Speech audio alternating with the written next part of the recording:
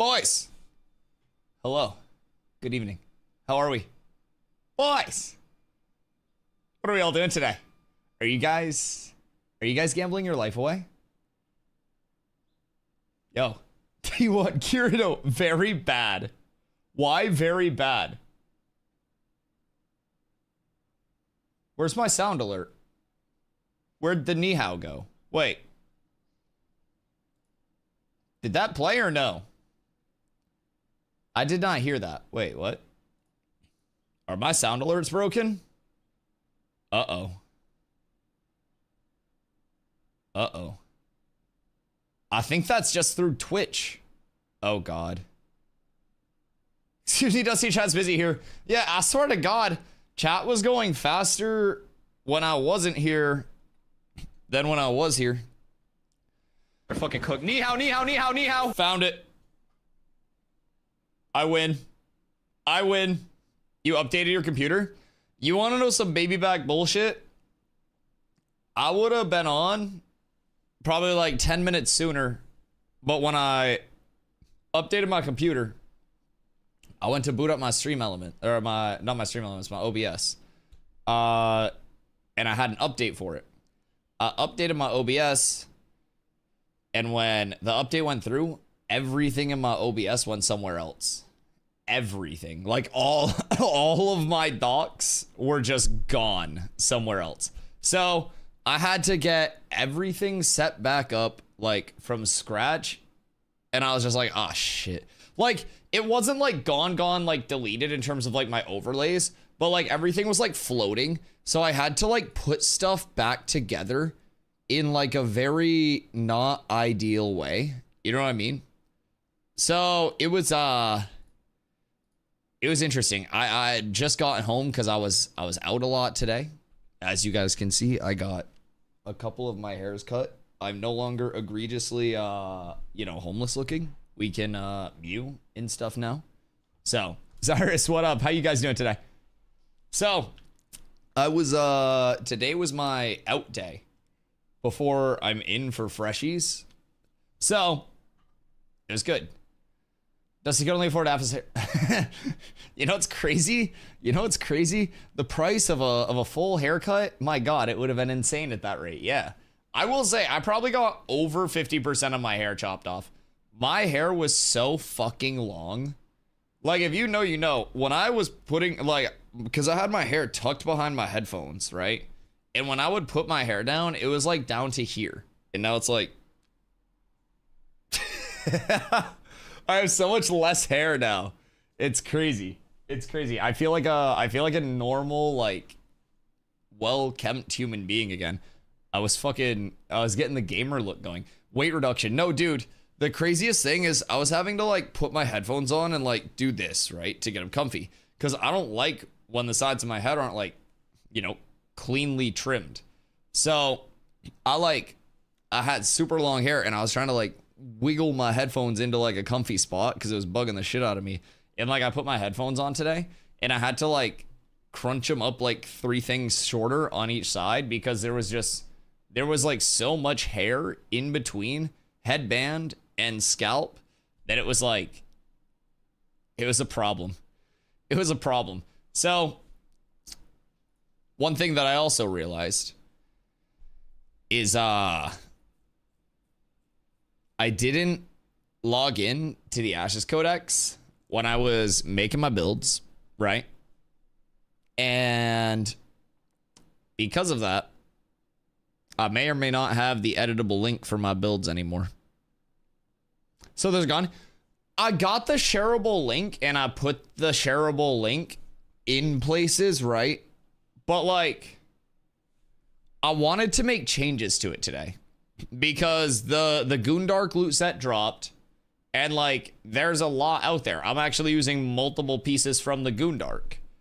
So it's like, I kind of need to start a couple of those from scratch.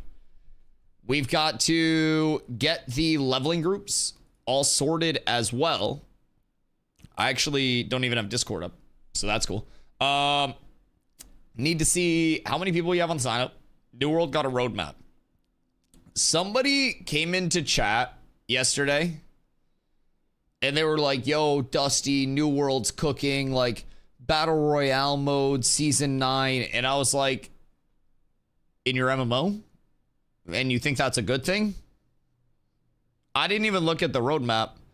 But like, do people think that that's a good thing? That their MMO is getting a fucking Battle Royale mode? Because I don't think that... For example, Ashes had Ashes of Creation Apocalypse before the actual MMO to like specifically test things because it was so much easier. Debris Gambler is our cooldown. It's a cooldown in case you're out of control. You can do Gamble All as well. That's the trick. We have 5 tanks. That's actually, I'm not gonna lie, perfect. If we get one more tank on standby or for late start groups, we're so up. I feel like the biggest thing is trying to assign... Wait, our ratios are kind of disgusting. We are low on Bard. We're pretty low on Bard right now. If you have time, can you give a quick recap / update on what's happening? Thanks. No, and how dare you ask so kindly? Yeah, absolutely, absolutely. I'll pull up the article and we can go through that as well. How dare you ask me to do something nicely? My fucking god, what a ridiculous chat this is. Holy shit.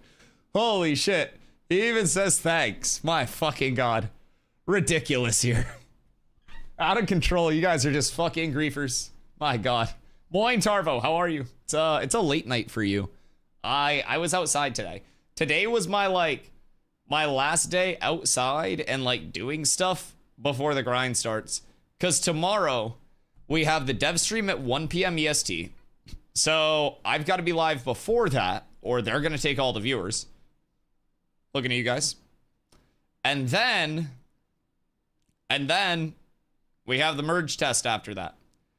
So that's going to be very fun. Low on Bard, thought that was popping. I also thought we had a shitload of bards. I feel like half our bards are on like tentative though. We have 1 bard on tentative. We still have multiple people that haven't signed up as well. Oh, we have 3 bards that are on the late start. But I mean, the good news is we have, let's see. We have 5 tanks. 9 clerics, 10 if Carla would fucking sign up, because I think she's playing a cleric. We have Hoofs late, Murpo late, Ninja DPS that's late. So, I mean, we're pretty chilling there. The ratios in terms of tanks and clerics are fine, because you don't really need 2 bards per group. It's just a complement. Dusty, I'm leveling a bard since my guild is raffling off a top tier graphics card for anyone that hits 25 before the servers go down on the 12th. Wait, what? The 12th. 11 days to hit 25? I mean, I guess how many downtime days are there in that? Is it only 2 downtime days? So it'd be 9 days to hit 25. Put me down like always? Hey, absolutely. Absolutely. What up, Senpai? Do you touch grass for the month? I've been touching a lot of grass. That's why I had my sunburn yesterday. So today, I had a haircut. I got a haircut. Actually, I got a lot of hairs cut. Mostly all of them. I think all of them probably got cut because they were all really long. So I went out a little early. I ran to the store to grab some shit because it was, it's still 76 and sunny in Maine today. So that's like the warmest day we've had in a while. Then I went up. I grabbed some food, and then I ate that before my haircut. I got a haircut. I drove home, and about 15 minutes from home, the bubble guts hit, and it became a race against the clock. So, fortunately, I won this time. It's like 76-3 or something like that now. So, I'm pretty up tremendous. I got a super high win rate, probably one of the highest. So, yeah, I took home another W today. So, that was good. Then while I was at the store, I got like a big ass bird feeder because I have a family of finches that just like fucks around on my back porch and like chills out there. So I was like, maybe I just get a bird feeder. Maybe they're just vibing. So I got a bird feeder and some birdseed. So I put that out, and hopefully that can be like a tax write-off or something. But like I got it outside the window so I can see like birds and shit, and it'll be relaxing. So yeah, that's cool. If anybody shoots my bird feeder, I'm gonna be pissed. Hands will be thrown. Shots will go back at that point. Shoot away from my house. Don't shoot my bird feeder. We're fine.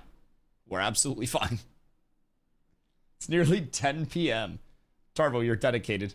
You're very dedicated. Familiar without a group? I can fit one of yours. It's the guild Discord. The one that Leona linked. Thank you, by the way, Leona. If you're in the guild, they've been training people on how to hit 25 ASAP. I'd imagine a few people can hit 25 on 2 tunes. Wait, like... So...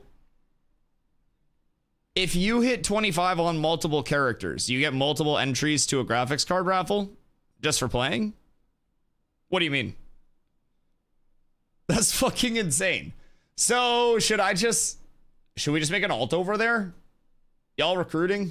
Because like I could go incognito as a tank. Seat and I could probably do 2 characters each. Shit, what do we have? Like 3 days a character at that point? That's not bad at all. See, I feel like we could do that shit. 2 downtime days, 90, 70, XT, 16 gig. How much do those resell for? Asking for a friend. What could my friends scalp those for should I win them? What are we thinking? Yo, what up, Eddie? Any quick couple of tips for new players? New players first time on May 1st? Don't expect to go fast. There are going to be a lot of people that have way more knowledge, way more organization that are going to be going to all of the spots that are fast. So I would say keep in mind for May 1st, let me find the article real quick because it'd be a good time to pull this up. Is absolutely S tier. Hey, I'm Migitas. Thank you for the follow. I appreciate you. Let's see. I need to find the news. Is there a new posting up here? Oh, we've updated the article yesterday at 5:14. Okay, huge. I needed that. That was perfect. So, boop, boop, and boop. Over here, what we have is the Alpha 2 Phase 3 testing schedule. So this was where they announced basically the Phase 2 extension, where we're going May 1st to August 4th with these new servers. And in between May 1st and August 4th, we're getting a ton of changes. A metric fuckload. It is going to change the entire experience for new players, competitive players, and every type of player in the entire game. So, if you're starting on May 1st after playing Phase 2, your experience on May 1st will be entirely different than it was in December. Your experience in August, if you're starting on May 1st, will be entirely different in August. So you'll have a second starting area. You'll have the Pyrai, Renkai, and Nakua. You'll have the Summoner. You have an entire revamp to questing. You have a second starting area in the Anvils. You have an update to first-time user experience systems. So this is basically all coming, again, in between May 1st and August 4th. So my advice for new players, especially if you are a first-time player, use this phase and this server, May 1st to August 4th, not to worry about, like, I gotta be the best. I gotta win the server. I gotta like be the comp player. Come in, know that it's 3 months and you're probably gonna reroll on the new server anyways, and go as chill or as hard as you want to.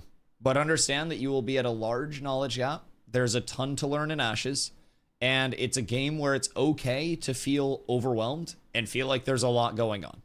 That's my biggest thing for new players off the rip. Like, if you come in and you're like, oh fuck, I have no idea what to do, welcome to Ashes. That's what communities are for. That's where all of that help comes from. So, ask a lot of questions, get all of the information that you can, and then from there, by the time August hits, you'll be in a spot where you can reroll and know everything that you need to know to be playing the game on a higher level if that's your goal. That's the big thing. That's the big thing. Eddie, what up, go? Leon, I put tentative for sign up because I'll be up and around. I just never really know when a paid spur is going to kick in and I have to tap out of it. That is perfectly okay. You are a fucking soldier, Leon. Evacuate the starting zones as soon as you hit level 4 or 5. Don't risk being there too long because you might get stuck with queues if you crash. I'm going to keep it a buck. The biggest thing to remember, this is a stress test. Stress test means that shit's gonna get hairy. And it's meant to. They're trying to break it. So, I would say don't be surprised if you crash, even if you get out of the starting zone. Don't be surprised if the entire server goes down. Don't be surprised if you complete a quest or kill a mob and then you go back in and you're rolled back to an earlier spot. All of those things can happen. There's a lot that will happen during the stress test where you're like, what the fucking shit is going on? But if you got your phase 3 pack, your wave 3 pack, you're coming in on May 1st, you have 90 days from the day you purchased it to feel it out. Do not judge the experience based on day 1, the shotgun start, and them forcing every single player in the world in the playtest through one funnel server. So, just keep that in mind as well. Be patient with it, give it a few days. I like you, Cut G. I like you, Face Max. Thank you, much love. Yeah, it's much better now. If you've been watching stream every day, you know that, like, my hair's been exorbitantly long for a few days. Actually, probably a few months. It's just been getting worse. So now we have all this. Yeah. Hold on, I'll go full screen for you guys. I look like a normal human being again. Here you go. There you go. I no longer look homeless.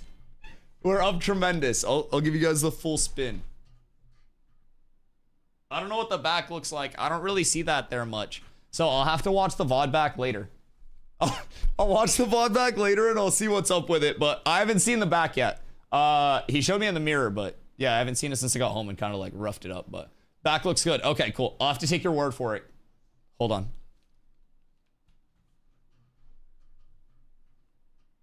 No, not fast enough. No. I'll try again later. Almost caught it. I almost caught it, chat. I'm just too fast for me. It's a goddamn shame. You look like someone who would report me to HR at work. Well, stop trying to suck my dick every time I climb a ladder and I wouldn't talk to HR. I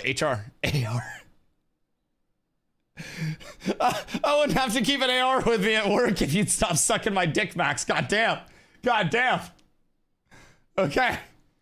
Yo, Eddie. What up, brother? Black Blood said, how do I get perms in Cat's Discord? I want a fresh start with you guys. Exclamation guild for the Cat's Discord, and then post like X perms in guild chat. Public chat. We know when the class mix coming yet. That is going to be in this phase, I would have to assume. We are getting the summoner in between May 1st and August 4th. So our wipe is on Thursday. Everybody goes to the stress test on May 1st. And then on August 4th, we're very likely to probably see another like full wipe at that point. So I'm just planning on 2 sets of fresh starts. Basically, in between May 1st and August 4th, what we're getting data for and testing on top of stress testing is implementing and testing dynamic gridding, second starting area being added in the anvils, which is up here. So you're gonna have a starting area in this area and then your starting area in this area. So that's going to help a lot with this same thing on August 4th. Like this is a stress test entirely in every way, shape, and form. So on August 4th, the entire like problem of everybody starting in one area, there are so few starting areas, that's all gone. They're aware of that. This is just a phase of testing. Full revamp of questing and first-time user experience. Server worker and realm performance improvements. Transition to Unreal Engine 5.5, which gives the devs tools and development flexibility, but gives us performance. A lot of performance. UE 5.5 is fucking sick, by the way. If you haven't watched the like unveil video, I guess, on it, it brings in some huge tech for them, especially lighting wise. So economy and stat balancing. We're going through an entire gathering, refining, and crafting rework and improvement.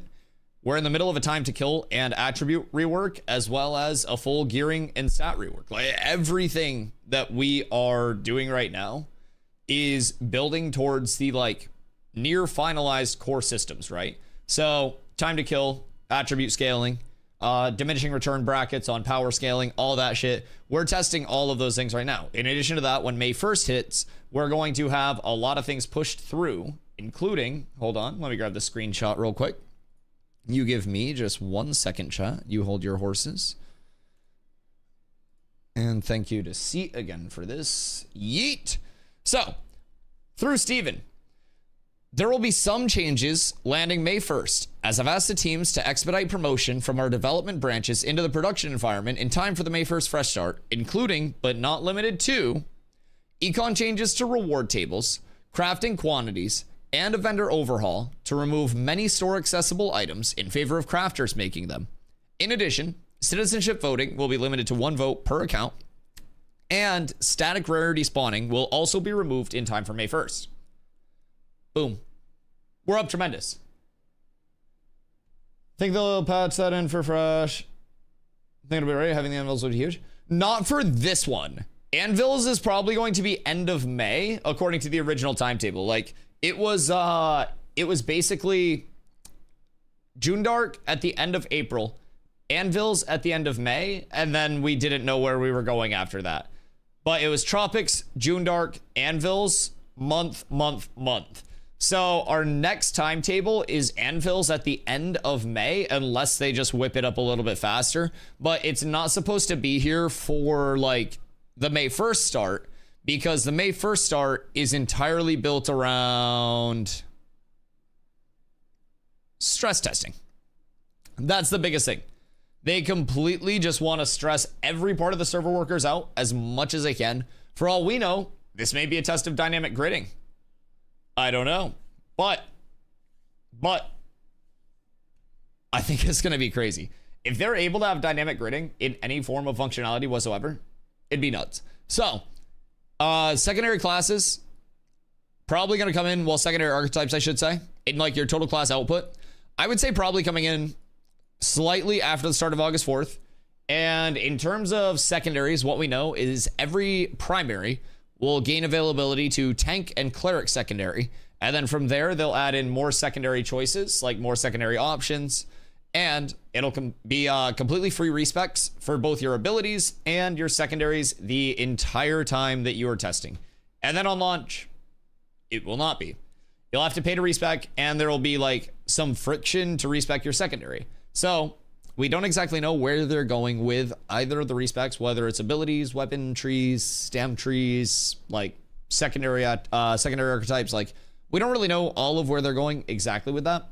But personally, I think it'd be cool as shit to have to do a quest to like change my secondary, get my secondary, anything like that. And then maybe also a little bit of gold input. But should have went with a mullet. One of my friends got a mullet, and then he shaved his mullet again. He literally got rid of his mullet shortly after he got it. Well, not like shaved his mullet, but he had it for like 3 days, and then he was like, yeah, I'm getting another haircut. Is the 1-day server today? 1-day server is tomorrow, meta. Think they'll patch that in. I read that. Apes hey, together. Ray. Thanks for the 8 months. I appreciate you. Oh, what is this? What is screen? that?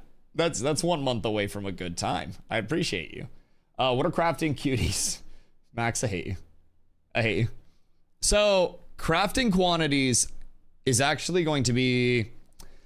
I don't know if that's crafting quantity output or if that's like refining quality of life.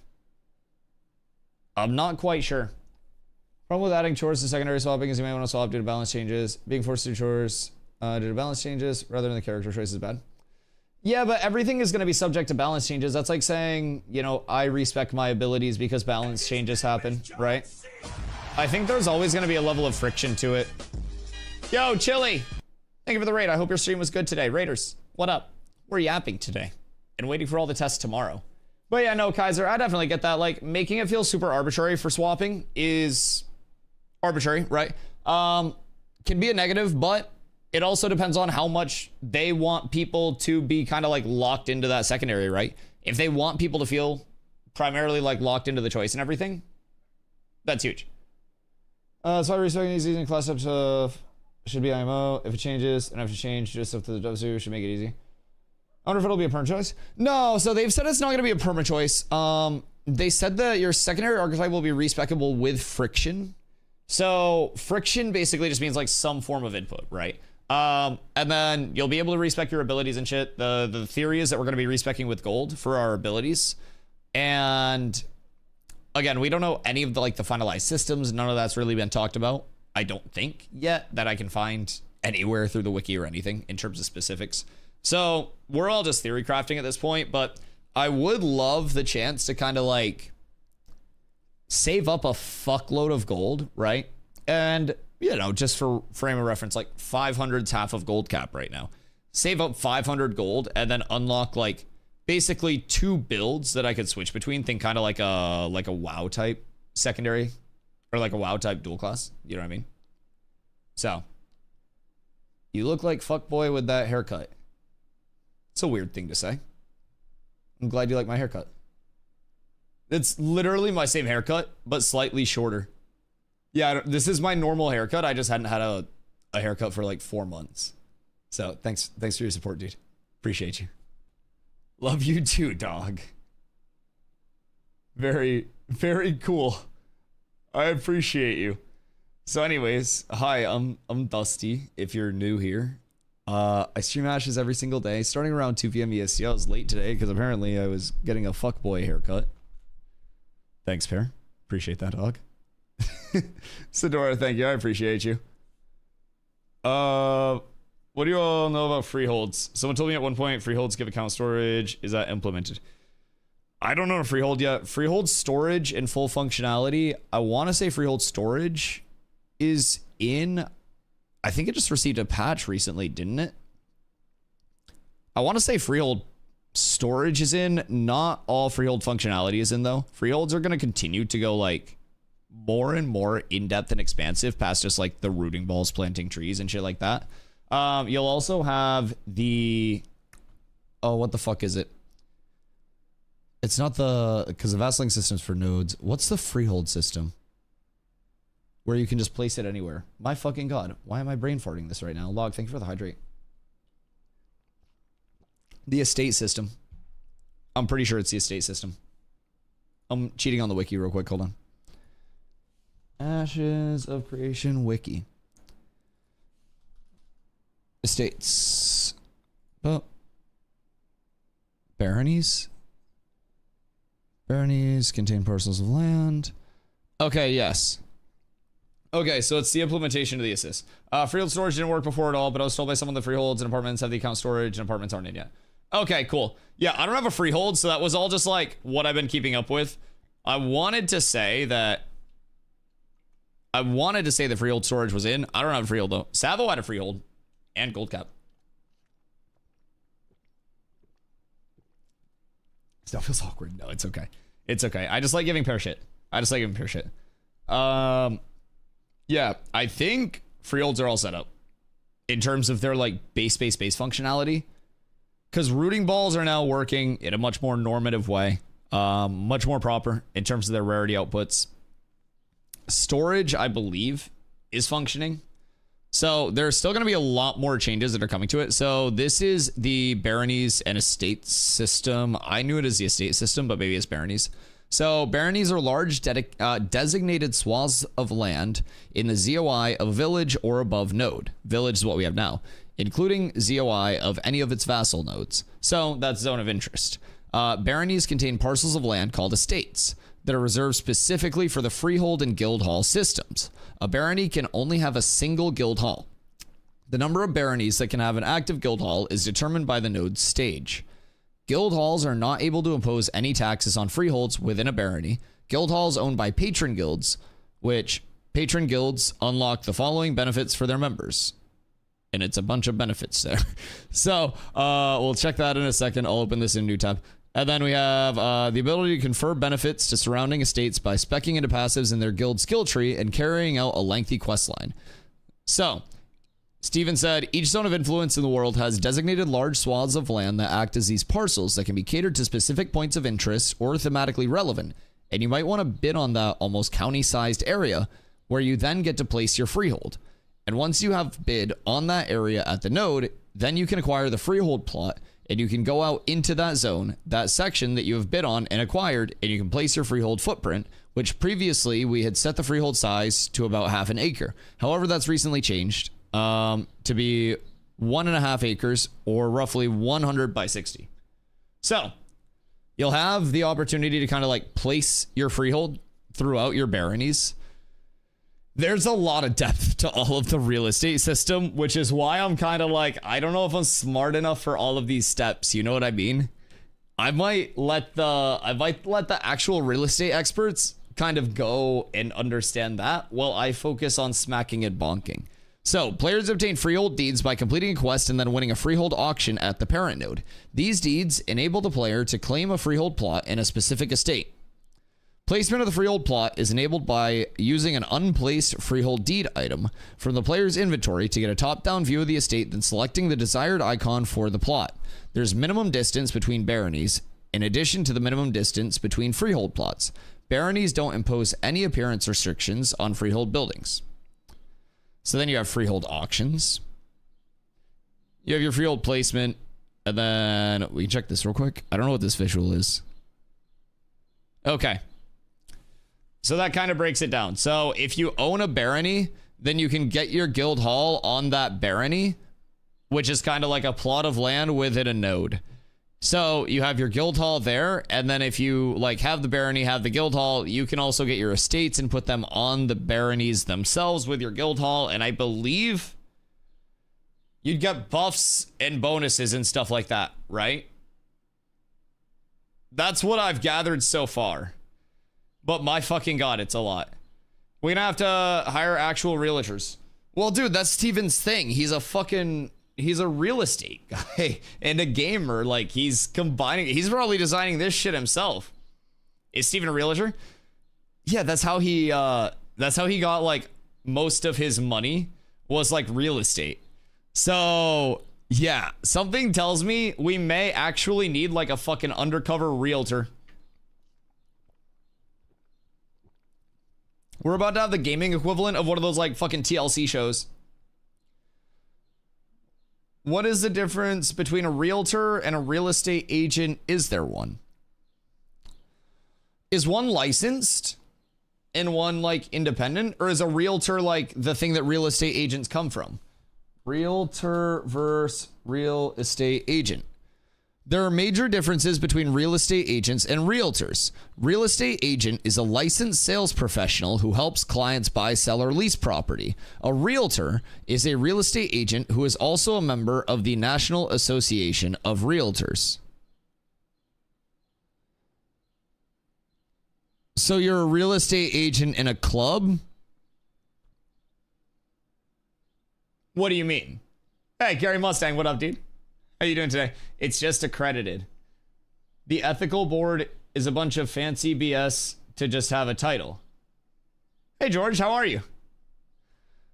Okay, so a real estate agent and a realtor are the same thing, except a realtor is in a club. Okay, understood. Realtor is simply a mark of membership. You can be a real estate agent and not a realtor. Can you be a realtor without being a real estate agent? Like, could I be like an honorary realtor if I wanted to? Like, you know how people get like honorary doctorates if they're like professional athletes or something, and then they like, you know, their college that they left early, they're like, oh, you're an honorary like doctor of Dickin. You know what I mean? And they just get a degree for something. What if I could just get like accepted into the realtor club? I was an agent for 5 years. A realtor title is just fancy. It was paying a bunch of extra money for the BS. Yeah, I don't think the normal person even knows a difference between the two. Granted, I'm not a homeowner. I'm far from a homeowner. But I don't know, maybe when Doug gets home. Because Doug owns this place. I rent off of Doug. That's Bitter Galaxy in chat. So I just ball here. When he gets back, I'll ask him if he knows the difference between realtor and real estate agent. I feel like he would. I won't lie. Dusty puts... Hey, what deep week? Doug Dimmadome, owner of the Dimsdale Dimmadome. Home of the Dimsdale Dimmadomers. Just wait for them to make you pay more money and build more trust with the consumer, supposedly. Ain't no way. So you're getting scammed. Wait, is that like the online streaming gurus that are basically like, you pay me and I'll teach you how to grow your stream while they have like fucking 12 average viewers on TikTok? Because I feel like I see a lot of those.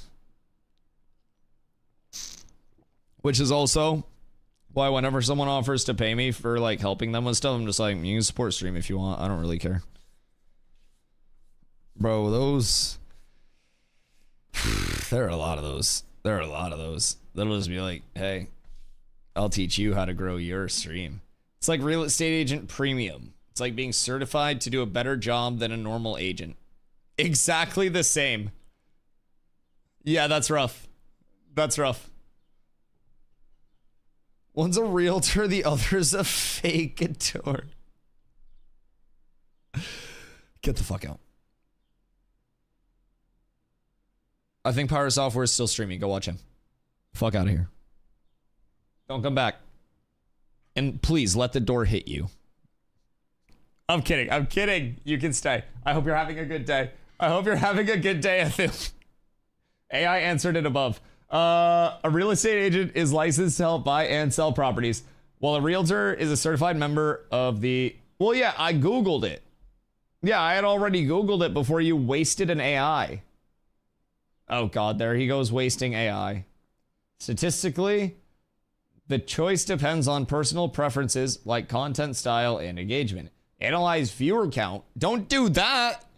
I'm down like fucking 7,000. Don't analyze viewer count. Also, analyze and analyze are the same word. Chat activity. Low key. I was lurking because he was bitching about Ashes of Creation before I went live, and I was laughing because everything he was saying was so complainy.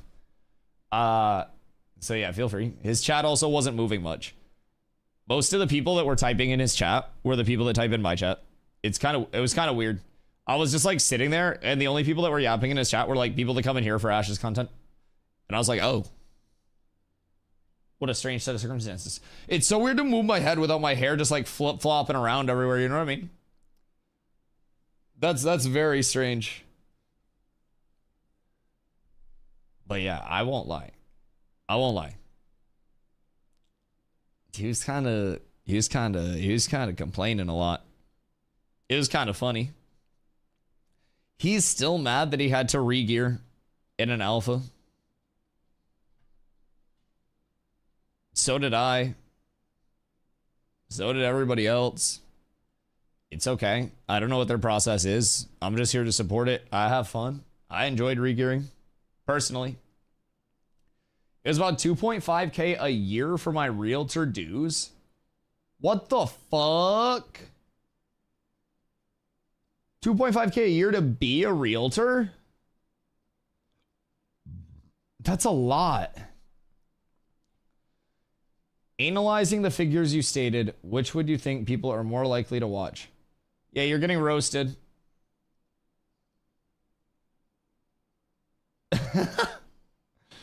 Max legitimately can't make the outplay on the AI. Literally can't.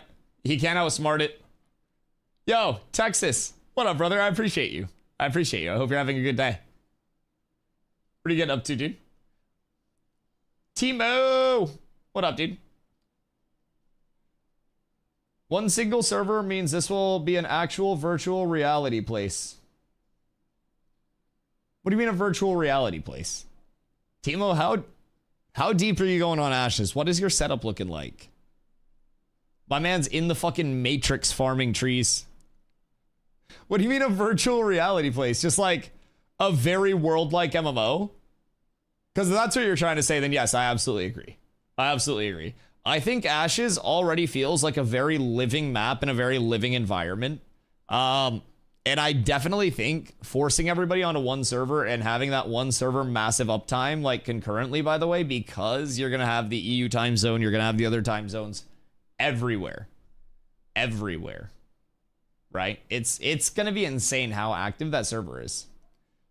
If there are like 5 servers, just game. If it's one server, you can see it as like a single real virtual space. I mean, I'm picking up what you're putting down, Tebow. I'm picking up what you're putting down. How many doinks have you smoked today? Because I feel like if I was 2 bowls further in this, I'd be like, you know what, man? Maybe this is the point where it's like the simulation. Maybe we get consumed by it.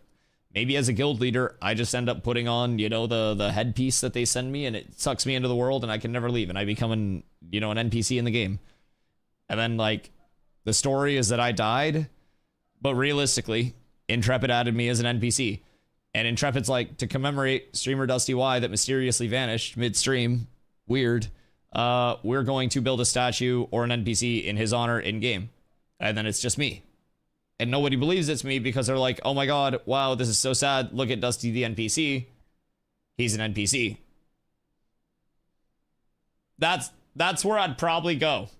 You're probably right. I think every old MMO player secretly just wants to live in an alternative virtual reality. Oh god, no. Can you imagine if we actually, like, felt pain every time we got hit? I play tank, dog. Like, try to do a somersault right now and then jump after. Because, like, you gotta do that constantly in Ashes. You gotta be doing that shit all the time. Can you fucking imagine if you were, like, just living your life how I fucking play Ashes with movement? Brother, you would literally just be walking around fucking...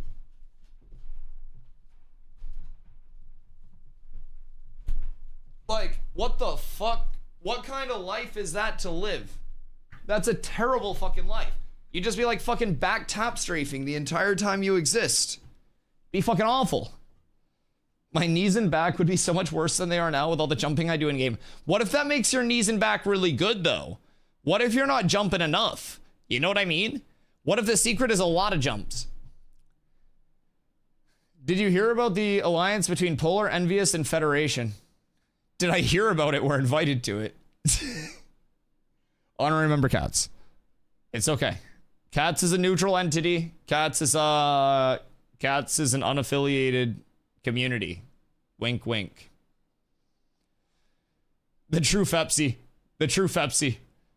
I want Ashes to be like Shangri-La Frontier. Is that... Do people get sucked in there, Max? What happens? What happens in Shangri-La Frontier? Explain it to me, knowing me. Yo, Toke, what up, baby? I just got here. Yo, what up, dude? Have you talked about the going down to just one mega server on Thursday? Rest going down yet? Kind of like yapped on it for a little bit, but mostly just went through the timetable and stuff. I have thoughts still. So funny enough, I was talking, I had my headphones off. What was that little dance? We were talking about how, like, if people had the choice, like, if they would go into the Ashes, like, universe as their character, or would prefer to, like, continue just playing the game or be, like, in the game, right? So I started a conspiracy that Intrepid, once I get into the content creator program, they'd send me headphones or some shit, and as soon as I put the headphones in, it'd be like, and then I would just get, like, sucked into the Ashes universe, and it'd be like, oh my god, streamer DustyWhy tragically passes away because his brain exploded. And then they're on Intrepid side, like, oh, we want to add a Dusty NPC to commemorate, like, you know, DustyWhy, but secretly I got sucked into the game, and the NPC is the NP me. And you guys won't believe me because all my voice lines will be like, guys, I'm stuck in the game, help me. And you'd all be crying, and you're like, oh my god, it's so sad. And you wouldn't fucking believe me, so you wouldn't help me. So that's kind of what we were talking about. And then I was also discussing how, based on my movement in-game, if you were to be like my character, you would have to do basically a ton of somersaults, jump after the somersault, and then you would also have to just be like back jumping constantly. You know what I mean? Like, you would have to be just full hopping backwards, and I couldn't like full leap because I don't have the clearance for that without hitting something important. But yeah, it would be a terrible life. You would just end up jumping backwards all the time. All the time. If I suspected it was you, I'd hunt you down and torture you. The NPCs don't die. So, yeah, El Bozo. El Bozo. Oh my god. Together. Oh, that scared me. Oh, that was so loud. Oh my god. Whoo! Yo, Texas. Continuing the sub, brother. I appreciate that. Much love. Much love. Oh my god. So, Hashar online. Fair. I believe you and still probably wouldn't help you. I'm just a guy and this ain't SAO. Yeah, I feel like at that point, we were discussing like what anime titles would be in that scenario. Like, honestly, applicable ones. The other day, we were just throwing like super long anime titles out. And you can come up with some bangers for that entire series. I won't even lie. Back when I was top 3 on that list of investors, Dusty didn't leave my highlighted messages unread. How the mighty have fallen. Yeah, you used to get pulled up. You used to get pulled up back in the day, Max. I prefers you see the above message. Wait. I'll pick one. Wait. How did you pick a number between 1 and 2? You tricked it. Good God. Okay, yeah, you tricked it. Have Ashes devs hinted at what their server capacity will be? Oh, that was the important thing that you wanted to know. So basically, originally server capacity was projected to be at 10K. With server capacity potentially being impacted by, let me find it, dynamic gridding. I don't necessarily know what their long-term would be if dynamic gridding was 1-to-1, you know, perfectly implemented, right? So dynamic gridding is basically a way for the server to change the boundaries of its server workers, which run parts of the world instantaneously. It can also allow them to spin up new server workers for that area and like bring in those new server workers off the sideline to make sure that each area of the world is running smooth. So dynamic gridding, if it does go to kind of like a 1-to-1 level of success, is fucking massive because it all happens instantaneously without any dev input or anything like that. It's all just bing, bang, boom, boom, bam, bam, bam. Anyways, it all just happens instantaneously. So this is massive. If this test goes well, this could change server worker, or not server worker capacity. Well, server worker capacity as well. But basically just like server capacity as a whole, massively. Yo, Crypto Mines, thank you for the follow. Much love. Yo, Wrath, what you been up to, dude? You got a new job, right? That was a while back. I just remember Billy got snapped in the Great Snap of Vyra. Oh, shit. Wait, but what if Lyneth has a Billy too? Oh, well, Lyneth no longer has a Billy. Yeah, that's true. Yeah, Billy may finally be freed from the sands. So basically, seamless zoning into new servers in certain regions is what I'm assuming they're planning to do. So they're basically already going the route of this entire map not having any like load screens, so to say. Like this entire map is already seamless, right? If you're sailing here to here, you just transition to other server workers as you're going around and exploring the world, and that happens instantly. So say, just for example, there are way more server workers than this, but just as an easy example, say in the desert, you kind of have like 4 server workers that are allocated to like each quadrant of the desert, right? Just think of it as like a square with quadrants. So say your top right server worker over here gets super overwhelmed. It could then like change up its boundaries to go like up here and cover like this area. And then they could call in another server worker to cover this area. And it would basically reallocate the resources in like super high population areas instantaneously without anything, you know, having to be done to account for that. So it's just a way for the server itself to handle all of those stresses and process it on that side. So you won't have like big moments of desync, lag, shit like that.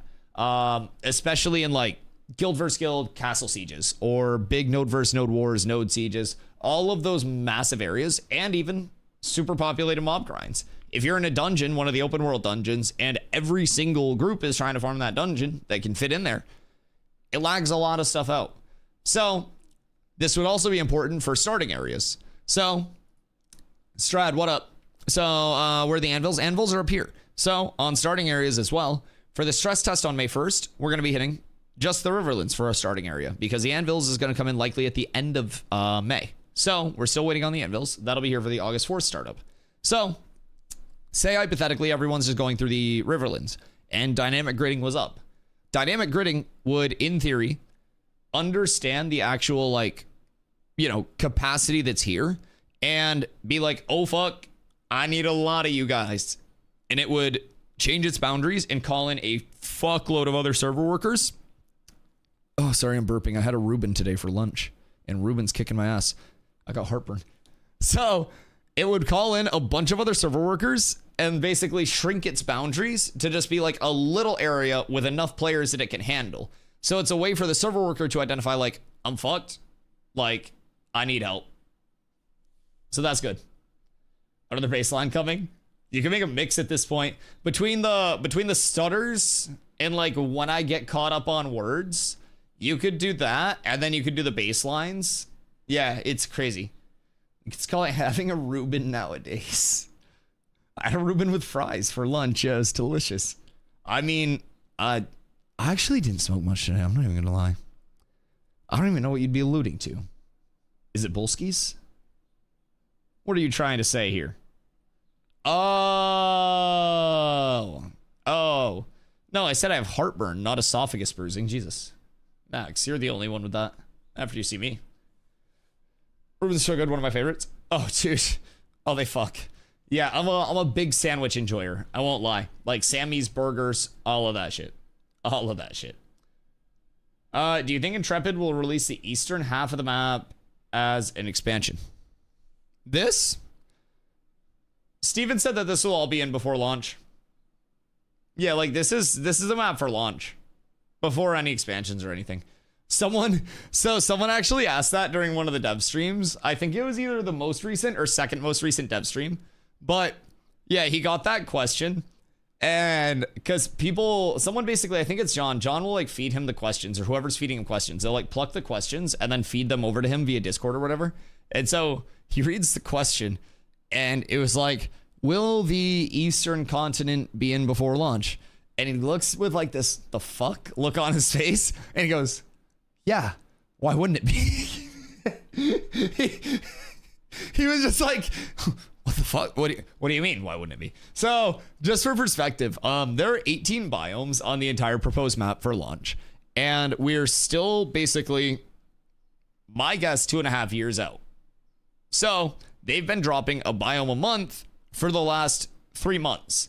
Now, people have been like, oh my God, they're not going to be able to like fill the entire map that quickly. I think before the end of the year, like this year, we're probably over into the Eastern continent, because with all of the tools that they've developed and all of the like strides that they're making as a development team, they're ramping up development. It's not like they're practicing and iterating more biomes and then it's getting slower.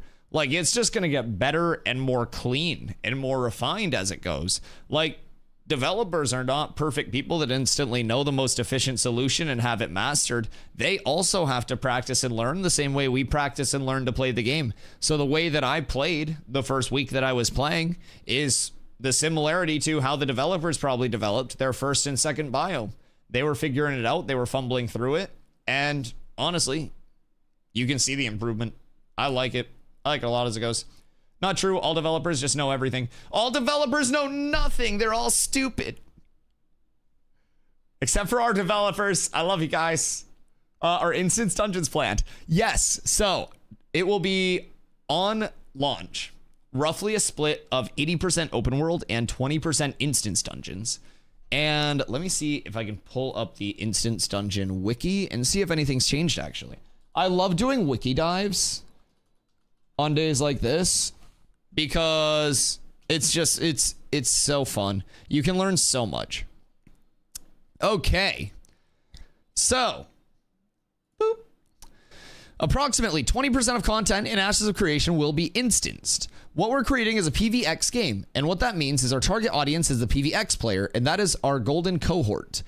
And so, to a degree, if a player is solely interested in the most elaborate raid boss mechanics within a controlled and curated setting that is instance gameplay, Ashes might not be the game for them, and that's okay. However, with that being said, we do have a division of curated experience that exists in an 80-20 ratio. And what that means is roughly 20% of the content that players will experience will be instanced, because where we want to have that granular control over the design and mechanics of a particular storyline or encounter, we utilize the instance setting to provide that.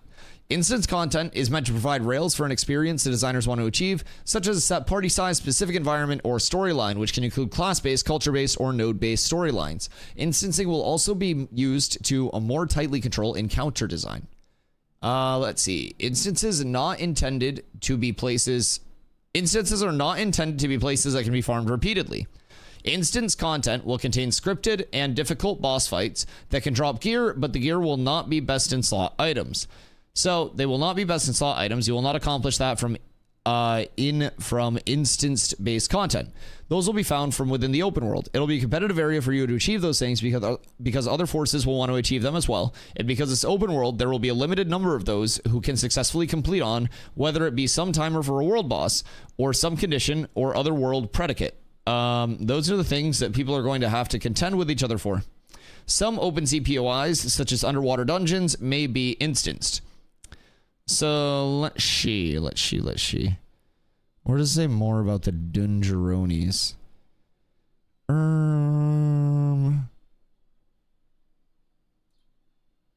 Okay, let's see. Never done that'll be more difficult. That talks about the delving, where the harder, like the longer you go in dungeons, it's basically going to get harder. Let's see. There's no instance in Alpha 1. PvP flagging and corruption system. In an open world dungeon, PvP arenas, castle sieges, instance apartments. Yeah, there's been a little bit of talk about it, but a lot of it's been highly speculative. But hello, Corla. Good morning. I'll have to get him ready to work. Still trying to figure out what to play. Yo, Stomps, have a good one, brother. I appreciate you. Yo, Sir Child, what up, dude? Sorry, it's a raw one. I dead named him. Honestly, wouldn't be a bad idea to temporarily restrict the Eastern continent to increase player density in the game.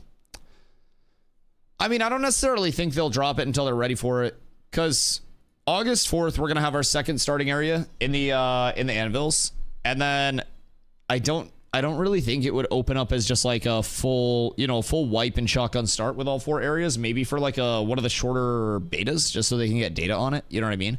But if they don't have testing on the Eastern continent at all, then I think that would be less than ideal, if I'm being honest. Been doing trainings for 4 hours. Oh god. Wait, are you at work now? Or are you still V-rising?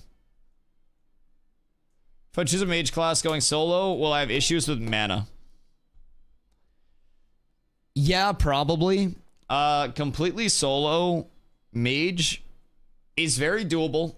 You're definitely just going to want to play around, like, kiting things around a bit, playing with your chills up, and then making sure that those chills are constantly up so mobs aren't just gap closing to you. And try to, under your weaponry, you could have a couple of options that you could put in to help with mana sustain. It's just important to kind of play around those things, but yeah, you can't face tank stuff. Yo, Nin, what up? I appreciate you.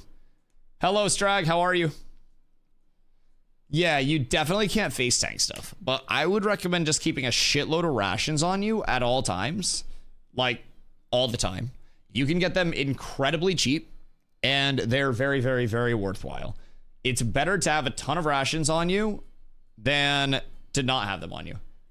I'm doing training for 8 hours today. I said I started to do it for, so only doing trainings for 6 hours today. Oh, huge. Well, just make sure you pump through them, so that way you can not get in trouble for it. What's a ration? Ration is, if you played WoW, you're like your food. So rations are basically just a consumable that you can pop outside of combat, where it restores health and mana every like second. You just sit down to consume it. So just like eating food. Enjoyed the calm before the storm, so ready for it. I know, I'm so pumped. Not looking forward to farming a shit ton of poop with a lower drop rate. Stop complaining about dumb poop then. Always such a shitty take from you, Bosun. Yeah, the poop farm could be rough. What if we find a way to like player produce it? Could there be alternatives? Like, what if we start farming each other? There's a cooking system. Why couldn't there be like an outhouse system? I saw all of Dunold in an outhouse one day.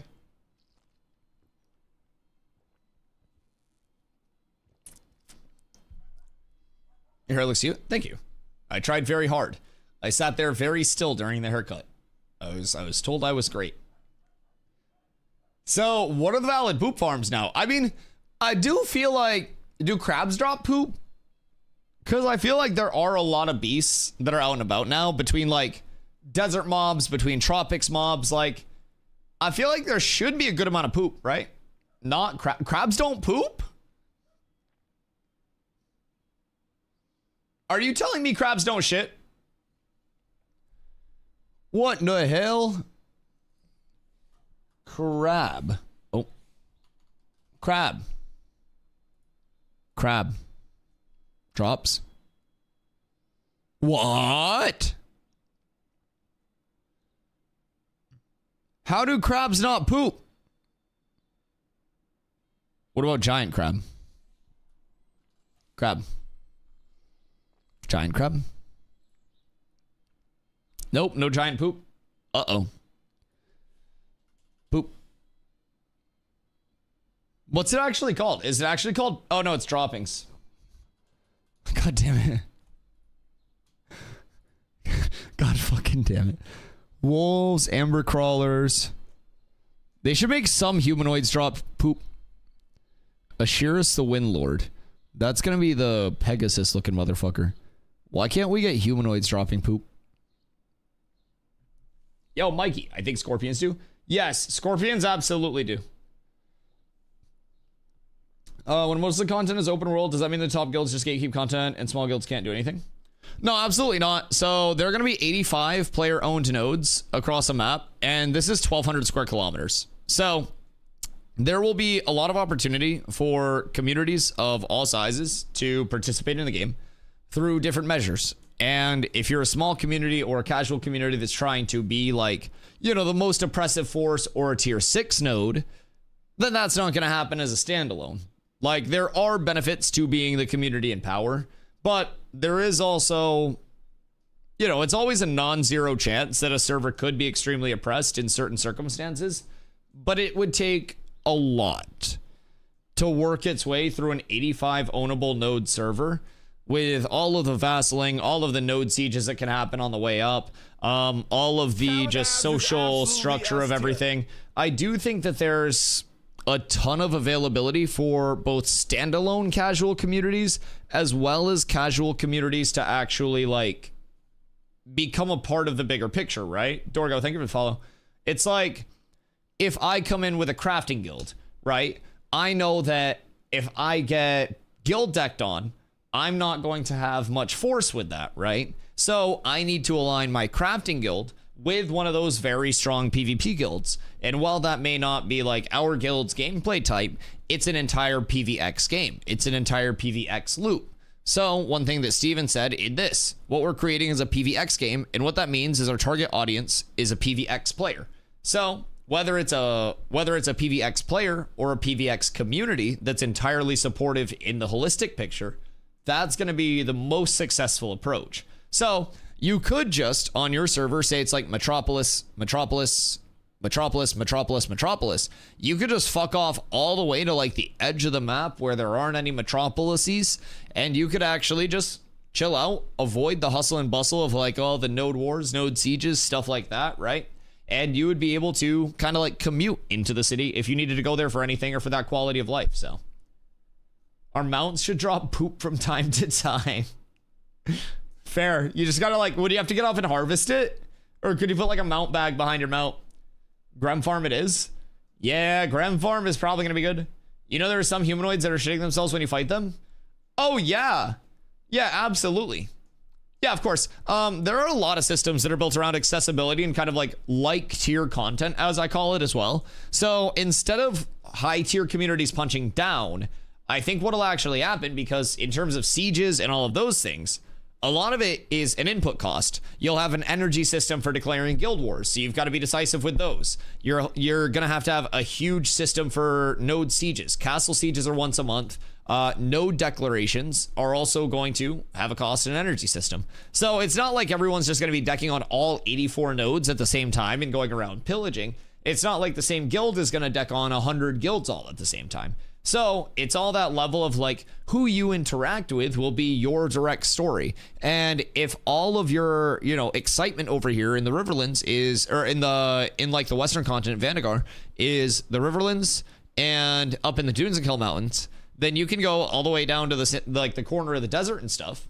And that can be your own gameplay loop, your own area. You can just chill there. But within that, you'll also have your own community that you meet in this region.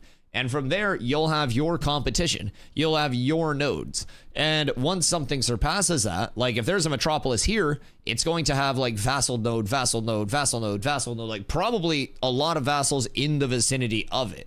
So with that, you're going to have like that regionality to everything. If you're not near these, you wouldn't interact with these. And if this is like a super city, they're going to want to go against the other super cities, wherever those may be. And that's when you'll see that large spread out. But with a lot of the modes, you may even see the potential for multiple alliances to band together against one thing. So say there's a node that, you know, say Winstead is just super oppressive. You could see a bunch of different nodes all declare on Winstead at the same time and then just go camp Winstead and make it unplayable for them. We could see a lot of different things potentially pop up long term, depending on how they continue to go about development. But there are already some kind of like some ways to avoid the current pressure. While it is a little bit intrusive right now because all nodes are the same level and there are fewer player ownable nodes than there will be, you can just not be in a guild tag and still like, you know, play with that guild, of course. The guild tag itself is only relevant if you've leveled your guild. That stops you from getting guild decked on. You can drop citizenship and then just re-up it after wars are done if you don't want to participate in the wars. So like there are systems where you can essentially completely avoid all of that too. I feel like I read somewhere that the farm animals on your freehold could produce poop. Are you going to be out there just harvesting shit every day, Nelly?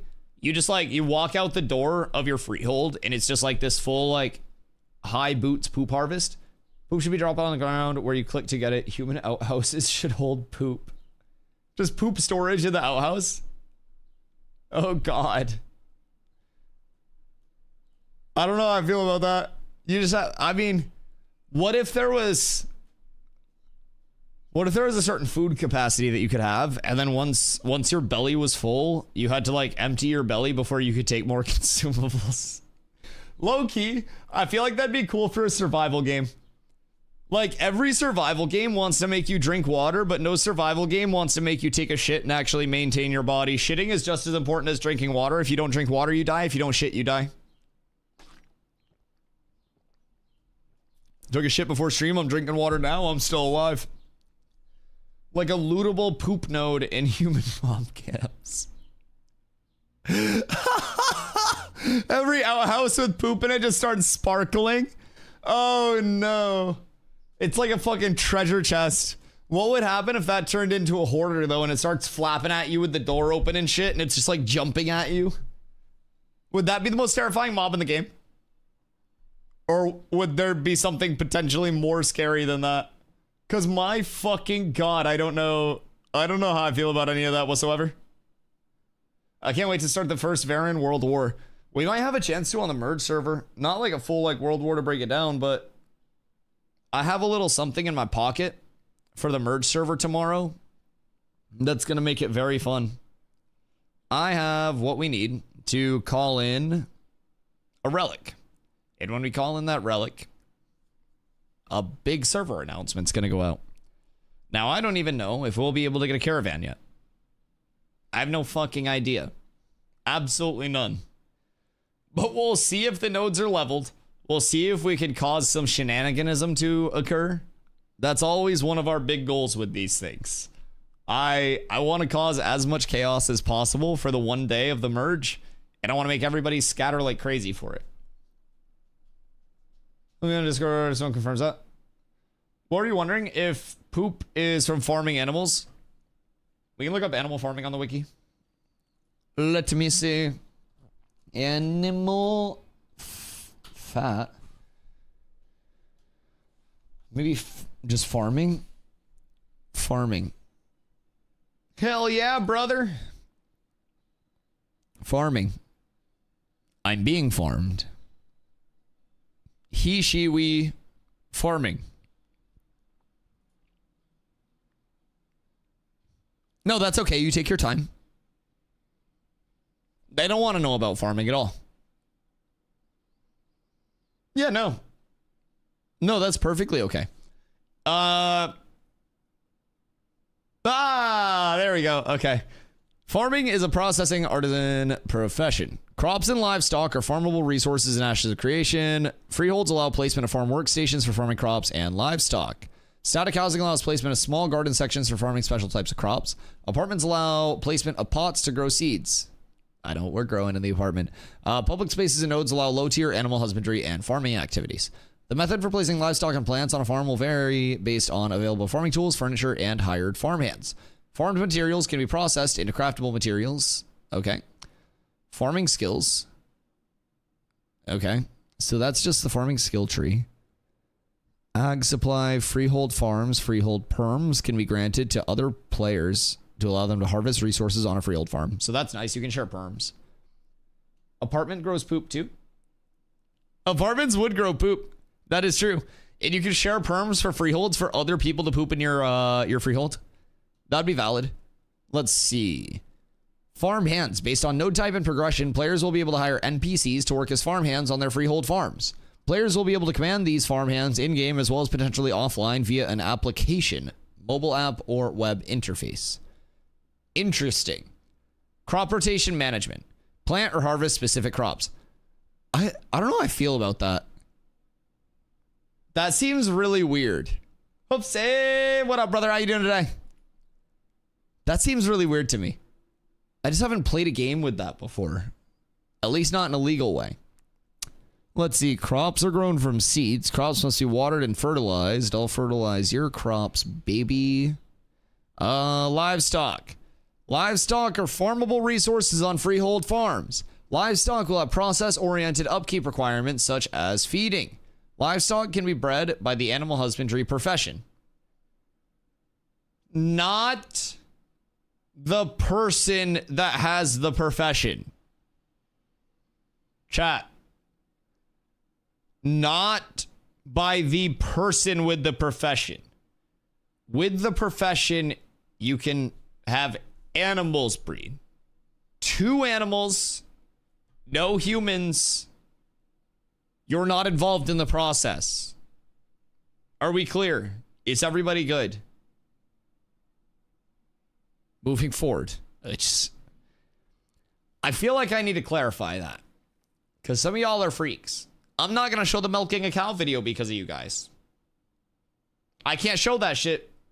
And it's your fault. So, different animals produce different byproducts, such as milk or beef from cows. List of animal byproducts. Oh, this is where it gets good. Show me the droppings. Show me the poop. Show me the shit. Or show me death. Down into the D's. Uh-oh. That's not good. Uh-oh. Apparently, all of the animals on your farms are girls because girls don't poop.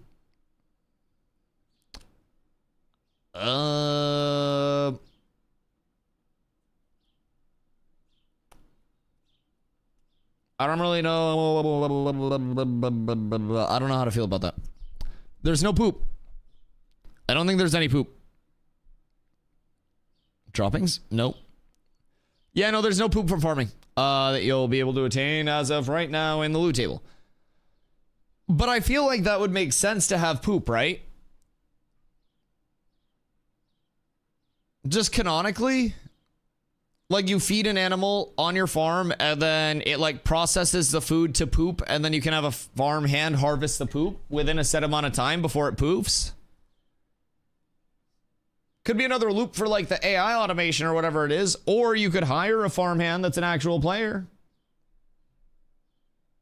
Would be a bit OP to get poop from farming when farming requires poop to grow things. Yeah, but you can also get wood to make rooting balls, right? Like, can't you use a rooting ball, grow a tree, chop the tree down, use the tree to make a rooting ball? Still need poop for that. The solution to all of the world's problems seems to be poop. Who would have thought that shit would be one of the most valuable things? The least common denominator is just been poop all along. Droppings are gonna go for so much, so gated. Yeah, bro, I gotta start like preparing for this shit. I probably just flushed like 30 gold before stream. I'm down tremendous. This is rough. I gotta be planning ahead for these fresh starts. It's just a bad day for me. I've lost a lot of money, boys. What up, Fact Nasty? I feel like you should be able to use fish. Fish instead of shit? Or like wring the poop out of the fish. Because, like, fish poop would be valid, but what if you could make an aquarium on your farm? That'd be kind of cool. That'd be kind of cool. I remember in Once Human, when that shit first came out, Sir Child and I were both so excited for the fish tanks that they put in as decoration, and then we realized that at the time you could only have one fish in each fish tank, and we were so disappointed. So if they do fish tanks and stuff, they got to do it right. Aquarium in apartments should be a thing. There will be aquariums, yeah, on freehold. Well, we're looking it up. Aquariums. There's nothing on the wiki about an aquarium. I don't know. I had so many fish tanks in my Once Human base. They added a patch where you could, like, add more fish to the fish tank, but I don't know how many fish you could have in the fish tank. All right, let's see. Fish is a type of gatherable resource in Ashes of Creation. Of course, there are different tiers of fish. Fish exist in community resource nodes until depleted. Then they will respawn elsewhere. Oh, that's actually kind of cool. Is that in right now? So you can just, like, fish out the fish supply? Oh, that's kind of fucking neat. I didn't know that at all. So is AFK fishing low-key bad? There will be unique species of fish in the Underrealm. They are not the most friendly, according to Steven, for the fish in the Underrealm. Okay. That's a... Is that not an ominous-ass quote? Every quote has so many, like, levels to it. Why does this just say they're not the most friendly?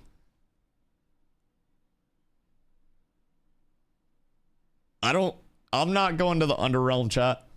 I'm not doing it. It's not gonna happen. Let's see. Fishing is a profession.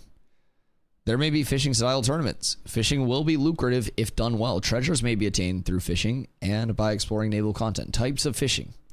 Freshwater and small game fishing. This is location-based fishing in inland waterways. This is present in Alpha 2 Phase 1. It was also present in Alpha 1, but with the addition of sparkles to identify fishing resource locations. This is more AFK-oriented fishing, but may incorporate some interactive elements in the future. Deep sea fishing. This is a sports-oriented, interactive style of fishing intended for open sea locations. This will require equipment such as fishing boats, chum, and expensive lures, but will yield higher rewards. It may feature a minigame. Oh, that's nice. Fish world boss incoming? That... Like, you gotta get, like, people with the fucking fishing harpoons, because you have, like, a harpoon gun and a net in your, like, artisan tab. So, like, what if you have to have, like, fishers with poles, somebody hooks the world boss, and it's like, get the harpoons, and then everybody's just, like, pooning the fish, and then, like, once a certain number of people have pooned the fish, and you've got the poons in the fish, then you can kind of, like, scoop the fish with a certain number of nets. Although, you'd need a really big net to scoop a world boss, huh? But there's already a crack. Isn't the Kraken the fish world boss? I'm pretty sure. Black Blood, thank you for the hydrate, dog. It's how you counter bots. Supply just goes away. Oh, yeah. And they also have GMs. Open world. World boss poop.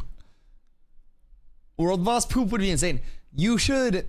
I feel like you should get larger amounts of poop from larger mobs, no? Like a Grem should drop 1 poop and like a wolf should drop 3 poop. Because like... I don't know. Get it from the dragon? All the poop? Firebrand hasn't been doing shit lately except bugging. Kraken poop? Kraken poop would be huge. Kraken poop would be huge. Yo, Green Man, thank you for the follow. Welcome in. Need poop to bait the lure for fishing. Wouldn't the shit just dissolve? Who's to say you can't have a fish and a kraken? Oh yeah, no, I absolutely bet you could have a fish and a kraken. Yeah, I'm not ruling that out at all. Wait. What is this? Fisherman of the Week. What? Catch of the Week, Golden Esper. What the fuck? Interesting. Oh, hey, wait. We got the answer that we needed. Alpha 1 fishery on a freehold spot. So you will be able to have a fishery. Tumok poop? We've been saying humanoids should drop poop. Like, you imagine Highwayman Hills? I bet they'd be shitting like crazy there. Carfin? No, Carfin probably no zombie poop. Zombies don't poop. Where else would be nuts? Honestly, Highwayman Hills, Steel Bloom. Oh my god. I bet Steel Bloom smells almost as bad as San Diego does. Holy. This is an Ark pooping all over the place. Does Ark have poop everywhere? Because Ark is just San Diego at that point, Para. They're one and the same. Kraken spawns once a certain amount of offshore fishing is done would be sweet. Like a predicate spawn? Yeah, predicate spawns and like facilitators and stuff are really cool until people figure out the exact threshold to spawn it. So with a predicate spawn, my first instance of that was when I was like 4 years old playing Diablo 2. And in Lord of Destruction, you had your Diablo clones, right? So Diablo clones were won a certain number of Stones of Jordan. SOJs were sold to merchants, like you would just vendor, one of the best rings in the game. So as a predicate system, people essentially figured out like exactly how it worked. So they would end up like getting the IP that their like game was basically posted on, making sure that they were on the same IP as somebody that was launching like a Diablo clone because it was IP wide. So you would essentially just like, you'd try to get games just aligned in the right area. People would know the threshold to like sell a certain amount of rings to get it to pop. And then it got really weird because people would just farm them on like on site, right? So I don't know. I definitely feel like predicate spawns are cool for a little bit. And then once they get solved, predicate spawns can be a little less cool. At a node like that, you won't be able to fish very long. Whereas you can AFK fish in a lake. That's true. So in a freehold, you wouldn't be able to fish here for long because it would only be stocked for a little bit. You actually see there a small pond, which is actually another type of farmable area that we're going to have available in the freehold system, which is essentially a fishery. Fish play an important role from raw gatherables, but also, again, the components of the freehold system are intended to be processing raw mats. Oh, so you can stock your fishery with a certain type of fish that you get. I love Steel Bloom. I'm learning to love Steel Bloom, I'm not going to lie. Nell, what up? What you up to today? Humanoids should only drop poop if you crit them on killing blow. Then they crit their pants. Don't let this man cook. Don't let this man cook. Actually, I'm just going to steal that. I can't let you cook because I need to cook. Humanoids dropping shit in combat just randomly would be insane. What would be the spots? I feel like the June Dark would probably just be covered in poop, right? Just everywhere. Like you got like gorillas and shit. Deep sea fish are large and may need crates to transport. That's so sick. That's so sick. So you might have to put your fish in a crate to transport it. I love that. I love that. That's going to be so fucking crazy. So you're going to have like offshore fishing vessels getting pirated. Fisting vessels, chat. Sport fish gatherable resource. Wait, why is that the only sport fishing? Giant grouper. What's going on here? Sport fish gatherable resource. Is this already in?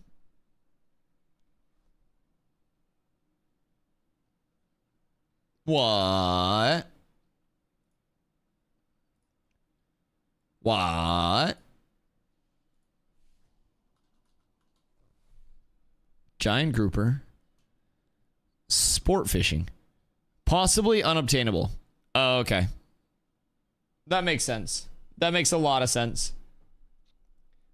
That's how Guild Wars 2 handles our Kraken. Sim, have people figured out, though, like, exactly how many of whatever you need to actually do to get the Kraken to spawn?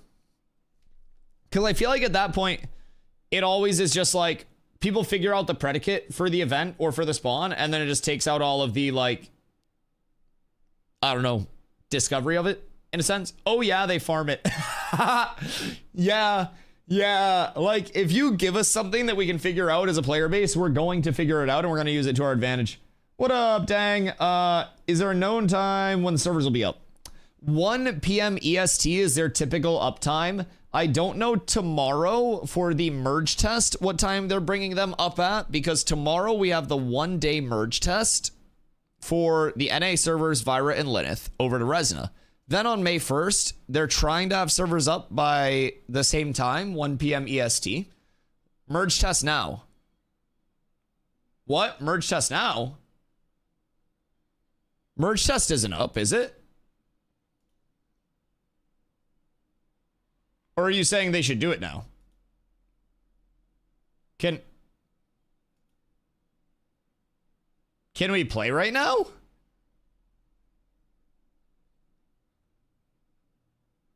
On PTR, the merge test is going on. Oh, suck my fucking cock, Hoofsy. Literally choke on it. Fucking baited me. Oh my god.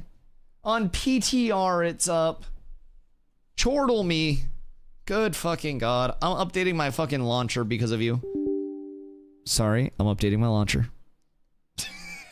I wasn't kidding. I wasn't kidding. So yeah, 1 p.m. EST is typically their targeted server uptime anytime there are big down days. Can you just have a random number generator for the number of fish? Once the Kraken dies, there's a CD, then a random number in a range is assigned.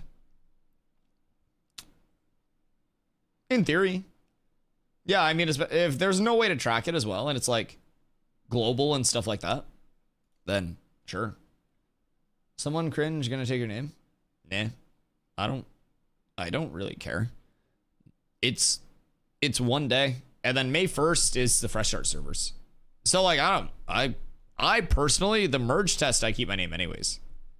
And it's not like my tank's name is just DustyWhy. Like, my tank's name is DustyWhy so hot. I don't really mind. I don't need like my DustyWhy name. People still know. I'd be like, DustyWhy, your peen so small, and people would still know. There are technically 2 types of them. The one in the new area just takes a single event to spawn it. You can actually map hop to different map instances and form the same event Kraken on 3 to 4 maps at a time. Oh, because they have like layers, basically. Interesting. The one in the old area is just straight up fish this many times and it spawns, but it's a much slower process. Yeah, like random predicate events would be nice. I definitely think random predicate events would be cool, but I don't know, just like set stuff. I was asking because I got the pre-purchase yesterday, played for 1 hour, went to sleep today after work, servers are down, so I was asking. Oh, no. So Tuesday and Wednesday, they have downtime days. So right now, we're on the 5+ day testing schedule. So what that means is Thursday, Friday, Saturday, Sunday, and Monday, the game is playable. And then they take the servers down at 1 a.m. on Wednesday morning. And then, sorry, Tuesday morning. And then they're down Tuesday, Wednesday, they come up at 1 p.m. EST on Thursday. So that's basically like our weekly downtime. Tomorrow, Vira and Lineth will be up as Resna, a merged realm, for a certain amount of time. I don't really know how long they'll be up, but we'll be able to hop into our characters for a little bit tomorrow. There's also a developer live stream tomorrow. They do a once monthly dev stream. I can't even talk today. Once monthly dev stream. And so that'll be tomorrow. We'll be watching that as well. So you can hang out here. You can see all of it and get everything broken down for you if you have any questions. And then on May 1st, everything is going to wipe. So you opt in at a very cool time. So we are getting ready to transition to a new server called Shoal, which is a fresh start realm. So that is going to be for all people to re-roll on. It'll be a stress test as well. So we are shoving a lot of people into a very small area. It is meant to be very chunky, very laggy, and very desyncy. But past that, everything will kind of even out as the player base spreads out too. So it'll be a very active server. It is going to be the only server up between May 1st and August 4th. So everyone will just come over here, make their new characters on May 1st, starting at hopefully sometime around 1 p.m. EST. Hopefully. But yeah, until August 4th, we'll have Tuesday, Wednesday downtime. And then starting August 4th, we're up as close to 24/7 as possible. Shock, thank you for the hydrate.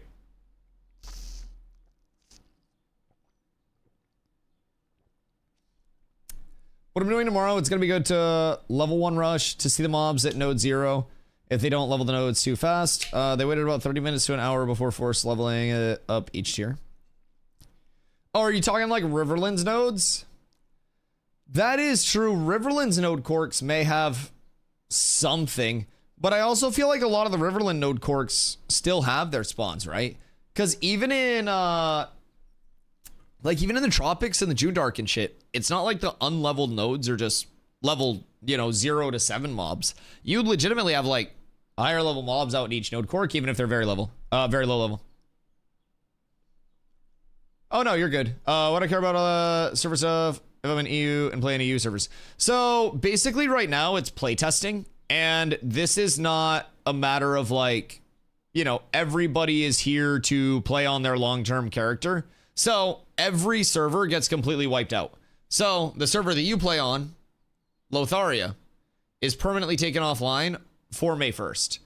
So on May 1st, we go to a realm stress testing, and that includes Resna, which is the merged NA server, and Lotharia, which is the EU server, permanently being taken offline.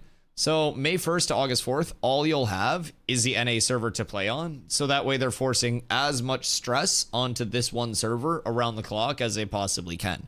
So we'll have a very active kind of like 24-hour server with all of those different time slots working in. Then on August 4th, that's where you'll probably see more servers open back up in different regions as they get away from the stress testing period and try to go into that longer concurrent server. So those will be kind of like the next few phases of it that we're looking at. But as of May 1st, and honestly, as of right now, because Lotharia is not coming up tomorrow, Lotharia won't be merged, so it won't be active. As of right now, Lotharia is gone. The EU server doesn't exist. There is no EU server anymore. So they are just forcing everybody onto a US East server to have the best stress testing data that they can possibly get. And while it might be an inconvenience for like, EU players that were dependent on those servers, it's what's in their best interest for testing. So we just kind of like go along with it here. First time I hear a developer wanting everything to break, so they find a way to fix it before launch. Oh yeah, I mean, personally, depending on how you look at it, that's what I really like about Intrepid, is they are trying to like give everything the worst case scenario. So it's like, okay, we want a stress test. Let's put every single player in the world on one server. Now, they did say, while additional realms may be added later if needed, there are currently no plans to bring others online during this period. So I love that they're willing to be like, if it's a terrible experience, we're willing to bend and like, give you guys some slack and make it playable. But I really, really, really like that they are of the mentality, like, we push it, we break it, we fix it, we push it harder, we break it again, we fix it again. So I love that. During stress tests, would you recommend lower graphics settings? No, not necessarily. I play on my graphics settings regardless of what mode I'm in, because I call my graphics settings the comp graphics settings. So essentially it is a level of like best output look and value for the processing cost, basically. So if something makes the game look slightly better in an accessory sense, like this tree looks better, but it lowers my frames by 5 FPS, I'm not using that setting.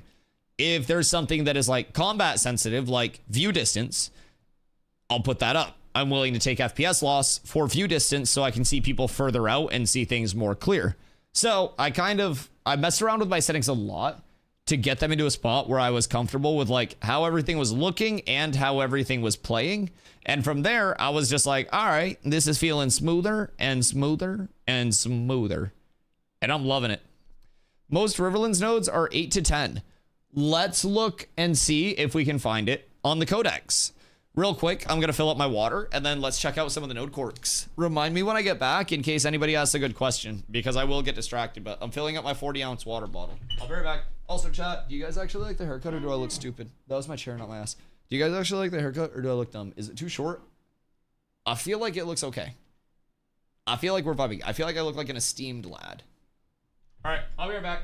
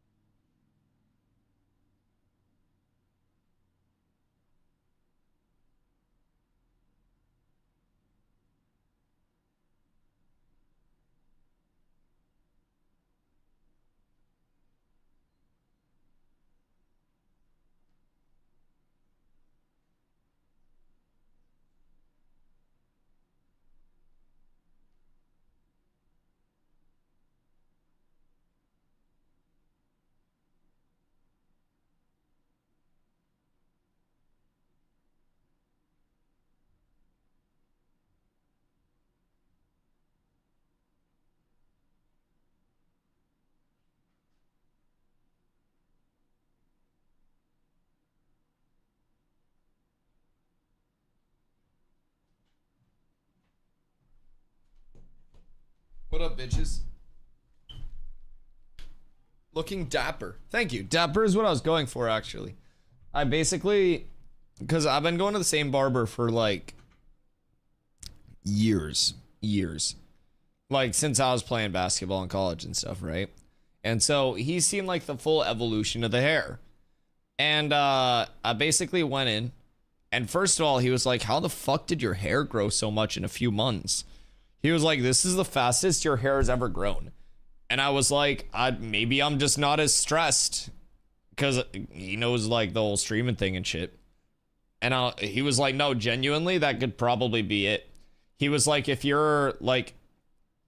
were super stressed before and you're like just not stressed now, then you could like grow your hair basically like healthier and faster, I guess. Stress is a bitch. I guess it just nerfs your entire existence, which is kind of rough. So yeah, thank you guys. You make my hair grow faster, which also makes my neck beard grow faster.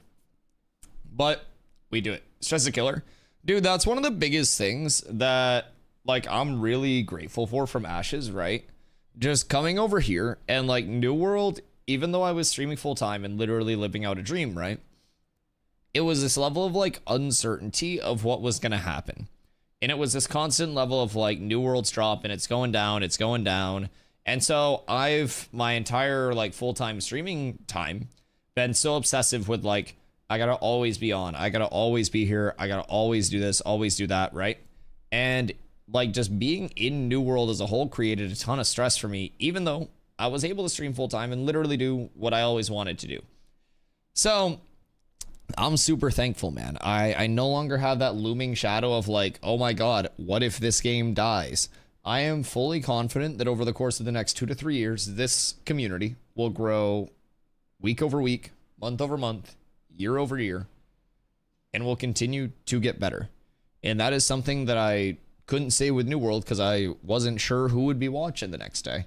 And it wasn't because my content was changing. It was because people were quitting the goddamn game so fast. So I don't know, man. I'm super thankful. Like today normally would have been a day where I like canceled my haircut and shit. Yo, Ceastern coming in with the prime. Thank you so much. Thank you so much for that. I appreciate you. Like today normally would have been a day where I like canceled my haircut appointment because it would have made me late for the 2 p.m. start of stream if it was like 2 months ago. I'm finally getting to the point where like I wake up in the morning and I'm like, it's okay to take some time and like chill, sit outside, enjoy it, and then go work 10 hours. So today I got some food. I sat outside in the sun. I ate it. And then I went and got my hair cut and I like wasn't in a hurry or anything like that. The only time I was in a hurry was like the last 15 minutes of my drive when the bubble guts hit. But other than that, there was no urgency. So it was really cool. And it's all because of switching dashes. It's nuts. So I'm super grateful, man. Performance will get better, but 3050 doesn't have as much VRAM as other GPUs. Yeah, I mean, depending on, you're saying I have a hard time having FPS above 40. Oh God, above 40. Above 40 definitely seems like if you're under 40, it seems a little low. Game's not even out yet.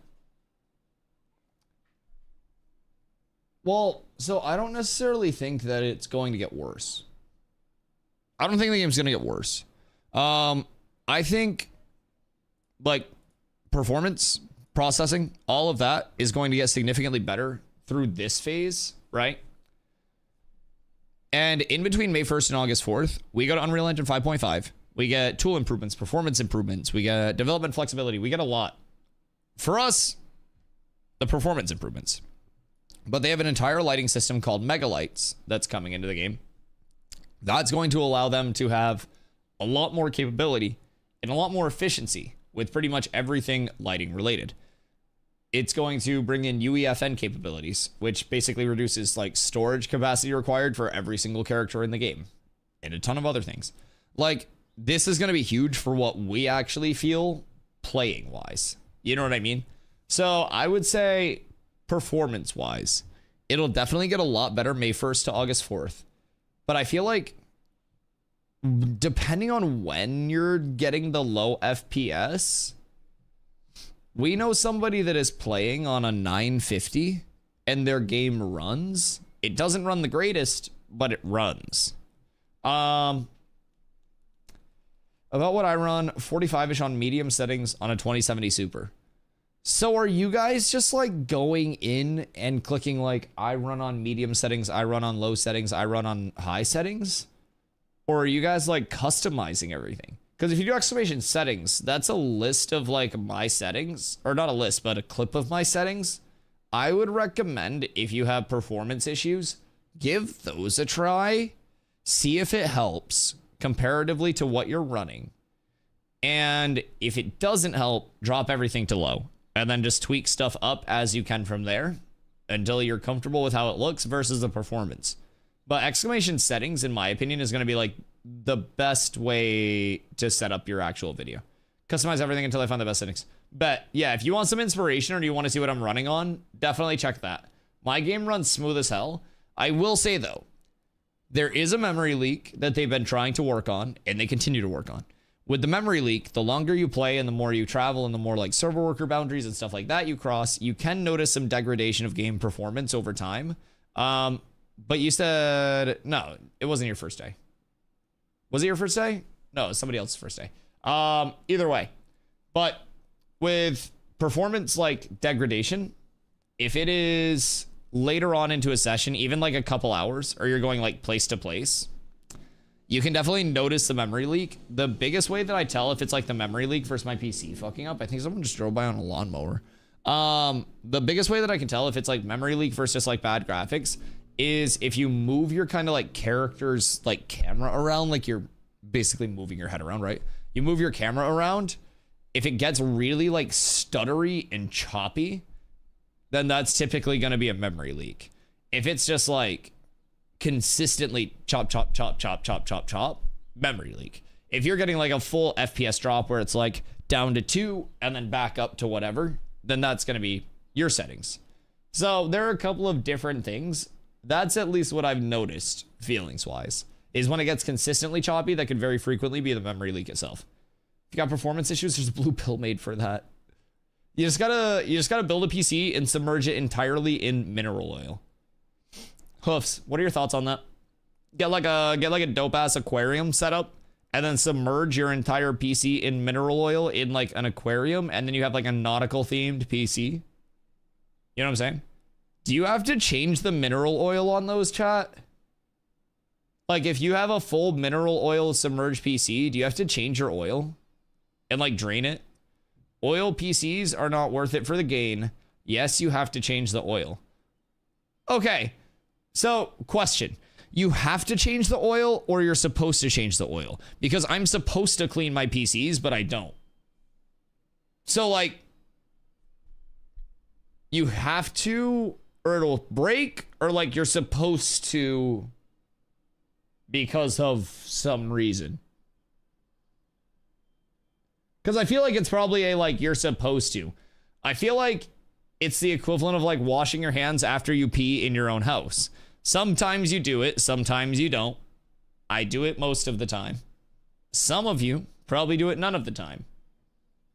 I don't really clean my PCs that frequently. We all have our trade-offs. It's like a sliding scale. It's like washes hands, cleans PC, and there's only a certain, like, amount that you can allocate to each.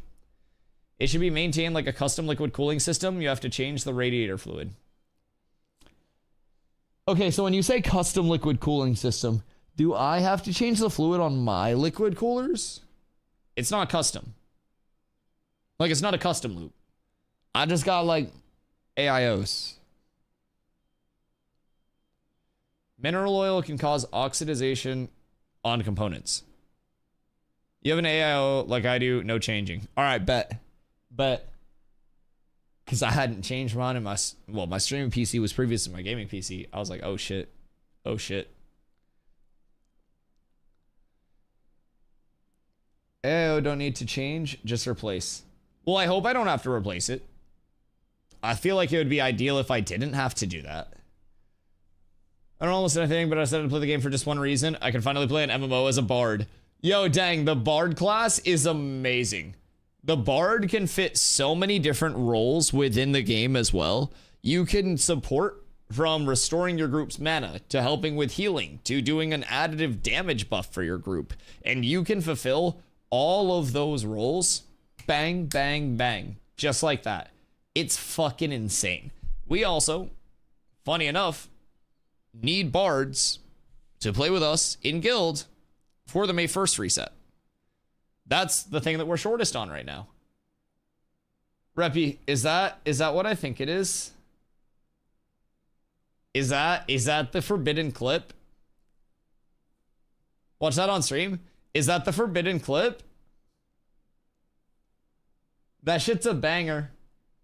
I'm pretty sure I know exactly which clip that is.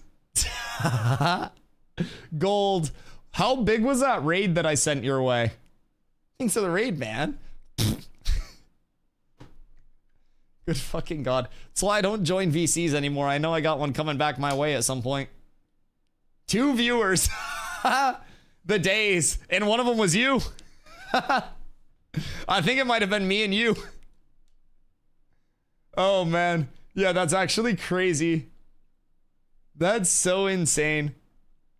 So, over the course of the last 7 days, we averaged, I want to say it was like 120 viewers for the 7 days, which is fucking insane. And that's with 2 days of Ashes downtime. I'm so grateful, man. The channel has come so far in such a short time, and it's still insane to me, man. It's absolutely nuts to me. But yeah, that clip's insane. That clip is actual gold. You've been golfing a lot, dude? I went out to the range once. I hit pretty well. That was a little while ago. I went outside again yesterday and today. And I kind of like suffered. I paid a little bit, so I gotta be careful. I gotta be careful. But I'm definitely getting out for some golfing soon. I gotta hit like an early morning. I need that early morning grind. I clicked on the link instantly. I feel like I just got rickrolled, but with a fart. Do you feel like you've been rickrolled because you watched it multiple times? Is that... Oh, and how many times did you watch that shit? Be honest. Was it a one and done, or did you rewind? Because I feel like that was...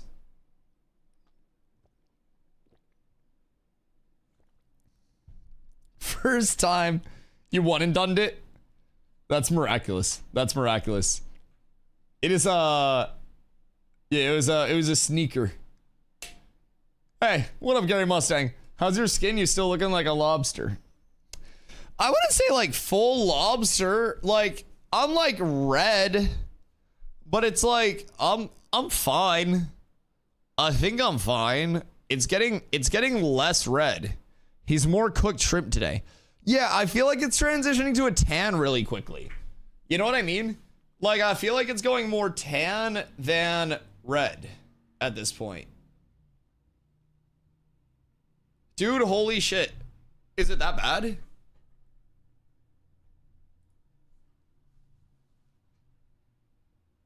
Is that from just sitting? Like, sitting here? No. No, God, no. Yo, Dangalos, thank you for the follow. Like, sitting here? No, this isn't just from sitting here. No, so, I was, you look like the guy from Lilo and Stitch. You look like a little bitch. So 2 days ago, it was 70. Today, it was almost 80. So, basically, yesterday, I had like an Adirondack chair out and shit. And I was chilling, right? I was minding my own business. I was not bothering a single person. And I was just kind of like sipping some coffee, watching some videos and stuff before stream. Sitting in the sun. Little did I know, a shadow had moved over the right half of my body. So apparently the left half of my body was in direct sun the entire time. And the right half of my body was shaded. So fortunately, my face was in the shade. But it was literally, it was like here and then diagonal across me. So both of my legs got it. My left arm got the brunt of it because I was just fucking tanking that shit. It was, you need sunscreen in Maine, brother, that's bad. Dog, I know. I didn't think I'd need sunscreen for a 70-degree day, though. Yo, dang. I hope you sleep well, brother. I am live every single day starting at 2 p.m. EST, so feel free to come through whenever, man. I'll be live early tomorrow, by the way, at noon EST, because the dev stream goes up at 1 p.m. EST. So, I'll be live at noon EST tomorrow. It's going to be an early start to make up for the late start today, and we'll go hard and we'll go late, chat. I will be here all night. So 70-degree days sneak up on you, especially overcast days. It wasn't even like overcast. It was direct sunlight. Were you trolling the dev stream? Oh god, no. No, we don't bug the devs while they do their stuff. No, they deal with enough shit from actual idiots. What we're going to do is call in a relic. We're not going to troll the dev stream. We're going to do our own thing. And we're going to make our own content, and we're going to give them something to potentially show off on the dev stream that could look fucking insane. That's the goal. Because if we spawn a relic, it puts out a global notification. And that global notification will send everybody over to the forge. And if everybody's over there, everybody will PvP. And if everybody is PvPing, they will be able to come over, and it will look fucking insane. I have it all planned out. Like, imagine the devs are just minding their business, and they're just, like, answering questions and stuff. I better see nothing but poop questions from your community in their stream tomorrow. No, probably their stream tomorrow is going to be a bunch of angry pirate software fans that are like, well, how dare you make us farm up new gear sets in a goddamn alpha? What the fuck? There's no direction in this game. God damn it. Still insane, by the way. Still insane. He was complaining about it today still, by the way. He's literally still angry about it. Everybody in the game had to regear. It's no longer his social sandbox. Yeah, if he's not in control of the sandbox, then he wants out of it, apparently. Because I think they're not coming back for May either. Yeah. Like, he legitimately just is complaining about the game constantly. So I was lurking before my stream. I was just like, I was taking my power shit when I got home. And I was going through Twitch, and I always just go on my phone and I scroll through and I hang out for a few and I see if anyone's doing anything. Fresh cut before fresh servers. Thank you. I appreciate you guys. I appreciate you. I figured I would look like a human being again instead of the homeless content creator that I was getting to. So I appreciate that. That's why I was late today, but I consider it worth it. I feel so much better. Like, having my headphones on feels normal again. Like, as soon as my haircut was done, I was like, wait, I can move my head without losing vision? This is insane. I'm gonna be so much better in PvP now. But so yeah, I was lurking for a little bit, and I was originally watching the game that he was playing, and then I went to like other channels, and then I scrolled back up to the top, just like before I closed out, and he was like talking about Ashes, and he was talking about how, like, what are they doing by like like how they change the gear makes no sense and stuff like that. Completely ignoring the fact that, yo, Zephac, thank you for the follow. Completely ignoring the fact that it was an entire attribute rework and time to kill rework, right? Giorgio, hope you're having a great day. But it's just like completely just neglecting the fact that it was intended to be a complete time to kill rework, a complete attribute rework, and completely ignoring the fact that at any point our characters could have just been completely wiped. Realms could have been taken offline. They could have had us go from scratch to get all of the data on the new mob time to kill and everything like that. They didn't. Having to regear in an alpha is something that we sign up for in an alpha. And I don't understand why that's something that has consumed him angrily for like months now. Actually, like 3 weeks now, I guess. That he had to regear when he had literally the entire community at his disposal to regear with. They probably could have farmed up all the mats to get new gear in literally a day or two. Would it have been full enchanted Lego? Nope. But could they have done it just like every other player did it? Easily. Absolutely. Absolutely. Like, I don't understand how in an alpha we're getting upset that items get different stats put on them when they completely redo the loot table, the attribute allocation on things. And like, you have to regear. We're going to have to regear on the 1st. And then we're going to have to regear on the 4th of August. And then we're going to have to regear for the beta. And then the other beta. And then the launch. And then we're going to have to regear probably different times after the launch, anytime a meta slightly shifts and some new tech comes out. Welcome to an evolving, dynamic progression state of any game. Metas shift. Your time invested is trying to be the best in what you want to be at that time, right? But things always shift. Even in a live service MMO.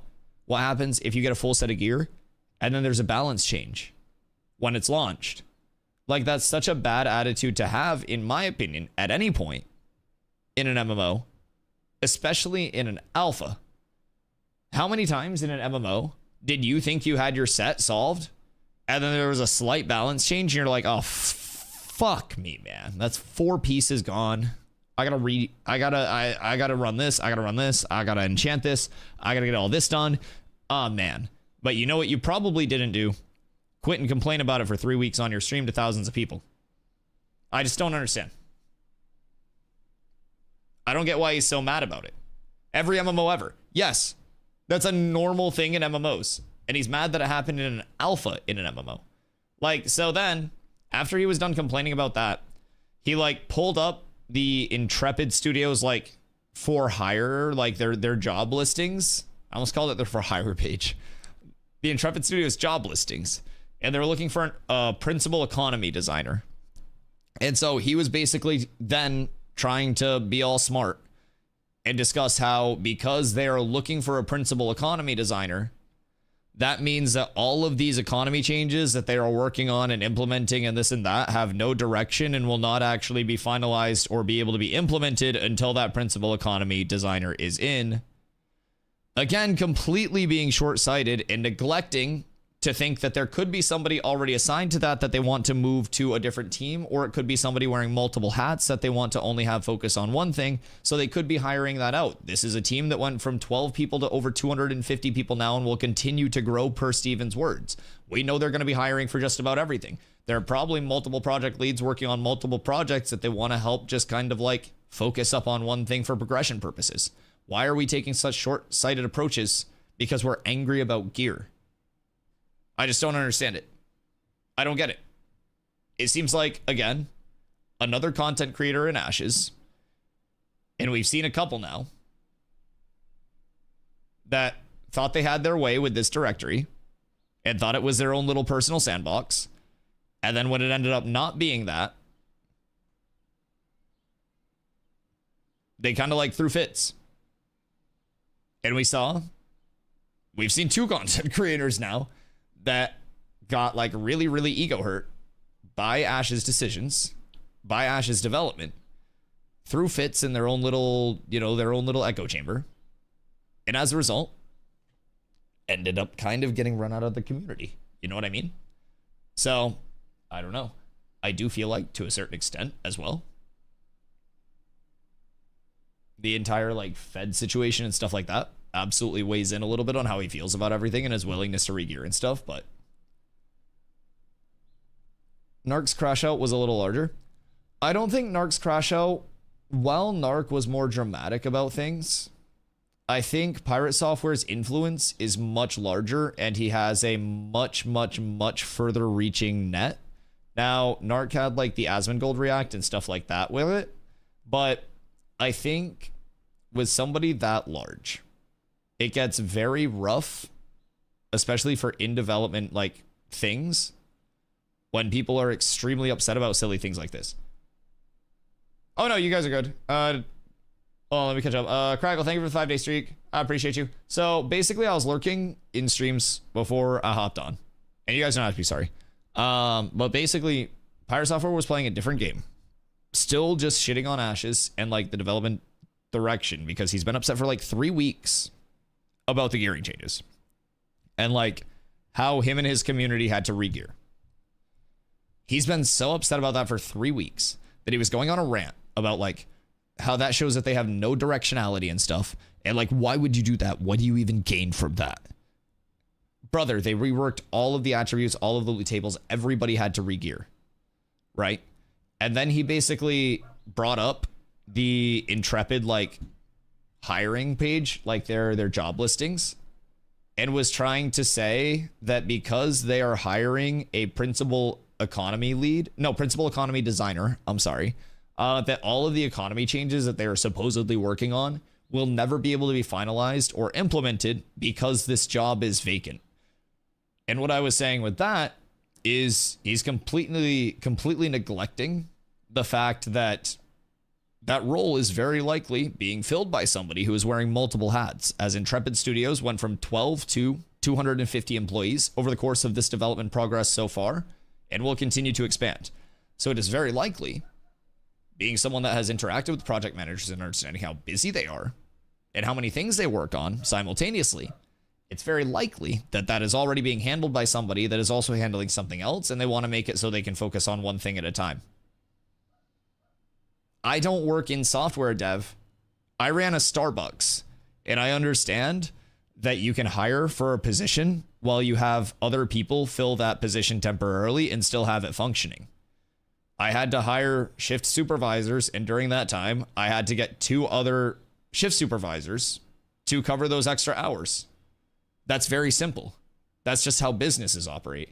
Just because there is a listing for a principal economy designer does not mean that that's just not being done. So he was basically saying through that it's like none of these economy changes will ever be able to be like finalized or implemented without like this role filled and everything like that. And it was just, dude, he was crashing out primarily because in an alpha of an MMO where metas will shift, balance patches will hit, and everything will change in the live service version of this game when it's out, that he and his community had to regear in an alpha. Because his words, by the way, it was like they were saying all of those hours building your character didn't matter for anything. They don't. We're in an alpha that's getting wiped. It was literally just the weirdest, like, melodramatic crash out that I have seen in a minute. And he wasn't even like streaming Ashes. He hasn't even streamed Ashes in a while. When's the wipe? May 1st. Everything gets wiped May 1st. Like, like everyone literally, every normal person literally just said, oh, we have to regear? Okay, cool. We're going to regear. I made multiple gear sets to prep for the wipe. And guess what? I'm going to be changing those gear sets today. Because guess what happened since we had to regear? We found out a bunch of tech with gearing that's going to help us be stronger in PvP because of it. What a crazy concept. Things changed, and we researched it, and we evolved, and guess what? We know more because of it. Wow, isn't that crazy? So as a community, we said, okay, the people that are able to play, please use your remaining time, find out as much as you can, and we'll put those gear lists together for our new players, and we'll prepare for this. Because guess what's going to happen? Guess what's going to happen? When this game's out and everybody thinks they've got a meta build figured out, everybody thinks they're pumping, everybody thinks that this stacking method is the best stacking method in the game, guess what's going to happen? It gonna get nerfed. It gonna get nerfed real hard if you're playing something that's real strong. And guess what's going to happen at that point? You got to regear. It's a very simple thing in MMOs. Like, and from my perspective, as someone that's played MMOs my entire life, I haven't worked in software development. I'm not a big famous streamer or a big smart game dev. But as an MMO player, in an MMO, you are always opting in to metas shifting, things changing, and your time always having to reallocate into different things. You could discover tech with your own build. There could be tech that comes out with another build that changes that. There will always be so many things that weigh in on the totality of what's meta in an MMO that you will theoretically never be done gearing. crazy. It's crazy. I wonder what he thinks about the full wipe if the gear revamp alone made him mad. They're not playing. Yeah, so basically, originally it was announced that Resna was going to stay up, right? Because they were going to have Resna stay up and then the new server. And then they decided they want May 1st to be full stress testing. So they announced Resna and Lothario will be taken offline to concentrate stress testing efforts on Shoal. Because they were going to play on Resna and avoid all of the PvPers. Because pretty much everybody's going to be PvPing. So, essentially, they were going to dodge the new server. And from what we've gathered, based on somebody that's in their guild that was streaming yesterday during the uptime, they said that they were sad because Pirates was not going over to play the restart, like the fresh start. Absolutely insane. Absolutely insane. Just like from declaring permanent war on Fed and then getting beat there to complaining about a gear rework in an alpha where you have to refarm gear to dodging the fresh start server when they've wanted a mega server. It's like, what do you mean? Like, what do you mean? I just don't understand where it all switched up. I don't know where it all went. Do you get a haircut or is your hair just pulled back? You guys haven't seen me with a haircut in 4 months. I haven't got a haircut since I've been streaming. No, I got a haircut like the first week that I was streaming Ashes. Yeah. So this is like my normal hair length, dog. This is how my hair is usually when I'm a normal human being. But I was going like full Dustman gold and I hadn't got a haircut in legitimately months. Like, it had been 3 to 4 months since I had got a haircut. And it just, I swear to God, it was down to here. It was down here. Why are you so sweaty? I'm not sweaty at all. I have hydrated skin. I use CeraVe on my face day and night. Yeah, I'm not sweaty at all, actually. No, I just have hydrated skin. I use CeraVe on my face day and night. And this is a 40-ounce water bottle. And I drank like 7 of these yesterday.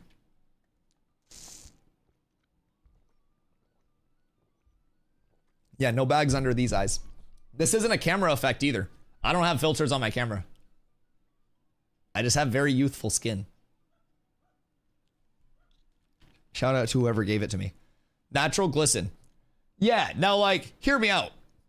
If it looks slightly sweatier when I PvP, that's because usually when I PvP, I sweat. That's natural. The heart rate gets going. It just... And the more that the heart rate gets going, the more I'm going to sweat. PvP is fun. It is also, full disclosure, 80 degrees in the stream room. So it's like, it's a little toasty. It's a little toasty. Dusty getting closer to the head shave? No. No head shave. Basically, I get it short like this. And then it just kind of like, it grows out over time. And right now, it stops there, right? That's as long as it is. But I have very like thin hair, right? So my hair just kind of like grows down. And so it was down here, dude. It was down here. It was insane. There was so much hair. When I sat down today, I literally had to adjust my headphones to a smaller size. Yo, Michael, thank you for 3 days, Seek Dog. I appreciate you. Yeah, pop my last question. Where is it? I actually can't see shit right now. My monitor's on this side. I should switch that. I should put chat on this side so it looks like I'm reading chat. Would that be genius? I feel like that would be smart. Okay, wait. Would that be good? I feel like that would be good. I feel like that'd just be like a small benefit, right? I don't think it's a bad thing at all. Okay, let's see. Pirate puts too much value in his game progress. Why ran from a bad pull and while hardcore and let several people permadyne. That's is out of mana. It's me, I'm the mana gem. All these viewers, I'm the only one who noticed. No, there are a lot of people that noticed. He's forgotten his degen roots. No, it's just fresh start, fresh me. You know what I mean? Fresh start, fresh air. He oils up and does his OnlyFans videos. Wait, what was your last question? You said natural glisten. Wait, where is it? Oh, is PTR up? We have any news? Wondering if anvils will be in for the first. Brought it up earlier about a devo. I don't think the anvils will be in for the first because the anvils originally were slated for the end of May. Now, this is also a stress test. So I don't really think that they'd be just saying it's going to be a stress test and then like throw it in here. But Anvil's testing announced is targeted in July, or was it June? Should be June based on the timeline because they gave us a 3-month timetable with 3 biomes. And that was the tropics at the end of March, the June Dark at the end of April, and the Anvils at the end of May. That was originally what Steven had told us. So it would make sense, but Steven said yesterday when PTR Anvil's target is. Is that Anvil's implementation or is that Anvil's starting area testing? Because if it's PTR Anvil's, or if it's PTR like starting zone testing, then that would make sense because they implement it at the end of May as a zone and then they test it in June for the starting area in PTR and then they deploy it as a starting area in like July, and then July to August people can kind of like roll their spawns there, get their information there, and then August hits and the spawn's ready, right? I feel like that's pretty reasonable. June would make sense. I don't know. I'm not in the PTR Discord. I don't really bug them too much. I try not to. I figure was just slightly hoping. I mean, I think it'd be cool. I think it'd be great if they could. I think that would be an overall W. I don't necessarily, I have very high hopes for Intrepid, but they are mortal. They do have capacities and limits, you know what I mean? So, you know, I do think there's a limit to how fast they can go. If they drop 2 functional biomes in fucking 5 days, it'd be insane. But yeah, the starting area is also going to be a lot more than just like a base biome iteration too. Because like in the June Dark, we don't even have ownable nodes yet, you know what I mean? So in the Anvils, we'll get that kind of like Goondark-like expansion where it goes lawless, and then they have to get the starting area made. They've got to get the first-time user experience made, which will probably be in correlation with the first-time user experience and questing revamp that's coming here. So what I'm thinking is they add in the Anvils, they use the Anvil starting area to test the new questing and first-time user experience, and if that goes well, then they implement that first-time user experience and questing over to the Lionhold and like the human area if they haven't already. So that's kind of where I'm thinking it would go. But yeah, I think there are a few iterations of the Anvils that we still have to hit before we do see anything like too crazy with it. Hopeful though. I do think the Anvils will be nice though. I don't know if we're gonna get Dunes and Kill with it or not, but if we get Dunes and Kill with that, it'd be insane. Gonna be something seeing how this one server's gonna go. The biggest thing that everyone needs to remember is that May 1st, it's not supposed to be like a transition to joyness or like joy and happiness. It's supposed to be stress testing. And not only is the realm going to be stress tested, but you're also going to be stress tested. It's all gonna happen at the same time. I'm gonna be stress tested. I'm probably gonna be swearing a lot, maybe more than average. I might even get so angry I stamp my foot. I probably won't though. I'm pretty easily, I don't know, happy with these games. So I'm excited. No, I too am excited. I love the chaotic start of everything because I was thinking like we should go through and spreadsheet groups today. And the more I think about it, the more I'm just like, I don't think that we're going to get people in place in time like that. I don't necessarily think we'll have everybody just in the ideal spot. Now, I don't think it'd be a bad idea to spreadsheet the groups. But I think the odds of us getting groups all set up are essentially 0. What I think would be better is to have tank, cleric, and bard assignments and like pairings there. And then from there, we just fill with DPS as each group gets in, as each group gets going. Because really, the DPS, not that you guys don't matter, but you don't matter. There are just so many DPS. Half of you could die in between now and fresh starts, and we'd still probably be fine. So realistically, we just fill with the DPS there. First come, first serve. By the way, don't die. We do need you guys. Just putting that out there. Just don't Don't actually die. It was hypothetical. So we'll just probably fill with the DPS. We'll go through. We'll get like tank, healer, bard assignments all paired up. We have as many clerics as rogues now. Yeah, clerics are fucking sick. Clerics are dope. If you have a lot of clerics for PvP, you're up tremendous. If we have a Zerg that is just like 7 clerics all focusing me in the front line, oh, that's my dream. So I have a strategy that I'll bring over at some point from New World. It's called cargo shorts. And in New World, a pocket healer, or in most games, a pocket healer, is a healer that just focuses you. So New World was 5-person groups, and sometimes when I was feeling super froggy in Outpost Rush, the 20 versus 20 queue mode, I would ask chat who wants to run cargo shorts. Cargo shorts was me in as many pockets as I could fit in the group. It was a fun time because I was a melee player. I'm always a melee player. I like frontline. I like taking damage. I like doing damage. It's like, you know, this little fisticuffs. I don't fisticuffs IRL. I do it in game. So cargo shorts essentially makes me ascend what a human being can do. It's ridiculous what cargo shorts enables as a melee player. If you ever have a bunch of healers at your disposal, do it up. First 8 people in my guild to get through the server queue will be my party. Man's gonna end up with all tanks and just be like, well, what do we do now, boys? What's the play here? Things gonna have to be set up in Discord like hours or so beforehand with so things will be. We don't know how Q will be and where everyone is in it. Oh, yeah. We'll essentially just be finding, you know, who's on and kind of like scattering at that time. I think we'll have like group leads to set up. I don't know. It's going to be so weird because the queue is going to be bad. Crashes are going to be bad. Like everything is going to be rough that people will probably just be filling as they go. But we'll get some organization going. I'll probably post and just have like I said, kind of those tank, cleric, bard pairings.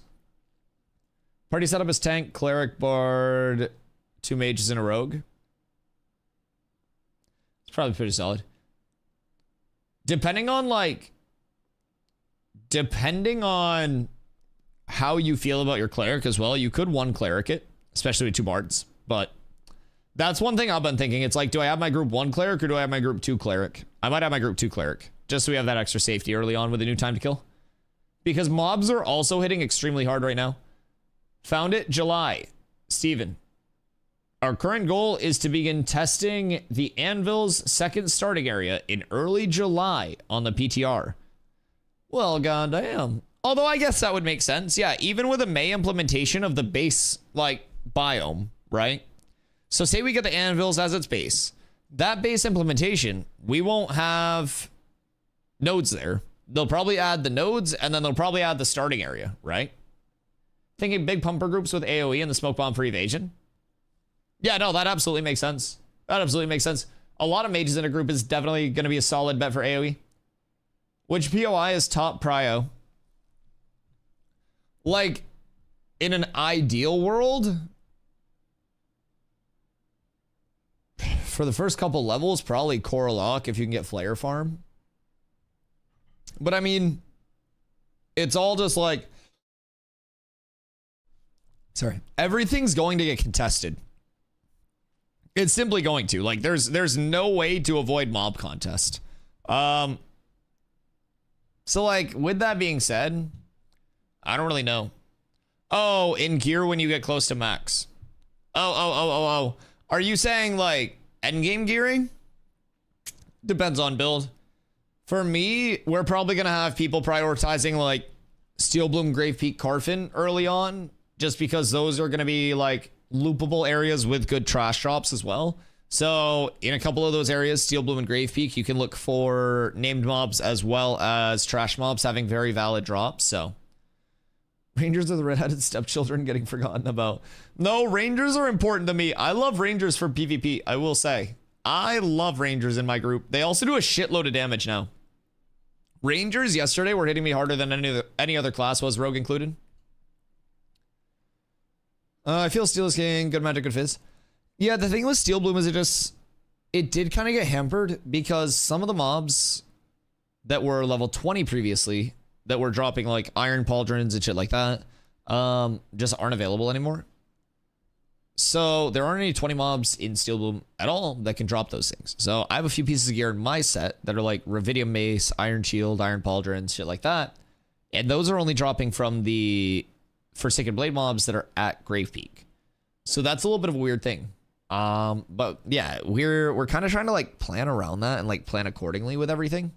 So we'll see how it ends up going. We'll see how it ends up going. It's not gonna be fun. Yeah, I mean, I think the level of not fun that it will make it fun though. You know what I mean?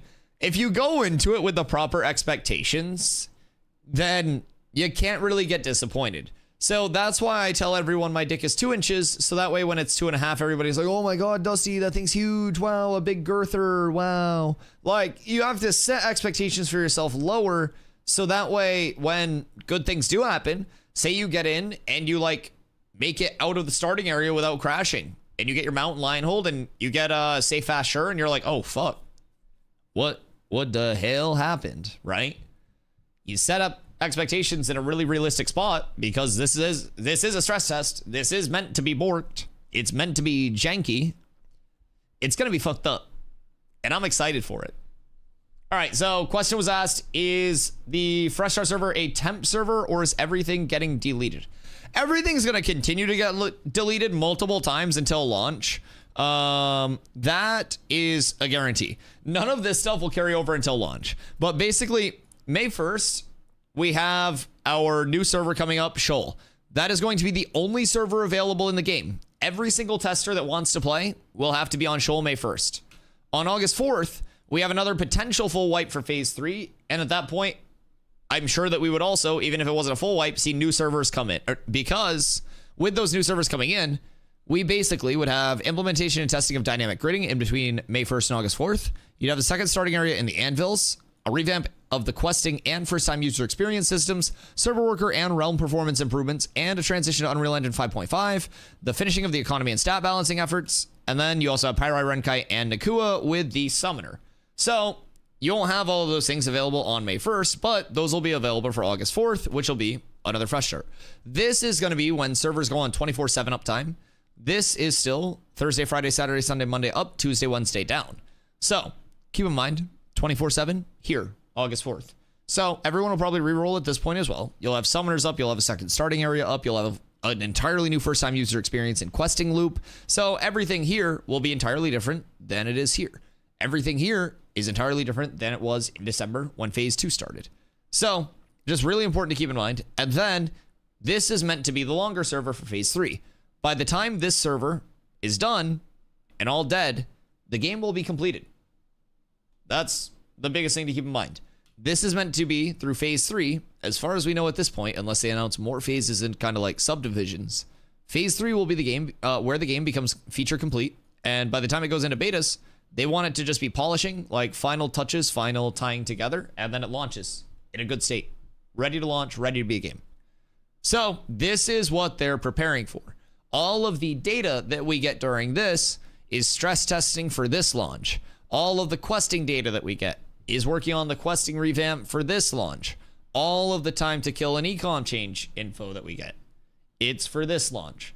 So everybody needs to just be thinking from a playtesting standpoint, we're building for a smoother August 4th, which is when those long servers will start.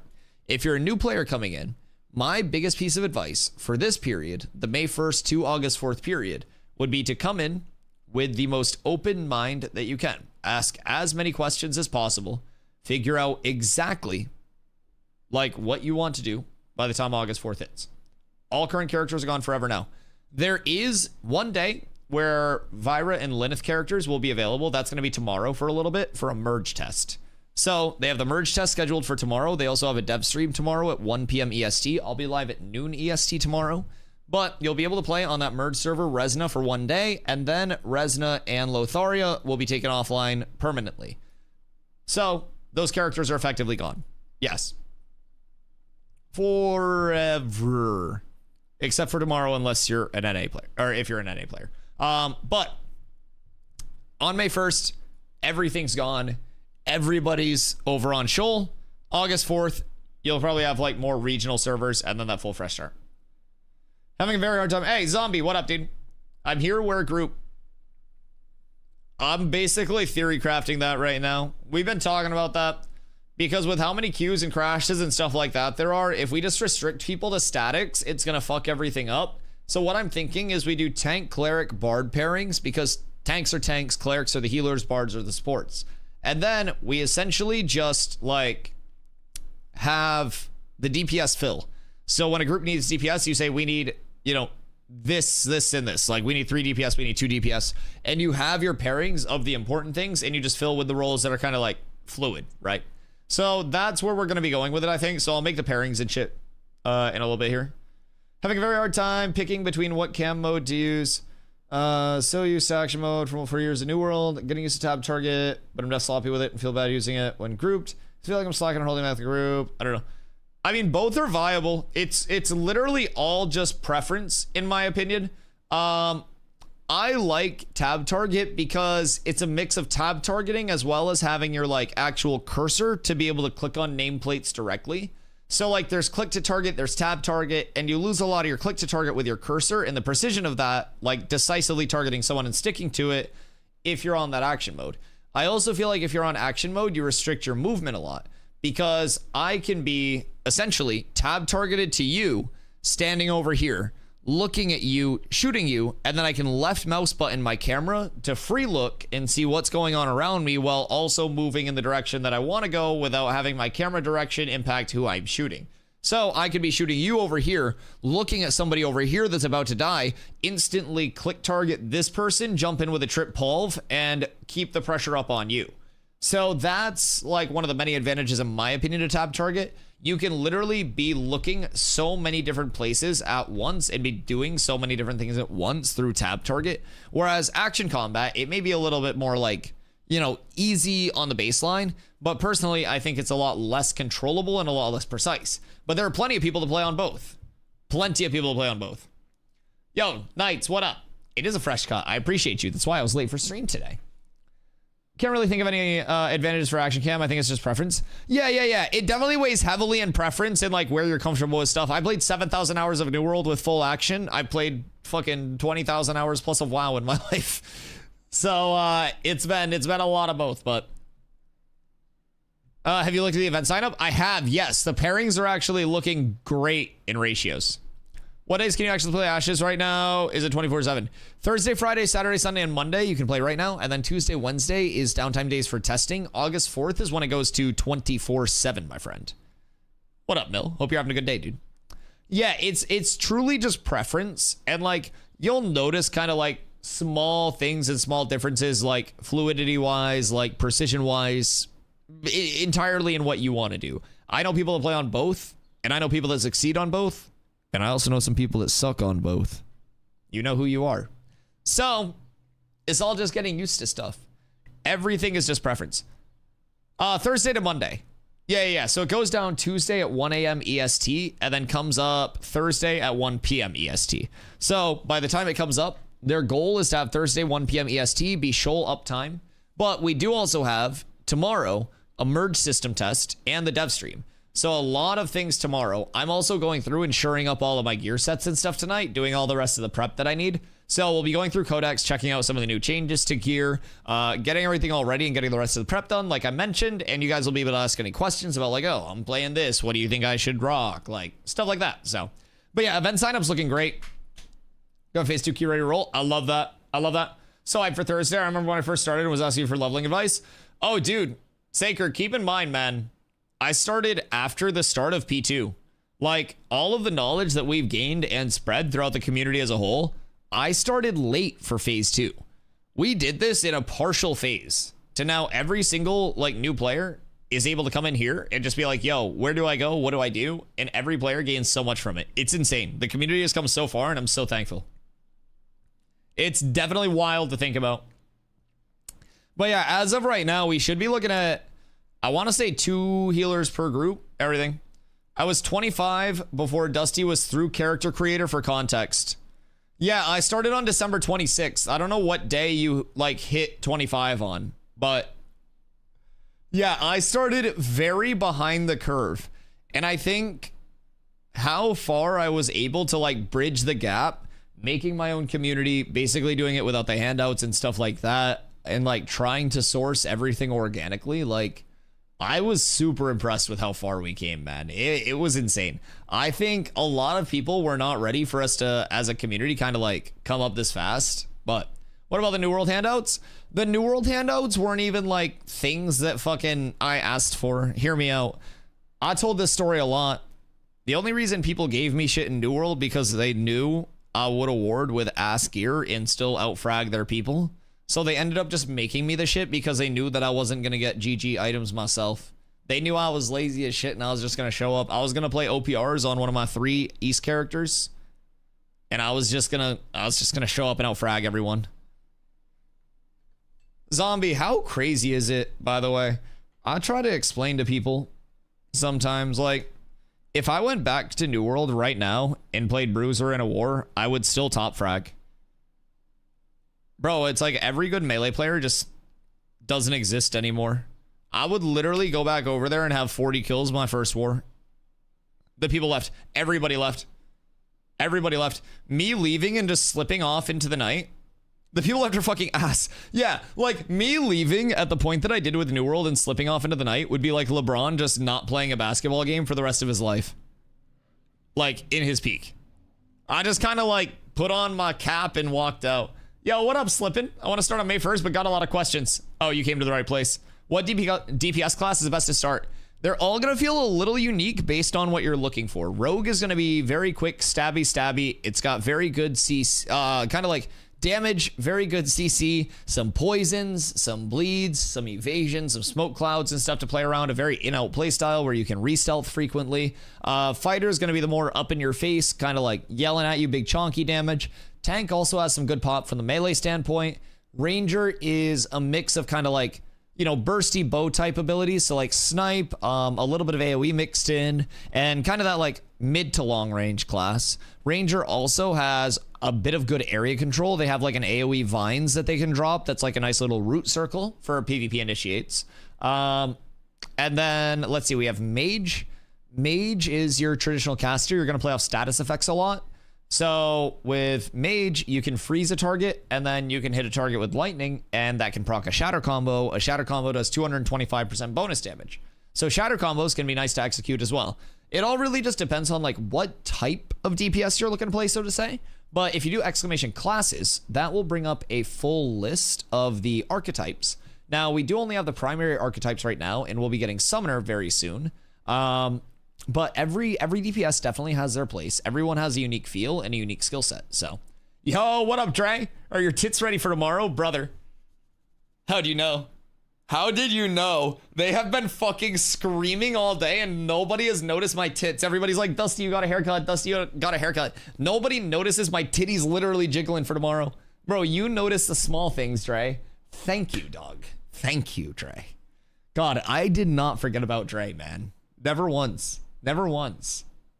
Like nowadays, everybody want to talk like they got something to say, but nothing comes out when they move their lips. It's crazy. It's crazy. And I never once forgot, man. Never once. So just know, Dre, I appreciate you.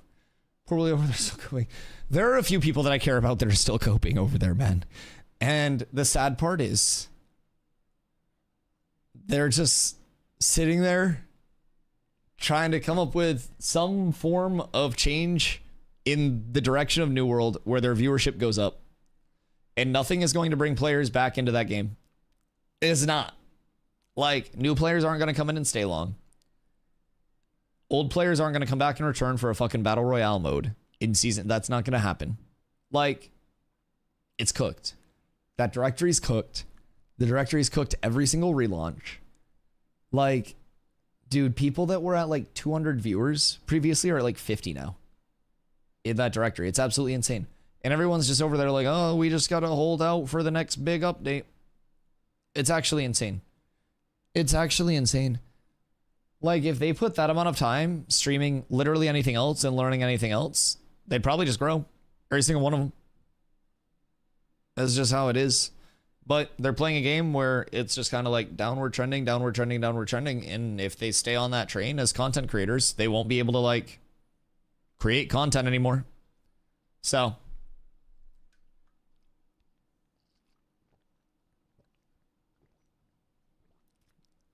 7 viewer Dark and Darker streams ain't paying the bills. Oh no.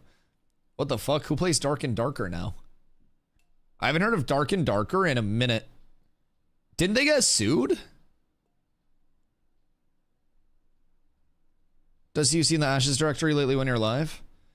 Yeah, it's a cancel DustyWhy movement. I'm actually bringing the entire directory around by down by being around. You know what I mean? A lot of people would actually like watch Ash's content, but they come in and they see me and they're like, nah. I'm not staying here for this, boys. I'm not staying here for this. So, you know, it is what it is. I have to deal with it. It's a me thing. I'm trying to work on it. It's true, you suck. No, you suck. Where can I get the launcher, or do I have to wait for release? It would be on their website. You log into their website, and then instead of like buy the alpha, it'll be like install the launcher. I don't know if you'll be able to with the servers being down right now. But you'd probably be able to snag it tomorrow at the absolute latest when they do the realm merge test.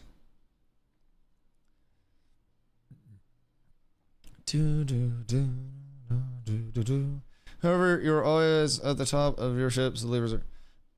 We don't really have many people that leave, dog. I'm not gonna lie. This channel is growing like crazy in the Ashes directory. I don't really know like who's leaving the directory, but give me your code !Ashes, big dog. I appreciate you. So I'm not even gonna lie. I'm very transparent with like how like stream stats and stuff like that are looking. So I basically work with an agent where we kind of like look into how my retention stats and growth stats and metrics and stuff like that are looking, right? So we can see how feasible like channel growth is where we're at. This channel stats in Ashes of Creation are fucking insane. So basically, one of the metrics that I love throwing out, just in terms of one of the like big, oh my fucking god, the average session watch time on Twitch in 2024. So you click on a stream, you stay this long, and then you click off, was 12 minutes and 37 seconds. So the average person would click on a stream for 12 minutes, 37 seconds, and then they would watch for that long, and then they'd leave. Average watch time for this stream, since coming into Ashes, has been hovering right around 3 hours. Yes, 3 hours. And the average is 12 minutes and 37 seconds. Yes. So then you have a stat that talks about basically percentage of impressions to people that click on your profile from the directory. And normally that's going to be less than 1% for a lot of streamers. So that basically means every single person that comes into the directory that sees your page, how many people click on it? Because people typically click on a lot of different streams, check out a lot of different streams and stuff like that, right? So with that, you're usually looking at a couple percent for your impression rate if you're a big streamer. We're at like a 35 to 40% impressions to click rates. And the channel has also been having more follows than ever before. Like the rate of growth over here is actually insane. Just to put it in perspective, there's a website that you can use that is Twitch Tracker. And Twitch Tracker will allow you to see any streamer's like long-term statistics. Is Twitch Tracker down?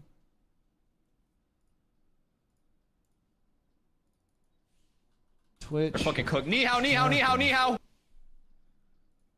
Hey. Ni hao, Hobbsy. How are you, dude? Search. So, essentially, I think I found it. I think we're good. This is my last 7 days. 69.2 hours streamed, 111 average viewers, 127 followers in the last 7 days. 11,000 hours streamed all time. So, 30 days, 101 average. 3 months, 81 average. So, that's showing the growth and the trajectory of Ashes and of everything that this directory has. So, in my opinion, all of these simple things, you can also verify a lot of different things through this. Why are there 116 of you in here, chat? The game's not up today. Guys, what are you doing? What are you guys doing? This is supposed to be like a 30 viewer stream. I love you guys. I appreciate you. So basically, this is the recent. This summarizes all of the streams and you can view everybody's streams. This is the New World relaunch in October, the third relaunch of it. Then you have when I came over to Ashes, December, January, February, and then March and April. Boys, it started, and it's time to go absolutely insane. Absolutely insane. Like, this is the trajectory that we're on, and it's because of you guys showing up every single fucking day. It's absolutely ridiculous. And if anyone ever wants to verify the streak, you can also go in here, and you can see all of my streams starting back in 2017. You can see all of the 6 max viewer, 5 average viewer streams. 6 and 9. And then you can see the start of the streak. So the last day that I took off was June 30th of 2023. Since then, I've not taken a single day off of stream. So that's where a lot of it comes from. You can see directly when New World hit their expansions. These are some of the streams that we had over there for the New World launch. So 347 average, 763 max. So this is what I'm saying. These were the banger streams in New World. But in New World, it always falls off so quickly. I did nothing different, but you go over here. I think the neighbors just threw their kid off the floor. You go over here and you have the 30th of November, 105 average, 147 max. Then when I first started streaming Ashes, let's see. We had the first long stream on the 27th. And then it just started as Ashes. And keep in mind, this was a few days after I came over. I wasn't kidding about coming over here with 40 average viewers. Like, you guys are genuinely insane. The amount of support and the amount of consistent ramp up that this channel has seen is entirely because of you guys. Entirely because of the community. And entirely because of you guys changing my life. You can find clips from when I first came over to Ashes, where I had 300 to 400 subs on Twitch. Now you look, and that number is exponentially higher. And that has genuinely changed my life, and I appreciate every single person that is here on a daily, that subs on a daily, and that supports this entire stream, man. It is genuinely insane. Insane. I don't understand, like, how we continue to grow so much. But it's just because you guys keep showing up every single day, supporting the stream. You keep a tab up, you keep it up even if you're not right there. Like, it's insane. I'm super grateful, man. Super, super grateful. I was terrified when I came over that I was gonna, like, actually just lose my stream, dog. You know what I mean? And it's because of you guys that I haven't. So on May 1st, they only put 1 server for the whole world. Yes, so slip in. On May 1st, it is built to be a big ol' stress test. A big ol' stress test. Yo, Hank, I hope you're having a good day, dude. I hope you're having a good day. Unfortunately, there are more streamers on the platform than there are viewers. Are you talking about the Ashes directory, or are you talking about Kick? Which one, Wub?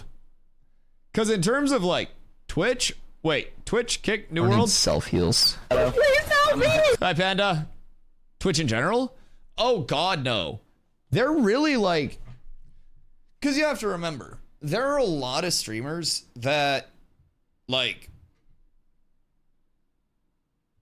stream a couple hours a month, right? And kind of, like, just call that good. Hoopsie! Yo, the 20,000, the 2,000 biddies to celebrate the stats. Thank you, dude. I appreciate you. The stats are up tremendous, and it's because of you guys. The 20 million bits, Hoofsy. 20 billion bits coming in from the big Hoofington. Thank you, Hoofsy. Thank you. I appreciate you. It's like 2 million people watching Twitch. Yeah, there are way more viewers than there are streamers. It's just Twitch is very top-loaded in terms of viewership, right? And there's typically like an exponential kind of like distribution there, like an exponential curve, right? So with that,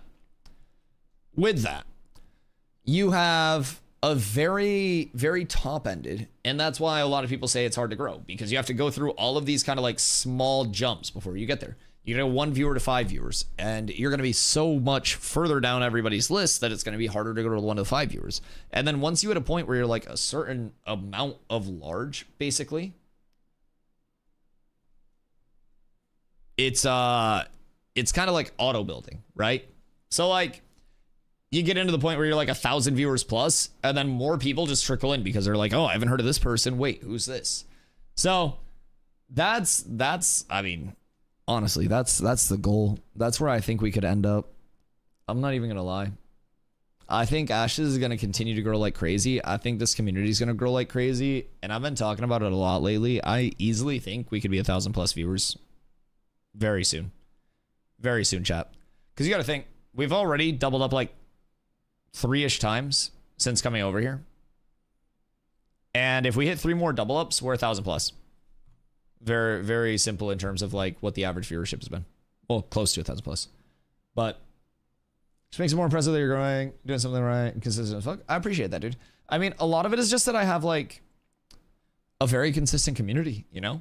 I think that a lot of streamers, when they look at Ashes especially, have avoided Ashes because they're like, oh my god, like, this community is so toxic, this PvX game is so toxic, it's gonna suck to actually play this game, like, stream this game, everyone's always gonna, like, be coming at me super toxically. Like, we don't even have mods in here most of the time, because we have no toxicity. Any time that we do deal with toxicity, you guys make fun of the person more than I do until they leave. It's kind of hilarious. I personally encountered more toxicity in just about every other game directory that I have streamed, except for Ashes. It's insane. And I don't know why there's this level of like misconceptions around creating content for this game. But I know a lot of content creators that don't like what they do because they deal with a lot of toxicity on their everyday. They also stream a lot of different games that aren't Ashes of Creation. I make Ashes content daily. I'm not too worried about grief or anything like that, you know what I mean?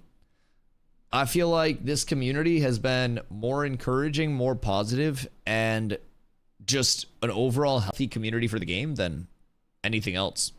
A lot of people don't want to spend 100 on alpha, but host will change their mind on my fears. Oh yeah, and I mean, anytime someone's concerned about like the price, $100 for a playtest, it's a lot. It's an investment at this point.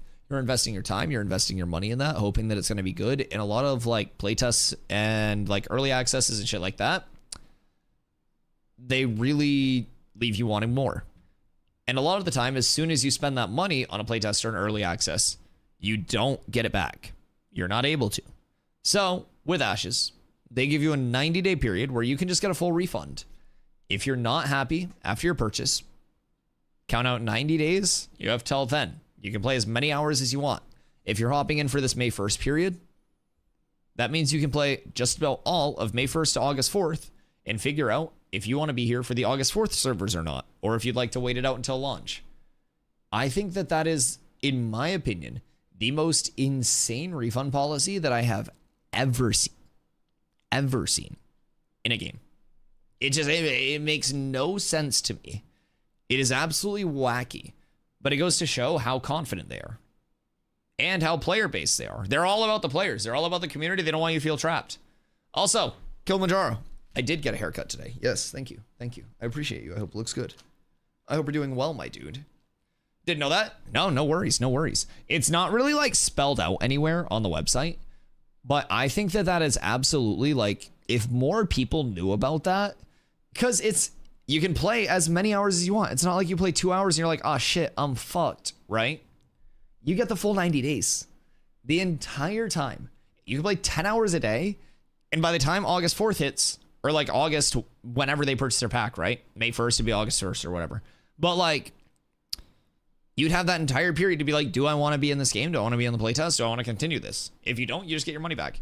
We have people in chat that have refunded their game and they're just watching chat still, and they're like, oh, I don't have the time or, anything like that to commit to the game, but I do want to be here when it launches, so I'm going to follow, I'm going to stay in the community, I'm going to support and build the community. That means the world. Absolutely means the world. So even if people aren't, in a spot where they personally want to hop in, you get your money back. You can still support Ashes. You can still learn about it. You can still ask any questions the entire time that we're playing. It's such a great system. Have you seen this new challenge that teenagers are doing? Is it called the shut the fuck up for a minute challenge? Because seems like none of them do, am I right? Back in my day. It's called the Kool-Aid Man challenge.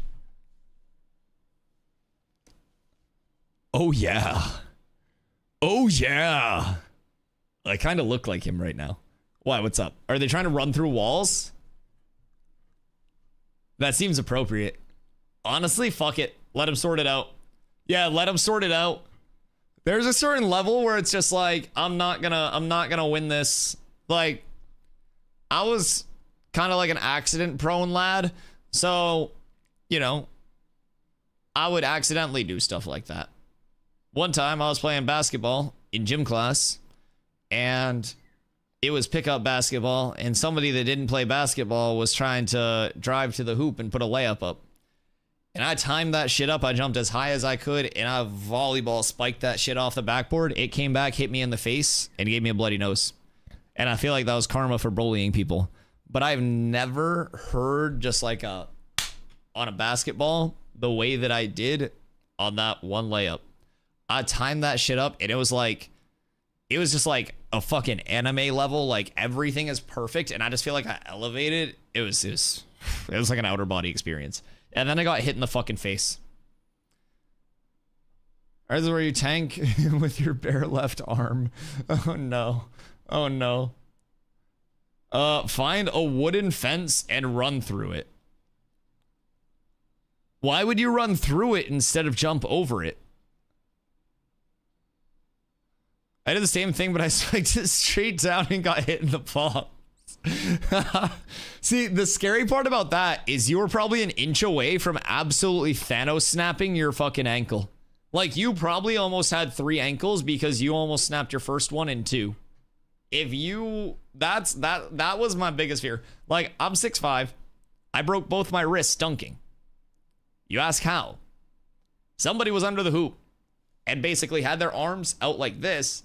I caught a body. And then they pushed my body off of the rim and like pushed their arms out.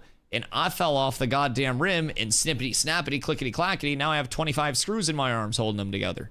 So we ball. But even through that, my biggest fear after that, he was called for an offensive foul. No, they didn't even call the foul. No, there wasn't a foul. I just yammed on him. And it looked like after I yammed on him, because it was after the yam. So like, I dunked, and then after the dunk, he like pushed my legs out when he went to like run out, and I slipped off of the rim because I was basically trying to like swing back because I'm a 1-foot jumper, so I jump very like horizontally, so I have a lot of momentum. So I swung forward, I went to swing back, and when I swung back, he pushed my legs out, and so my entire body flipped up, and I went parallel with the ground, slipped off the rim because I was going further away like this, ended up coming down and went to break my fall, but could only get this out. So bang, bang, and then like I double compound fractured both my wrists. Yeah, that was fun. That was fun. That wasn't my own decision though. That was some asshole. That was a less than ideal set of circumstances for me. I haven't done it since then, thankfully. And to this day, my biggest fear is still going up to dunk and landing on the ball and hurting my ankle. I don't know why. I don't know why. When I read the article and watched the videos, I was laughing so hard. Surely Moist Critical is going to have a video about it tonight. I feel like he's really up to the current events of things, and if there are people running through fences, that seems like he would, that definitely seems like something he would cover. I'm not even gonna lie. I think they should play Kool-Aid Men in Europe. Wait, don't European houses just have like stone walls and shit? Do they have wood fences in Europe? Where is it that all the houses are just made out of like rocks and shit? Or is that like where the hobbits are? I feel like it's the same thing. Either way, I'm gonna fill up my water. It was on the news. There are a lot of things on the news, Gary Mustang. I don't know what fucking news you watch. Was it like the local news? Is it a locality based thing? Because like the Kia boys were out of the greater DMV area. So like if you had a Kia in the DC, Maryland, or Virginia area, it was very likely to get yossed up by the Kia boys. You gotta be careful. Our houses are made out of a diamond bedrock alloy. Oh God. Oh God. The Kool-Aid Man challenge hard mode. Trying to sleep you out, Kirito. Sleep well. Big day tomorrow. I'll be early tomorrow as well. We are up tremendous, boys. Up absolutely tremendous. All right. I'll be right back. I have to pee. I'll see you in 1 sec.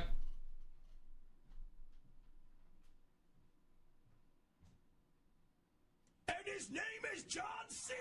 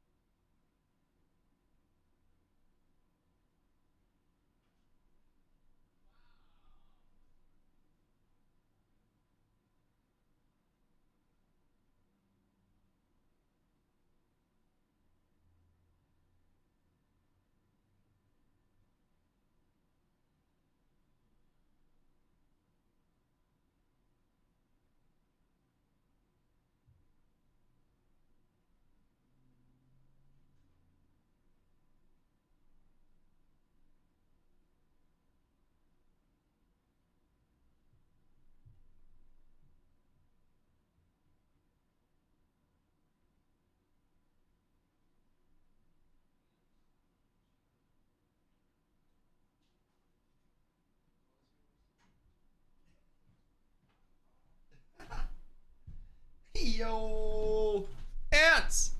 God damn it! How'd you get me when I went pee? What up, brother? How you doing today? Finish your bong rips. We have ashes to grind. We need to grind, boys. Hello, Ants. Hi. Thank you so much for the raid. I appreciate you coming through. Chair raid. I know. I'm sorry. I had to go get water, and then I took a bite of my leftover half of my Reuben. I keep a pee timer, don't mind me. Dude, this new 40-ounce bottle, I'm not gonna lie, this is not sponsored content. I don't even know what brand this is. My mom got this for me. I went up to meet up with my mom for lunch in Sam's Club, and she was like, hey, I got you one of those bottles that you said were cool on Easter. So she got me like a 40-ounce bottle, and I had a 16-ounce one previously. So I'd finish my 16-ounce one, and I would like stop sipping, right? This thing, I have been taking down like 6 to 8 of them a day. I don't know if that's like too much water or not, but dude, oh my god. Oh my god. I have been peeing so ungodly much. It's rough. Okay. What y'all looking for in the launcher? And you got to join the alpha button transforms into get launcher tomorrow. Yeah. I think that tomorrow you'll probably see the servers come up. Usually they have all the servers down, so even on my end right now, like, I can't even log into the launcher. I just have the launcher itself. So if I try to log in, it'll be like realms are currently unavailable, and then it won't let me do anything. I just have the visual of the launcher actually active. So that's the only difference there. Also, chat, sub goal to let you guys pick my background. Does anyone like the default background? Any other default background enjoyers, or just me?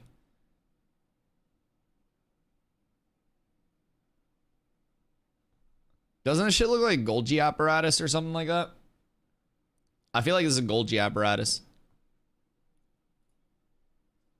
Why you got a default background? Why not? What's wrong with default background?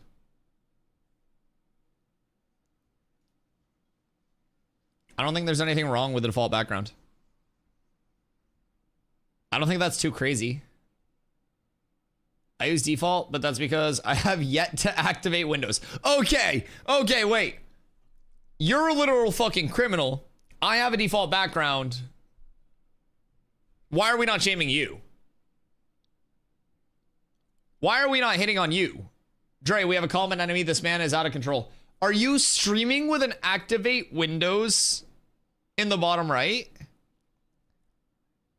You can use Windows for free, though. You can also buy a key for $3.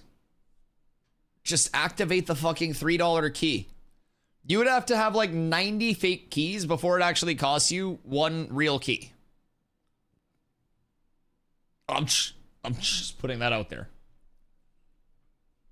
Don't flame me, I'm in an ad. Dude didn't activate Windows or his Twitch Prime.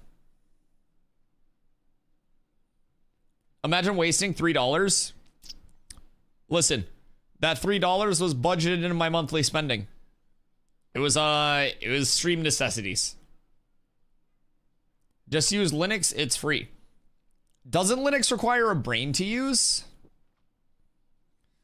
Imagine having a download button in your video game webpage. Does it not download? Right off for Dusty. Yo, buongiorno, Mr. Dossington. Thank you for the 31 months, big dog. What are you doing tonight? My power's out. What? You have no power here. Wait, no, that sucks, though. What do you guys do in Canada when the power's out? Is it warm near you? It's 70 here.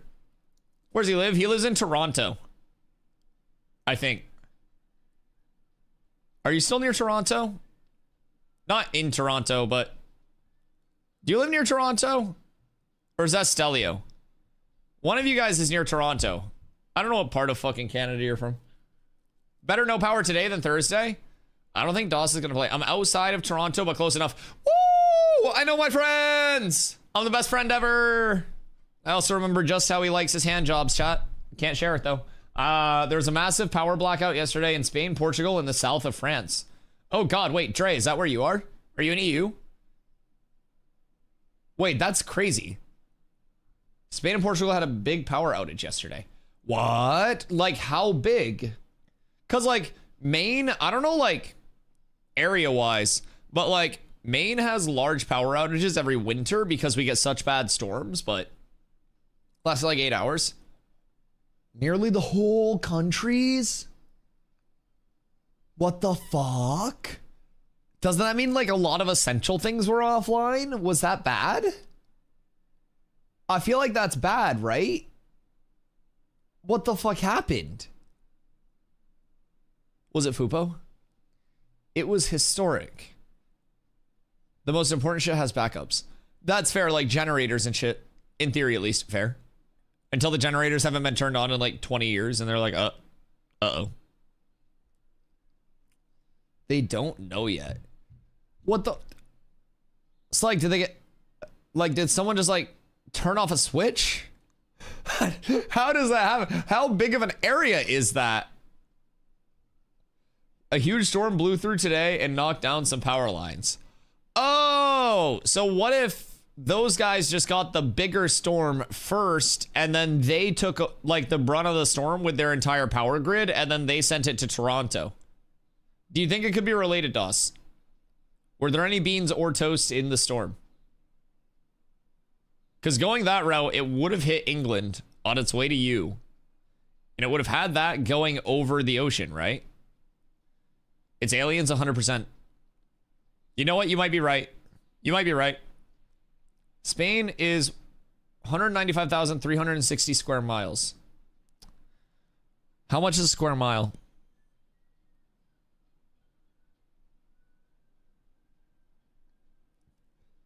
I don't know. How many square miles is Maine? Better not fuck with my travel plans. Oh, wait. When are you flying out? Or, like, when are you supposed to travel? UK's been sunny for a change. I'm sunburned as shit. Maine is 35,385. Wait, Spain is that big? Holy shit. Wait, but is Spain the biggest? Like, out of that, like, area? I'm gonna get fucked on this geography quiz when I do take it, bro. I've been studying and I'm still so bad. I've been studying for a geography quiz because as a sub goal last month, I have to take an EU and a US geography quiz. And I'm terrible at both those shits. France is bigger. Okay.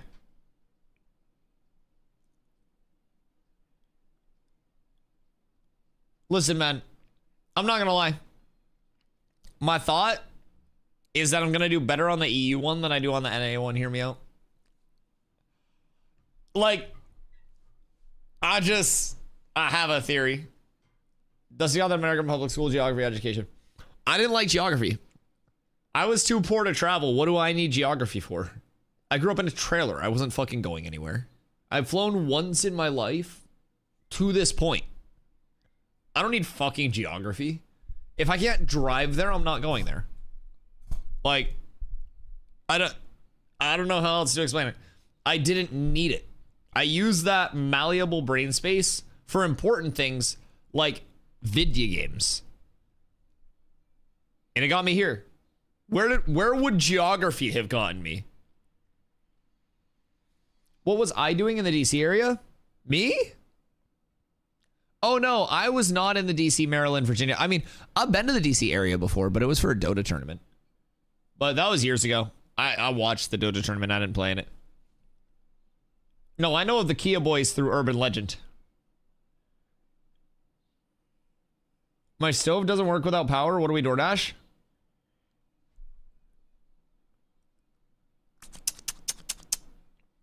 What are we thinking, Doss? You got like pad thai near you or some shit? I feel like pad thai fucks. Just gotta get the Nordics correct and you won't die. What the fuck is a Nordic? Get some Asian food. Yeah, I also said pad thai. I just got Burger King. Oh, what? Why? Why Burger King?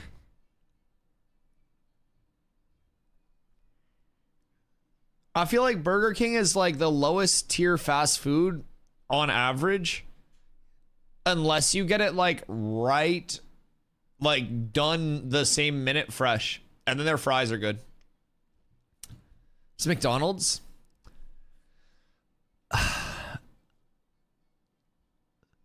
I think McDonald's high menu price things are bad, but I think McDonald's value is still probably better than like a Burger King. Like their value items are better than a Burger King value item. You know what I mean? Like I think Burger King has them beat in terms of a Whopper being superior to a Big Mac. But I think that a McDouble is better than a double cheeseburger from BK. My Burger King, Wendy's, Burger King, McDonald's. Yeah, I would have Wendy's at the top as well, personally. I got Wendy's breakfast relatively recently, though. And, hey, yo, what up, creepy? Tacos on Taco Tuesday? Tacos always sound good. I won't even lie. But I got Wendy's breakfast. It was probably like a few months ago. No, it's probably like, it was still winter at this point, so it was months ago. And I was on my way up to my family's for some shit. And my stomach hurt so much. Wendy's breakfast isn't great, IMO. I thought Wendy's breakfast fucked because I also got one of their, like, it was like a frosty cream, like, iced coffee thing. But, like, dude, maybe that was why my stomach hurt considering I'm lactose intolerant. But, like, my stomach felt like somebody was just fucking uppercutting me the entire day, just in the gut. It wasn't even like, oh my God, I have to shit, this is pain. But it was like, oh my God, like, this fucking hurts. It felt like I did an ab workout. I love their breakfast home fries. Yes! Nelly, as soon as I got those, I had weed in my car, and the only thing I smelled were the home fries. It was insane. Those things came seasoned. Those were nuts. Like, I was on the phone with Carla while I was driving up, and I crunched into one, and she was like, whatever you have sounds so good. And I was like, yep, that's the Wendy's brekkie. BK breakfast slaps. Chat, do I get fast food breakfast tomorrow to start stream? I have the big three. I could do, actually I have T-Bell as well, within a reasonable drive. Just don't get Taco Bell tomorrow. Okay. So I'm going to be live at noon tomorrow. So that way we are like ready to, ready to watch the dev stream, ready to cook, ready to be ready. We've got the merge test tomorrow. That's going to be up here. We've also got the dev stream. Those are at 1 p.m. EST, I do believe. So we're going to be live at noon. So what are we thinking? Yo, Vader, what up, brother? I'm guessing subclasses will come later after phase 3 open. That's what I'm guessing. Yeah. So we have Summoner that's going to be coming. Let me scroll up for you real quick, my friend. I hope you're having a fantastic day, by the way. Thank you for coming through. I appreciate you. So, we have now through August 4th, we got the Pyrai, the Renkai, and the Nakua races, as well as the last archetype, the Summoner. So, on August 4th, we'll probably have some new servers opening up with a potential full wipe to force everybody on those new servers. That'll be the Summoner Fresh Start, the same way that this will be the Rogue Fresh Start. Synonymously, we also have more improvements coming in the second starting area by August 4th. That's slated for PTR testing in July as of right now, per Steven. Thank you, OC, for that. And then a revamp of questing, again, for August 4th, and first-time user experience for August 4th. Then we're on Unreal Engine 5.5 before August 4th. And again, we've got the econ and stat balancing changes finished before August 4th. We're up tremendous. Tarvo! Pirate Software played this Warborn above Ashes game. Yeah, a lot of people have been checking it out. It didn't look very good. I was lurking in Pirate Software stream before I went live, and he was still complaining about how he had to re-gear in an MMO's alpha. Which is kind of crazy to me. Weeks later, he's still mad that an attribute rework came through and he had to get new gear because of it. When even in a live service MMO, metas will always change, get nerfed, get shifted, and you will have to get new gear. It was a splash of cold water on the face. I don't know, he's still so mad about that. Isn't regearing when updates happen totally normal for gear-based games? That's what I fucking think! Am I fucking insane?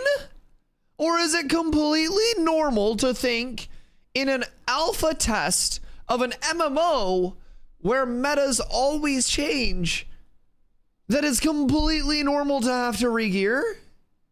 And that they change gearing and change allocation of loot tables? Am I fucking daft? Like, he was literally complaining about it again today. Apparently, yes, you're crazy. Yeah, like, he was, like, shitting on the Intrepid team, saying they have, like, no direction and stuff because of it. Wait, what? Yeah, literally. So I was taking a shit when I got home from my haircut and stuff. And so when I take dumps, I pull up my Twitch mobile app and I scroll through, like, the recommended and stuff. And so basically, like, I tuned into his stream for a few minutes, and he was talking about, like, how it wasn't respecting, like, the players' hours and stuff like that, that they changed the loot tables that existed. And he was like, just really condescendingly, like, what do you gain from that? You gain nothing from that, right? And so basically, he kept going on about that, and then he pulled up the Intrepid job listings page.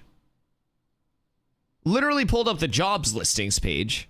And keep in mind, to preface this, Intrepid is a studio that has gone from 12 employees to over 250 employees. They probably have multiple employees that are working and wearing multiple hats all at the same time because they are an expanding studio. And they are probably trying to reduce the number of hats that people working on core things are wearing because you probably have project leads on multiple projects. So he pulls up their jobs listings and sees that there is still a posting for a principal economy designer. And he goes in a tizzy saying that there's no direction, no leadership. No, there's nothing at the front of this economy design. So any of the changes that do come in aren't going to be able to land fully anyways because there's nobody actually running this team. And like, he was just assuming that because they have a job listing that's been active for a while, that nobody has been acting as the principal economy designer taking the lead on econ design, where they would then pass it off to the new person and like transition that role. He pulled such a 180. I wonder if something changed behind the scenes. Who is this narc? This was Pirate Software. Today.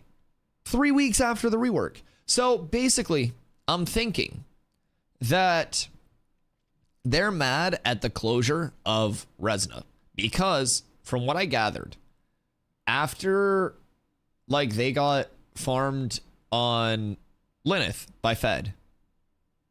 By the way, Pepsi best Pepsi on top. The C stands for cats.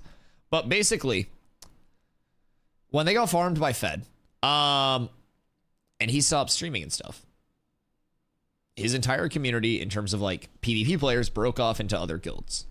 So they went from wanting a big mega server where all of the best players and companies, or sorry, guilds would like duke it out, right? All the best guilds would duke it out on this one server. He was pushing for that originally. He was like, we want the mega server. We want the smoke with everybody. We are the pirates, right?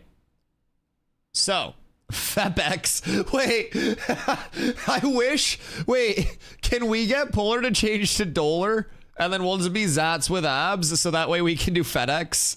Holy shit, wait. See, there needs to be a FedEx alliance.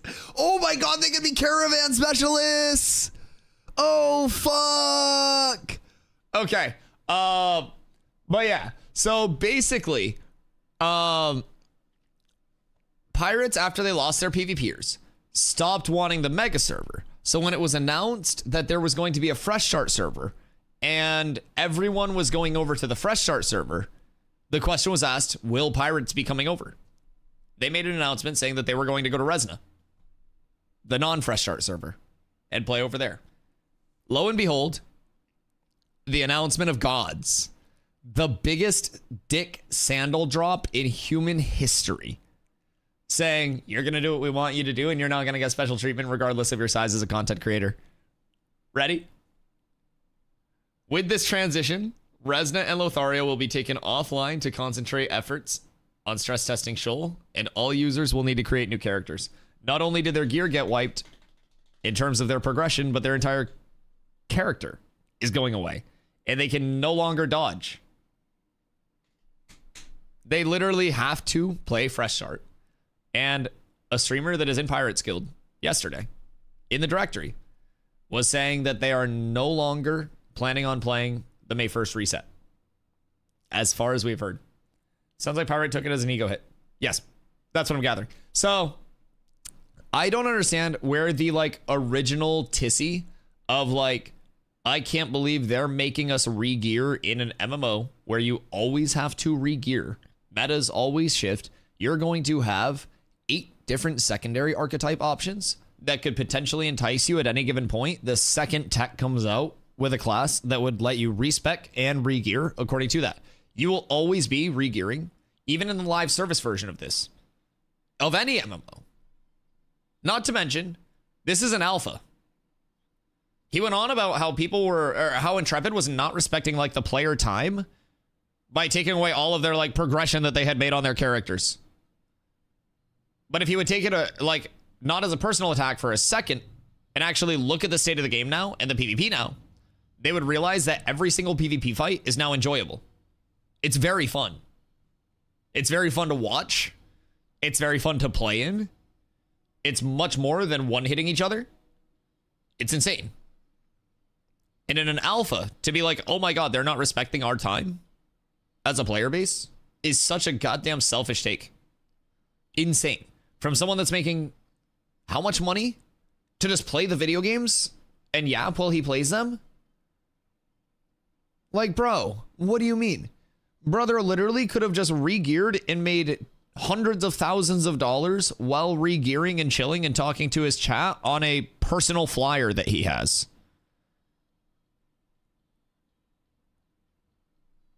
What do you mean? I do it for not hundreds of thousands of dollars and I don't have a flyer. Give his flyer to Dusty. I don't even like flyers that much. I like running around in the world. I think flyers are kind of lame, personally. Like, I like the approach that they're taking where flyers aren't like a persistent thing, you know what I mean? I think the regearing issue is more in regard to the stats on certain items being completely different over the stat rebalance. Yeah, it's a redistribution of the loot table and everything. Exactly. Yeah, it's a rework to the attributes, to the loot tables, to the distribution of where gear is available to accommodate for new areas on the map. Yeah. And you can still get those, like, those builds and those attributes that you wanted originally. You've just got to find them on the new pieces. Some pieces carried over, some pieces didn't. Polished tin leggings retain their fizz power rating, like, or kind of like had the carryover still be valid. So fizz power scalers use those. Like, but everybody had to regear. I, as a tank, I had to regear multiple times. I actually have multiple build planners up, and I'm going to be redoing these based on the new June Dark gear that we got a few days ago.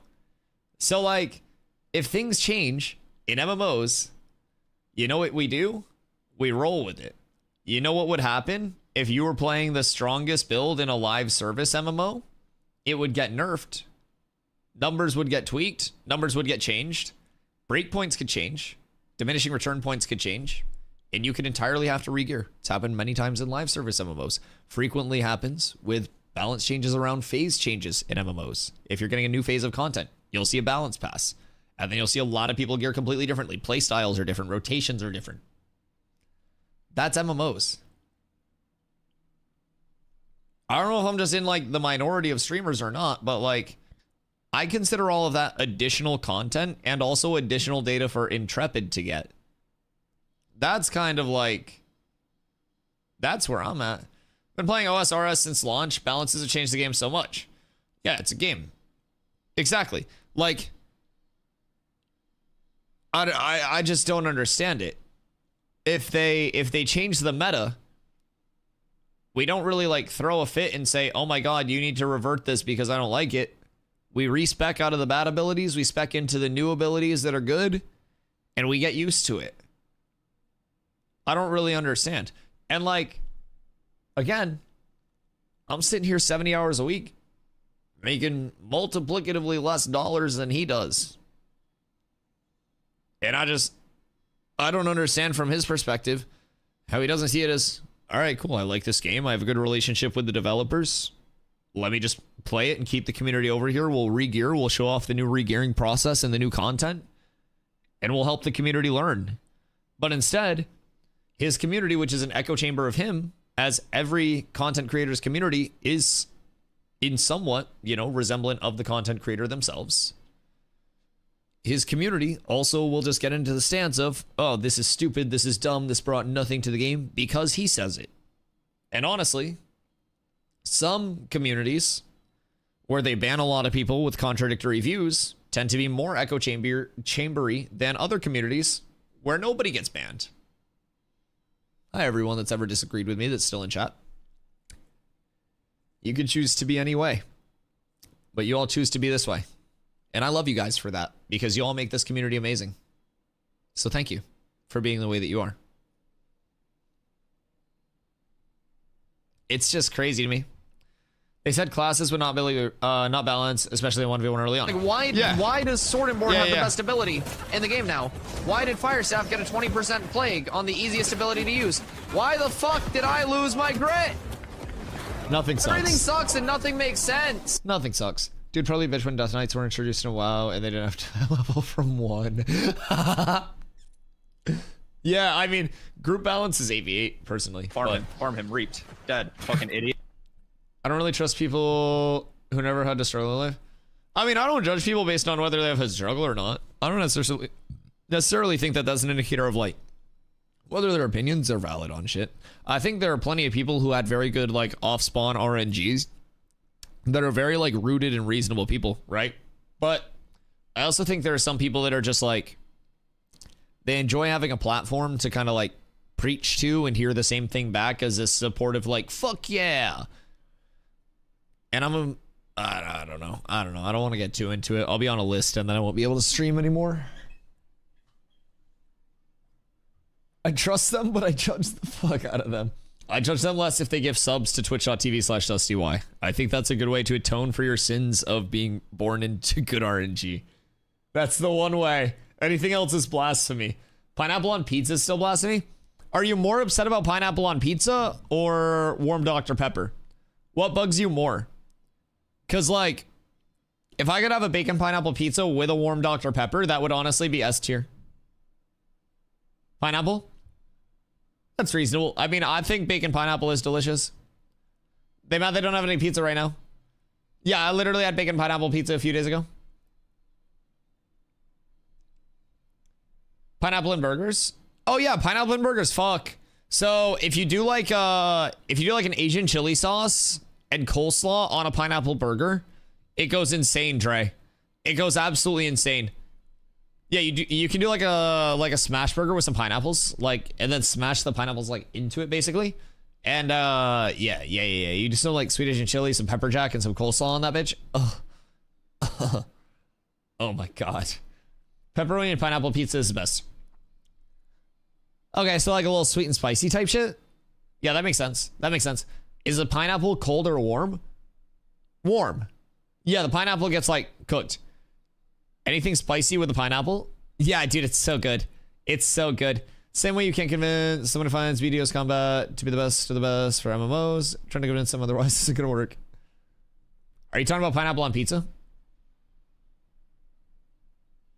Because, like, I will convince somebody the pineapple on pizza is the best. If it's fresh, but the pineapple always cools down faster than the rest of it. Yeah, like, pineapple's warm on pineapple pizza because you bake the whole pizza. Like, you bake the pineapples on the pizza.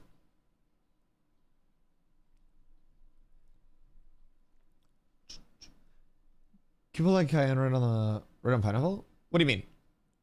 Like on a pizza? Or just like a regular... Like on a regular pineapple? What are you cooking up now, Kaj? Are you just gonna eat a spicy pineapple? Like a regular ass pineapple. How did I know you were about to try that? How did I know that was the progression of this? Man just came up with the idea and felt inspired. There's a style of pizza that has cold toppings. I mean, doesn't margarita pizza have like, I don't know, green shit on top of it that's cold technically? Pics coming into Discord ASAP. How available are pineapples near you? Basil? Yeah. Yeah. Oh, we got an option to hide home? Isn't there already an option to hide home? Am I tripping or is there already one? I thought they added that recently. Fridge available. Oh, you just got like pineapples on deck like that? I know someone that puts hot sauce on pineapple rings. Is there like a specific hot sauce for that? What's the tech there? I'll log in and check if you can hide helm.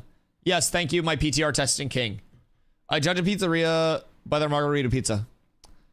Well, I feel like that's supposed to be like the fresh ingredients, right? So if it's not actually fresh, then you can tell with a margarita, right? I feel like that's the biggest thing. I mean, because, ow. Bacon pineapple, you can get away with like bacon bits and canned pineapple. I'm gonna keep it a buck. But like a margarita pizza, that shit's gotta be like very fresh. Sauce what matters? I like just a regular marinara sauce more than most pizza sauces. I won't lie. I feel like most pizza sauces overdo it, and if I can ever sub a pizza sauce out for just like an in-house marinara sauce, I feel like it always comes out better. I think that's my tech. I don't know if anybody else is the same way, but grilled barbecue pineapples are awesome. Do I need to... Man, are they gonna have pineapple on sale? Next time my store has pineapple on sale, I'll get pineapple and then we'll cook with it. Quite literally. Yellow bottle, I can't handle spicy. I can't handle spicy is crazy. Are you like that bad with spice? What's the spiciest thing that you've like that you're comfortable eating, Edcon? Where are you at with that? Like, how spicy can we go before you're just full cooked? Is there auto walk in this game? There is a linear auto walk, so like an auto run, where you go in a straight line, but not like I click on a map and it Tesla autopilots me to there. You actually have to like run places. But yeah, you can basically line it up. So I've been known to point myself in a direction that looks like it has no trees, go try to smoke while I run, and then I come back dead. Bars judged by wings, not the actual alcohol. Wings are fucking expensive though. Holy shit. Cause like, I don't have a lot of money, right? So I try to like calculate things based on like price per meal or like just for fun, like price per wing. Bro, my fucking God. Like most places, every single chickie wing is like $1. Like it's insane. Like I get like good chickie wings can be good, but like if I'm paying like $2 per wing, it's insane. Back in the day, wings were cheap. I know. I remember I used to go to a place with my brother when I was it's probably like 10, 12 years ago, if I had to guess. They did like 6-cent wing Wednesdays, I believe it was. And like, even accounting for inflation, 6 cents is insane. We got like a bucket of wings for like $1. It was fucking insane. We'd go in and we get like $3 of wings and we would never be able to like eat all of them. Can confirm I found no hide helmet setting. What about cloak? I thought they were adding one. Maybe they haven't added it yet. 6 cents will get you a handful of crust from fried wings now. Yeah, it's insane. It's absolutely insane. No hide cloak setting yet either. Maybe it was something they talked about in a dev stream then. Maybe that's something that was mentioned and didn't make it through patch notes yet. Thank you for checking, C. I appreciate you. Okay, so no hide helm or hide cloak. Perfect. Very good to know. Very good to know. Yeah, 6 cents for like actual wings with like sauce on them and shit. Oh my God. I can eat spicy, but it's just unpleasant. Even jalapenos I don't like, but I've tried some habanero chips before and got there probably 4 before I could just... Okay, fair. Fair. I mean, so yeah, I feel like you shouldn't force yourself to eat unpleasant things. I feel like I definitely know some people that eat just for like the spice of what they're eating. And I'm like, man, are you even enjoying that shit at this point? Like, what's actually happening there? Merc, been MIA for the past few days, waiting on this fresh wipe. It's coming. It's coming. We live in a timeline where wings are a splurge meal. I mean, is this the evolution of wings the same way that lobsters went from like food of the poor to like super bougie? Is that it? Yo, hi, Senpai. Jordy, the 65-day streak, brother. What up? 6 cents a wing. I wouldn't have left until the paramedics had to come and get me and drag me out on a gurney. They gotta strap you down and you're just like tossing them into your mouth. Bruh, I could totally see that at this point too. So I feel like all good things come to an end. You know what I mean? So there also used to be a sushi place a few towns adjacent to where I grew up that did half price sushi for lunch during weekdays. And so when I was in college, I went to college pretty locally. Me and my brother would always go there on weekdays during lunch and we would get literal like loads of sushi. They would send it on like the big sushi boat because we would get probably 8 to 10 rolls. We'd polish all of it off. We knew the value was there. It was really good sushi too. And I do believe that stopped like a long time ago. A long time ago. It's like, looking back on that, I shouldn't have left. I should never have stopped ordering. We have a local wing place that's 45 cents per wing. 45 cents per wing. Is it the broken wing or is it the wing like V? You know what I mean? Is it a full wing at 45 cents a wing or is it like a drummy or a... Not drummy. Drums or flats? It's the whole wing, surely, right? Mix of drums and flats. Oh, you're getting fucking scammed. That's 90 cents per wing. A drum and a flat together is a wing. You're getting half a wing for 45 cents. You're paying 90 cents per wing. I love spicy food, but the gimmick hot sauces are liquid stupid. Self, hello, how are you? Yeah, no, like super spicy hot sauces fucking suck. There's like a bell curve to heat, in my opinion, with anybody's heat tolerance, where it's like, okay, this has no heat and is basically ketchup. That's what sriracha is right now, in my opinion. It's too sweet since they went to the different pepper supplier. So sriracha's gone downhill. It's at the bottom of the bell curve. It's too sweet, not enough hot to even be good. So then you go into the level of like, okay, this has really good flavor. I can taste the peppers and it gives me that like level of heat desired, right? And then it starts to fall off where it's like you're sacrificing flavor just to give me more heat, and I want more flavor and less heat. And everybody's preference on that's different. But I feel like that's the entire thing of spice. As long as you're in that level of like, I have the flavor from like the peppers and I can taste the actual sauce, while it makes me sweat, whatever it may be, cry, whatever you want, you can do what you want in your free time. I'm not judging you. I feel like that's the most important thing to maintain. It's a really good Chinese buffet where I grew up. That was $3.50 per pound per lunch, for lunch. Didn't matter what it was. You just fill up a to-go box with whatever all you want, and then walk away at $3.50 per pound. How much is a pound of Chinese? I mean, that definitely sounds cheap. $3.50 per pound is insane. For prepared food, like, that's definitely good. That's a very good price. Yo, Dre, in terms of the races in the game as well, keep in mind, we do not have 4 of them. The Pyrai, the Renkai, the Nakua will all be added in between May 1st and August 4th. And then the furry one is also going to be added later on. I don't remember what it's called, but the one for furries. It's the animal one. If you make that, you're a fucking furry. Anyways, not all furries will make that race, but all people who make that race are furries. It's kind of like the squares and rectangles situation. So just to summarize that. Fun history fact for you. Potatoes only became commonplace because a king set up a royal garden to trick peasants into stealing them. That was during a famine, but people still refused to touch them until then. Wait, what? Why did people refuse to eat potatoes? Potatoes are fucking insano style. You just need to cook them. Boil them, mash them, put them in a stew. Oracle. Hi. I got a haircut today. What are you up to today?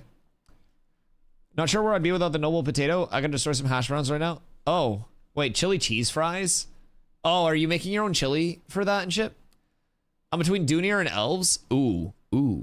So, yeah, right now, the Dunir are the only dwarven race. You also have the Nakuan race. The Nakua are the island dwarves. So, basically, the way that spawns work is you have a divine gate, and that divine gate is for the overarching race. So, you have, like, the human divine gate.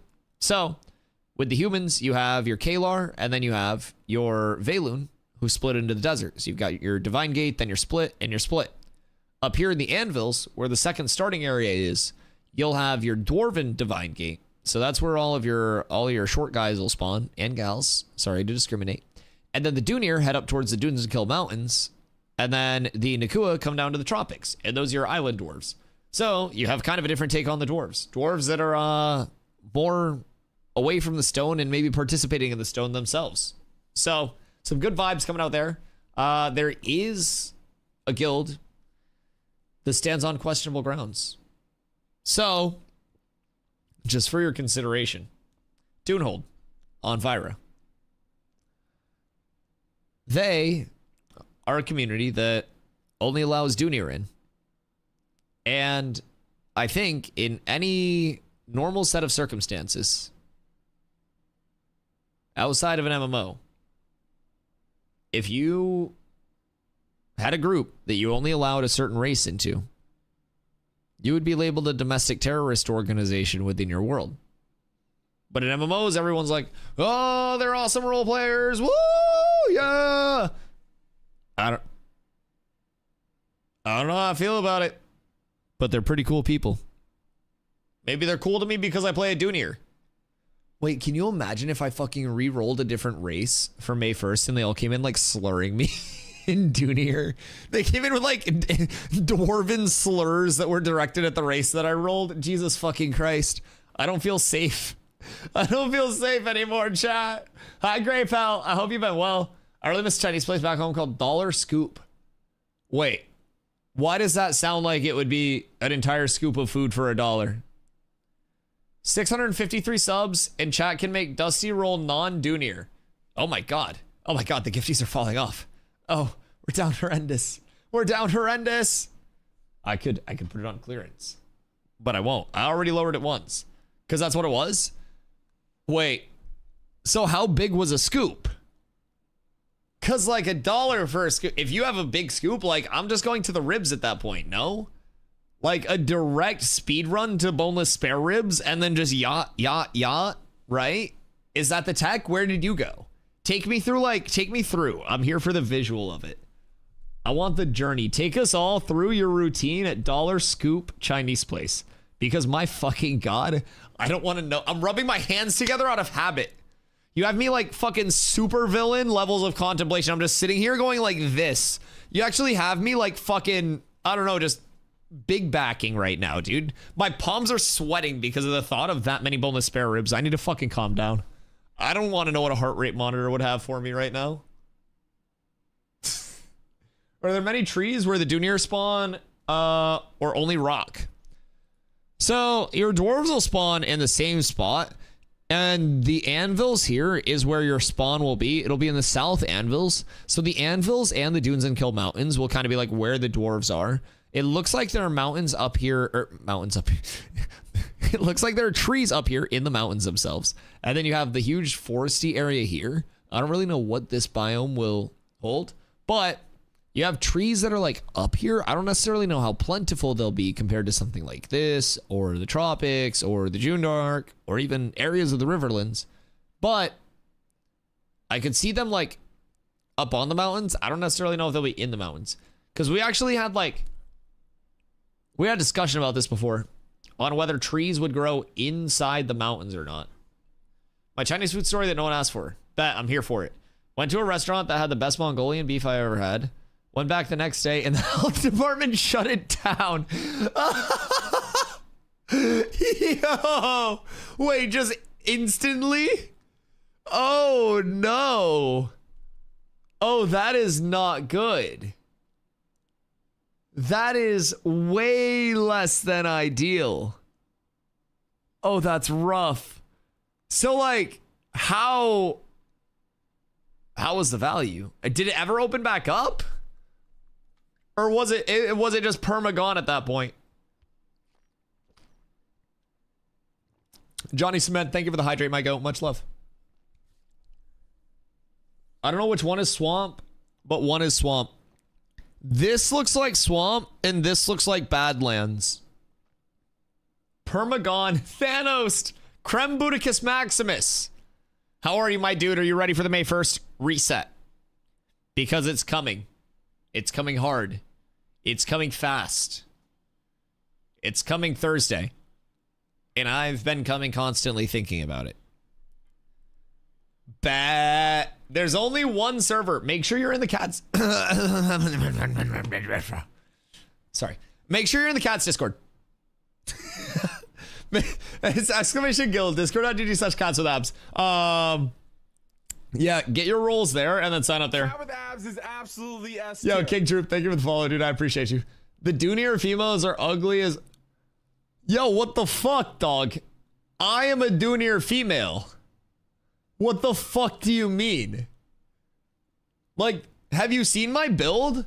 My character build is the Tyler 1 build. So I'm a Dunier female that is as short as possible with the arm slider all the way up. So I have huge triceps and biceps, and also the tit slider all the way up, and every single other slider from height to legs to everything all the way down. So from the back, I look like Tyler 1, and then from the front, I look like Tyler 1.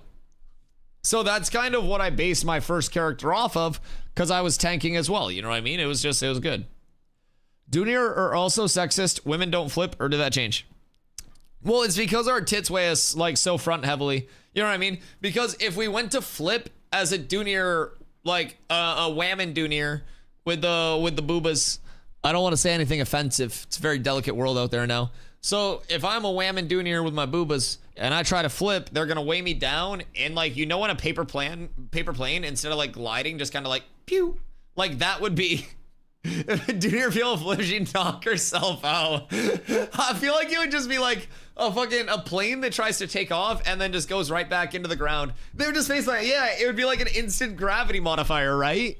Like, surely. That's why I have to backstrafe with the jump so much, man. It's to weigh it out. It's actually insane. And once you start jumping, you can't stop. The momentum goes. It's insane. We're aboard the fresh launch and we're sailing to the tropics 5-1. Are you going to the tropics to try to level on the first? What do you see out there to actually like level with initially? I'd get a scoop of chicken and mushroom, honey chicken, and 2 scoops of fried rice. They had some stuff that didn't come in scoops. There's like fried pork on a stick. I think those are 3 for $1. What? Yeah, the scoops are insane. How, like, was their fried rice good? Because, like, I feel like fried rice can either be insanely good or insanely bad. It was really good. Oh, fuck me. Like, good fried rice is better than lo mein, but bad lo mein is better than bad fried rice, if that makes sense. I think that lo mein has, like, a higher floor because it's more sauce-based, but fried rice can just dry out like crazy. It does? Yeah, I try to be very rooted in a lot of my food takes. I think lo mein is easier to do, but fried rice has a higher level of execution, where like really good lo mein is still like really good. But really good fried rice, if you get fried rice that is just like perfect, you're getting that over lo mein, I feel like. Are there any lo mein enjoyers in the chat that would like to defend the long noodle side of things? How many healers are there usually in a raid? Only one or multiple? Typical group comp is going to be an 8-person group, 5 groups of 8 in a raid.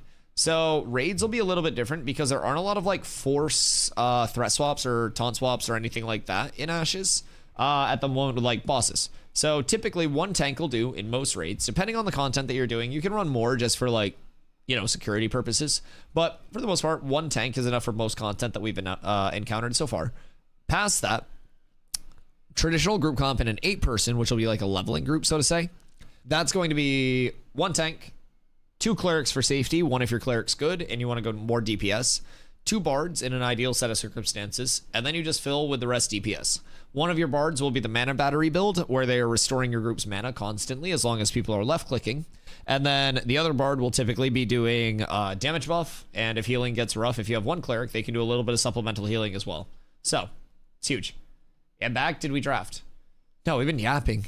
No, there's so much to talk about. We're talking about Chinese food right now. Are you a lo mein enjoyer or a fried rice enjoyer? So basically what we've established most recently is that lo mein has a higher floor. So bad lo mein is better than bad fried rice. But my take on it is if you have god tier lo mein and god tier fried rice, the fried rice is better. I think bad fried rice can be way worse than bad lo mein because lo mein is sauce based.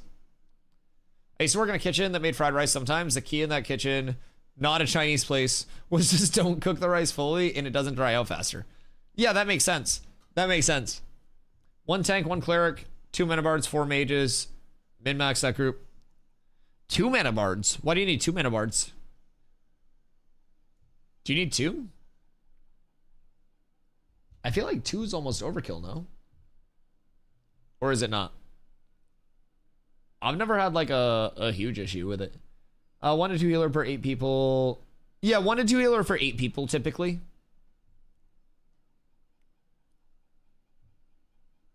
Your mages will if you just have 1.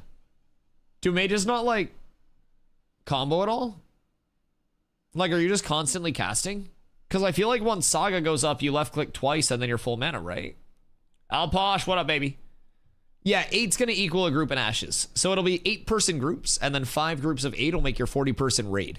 So each group structure will have that, like 1 tank, 1 to 2 clerics, a couple of bards, and then the rest DPS. Yo, what up, Dre? They're gonna add Summoner in 2 days. Summoner will not be ready for May 1st, but Summoner will be on the... Basically, I'll break it down for you. So May 1st, we're doing a big stress test. So that's what's going to be happening between May 1st and August 4th. Everybody will go to one server called Shoal, and that's going to be the only server up for this period as of right now.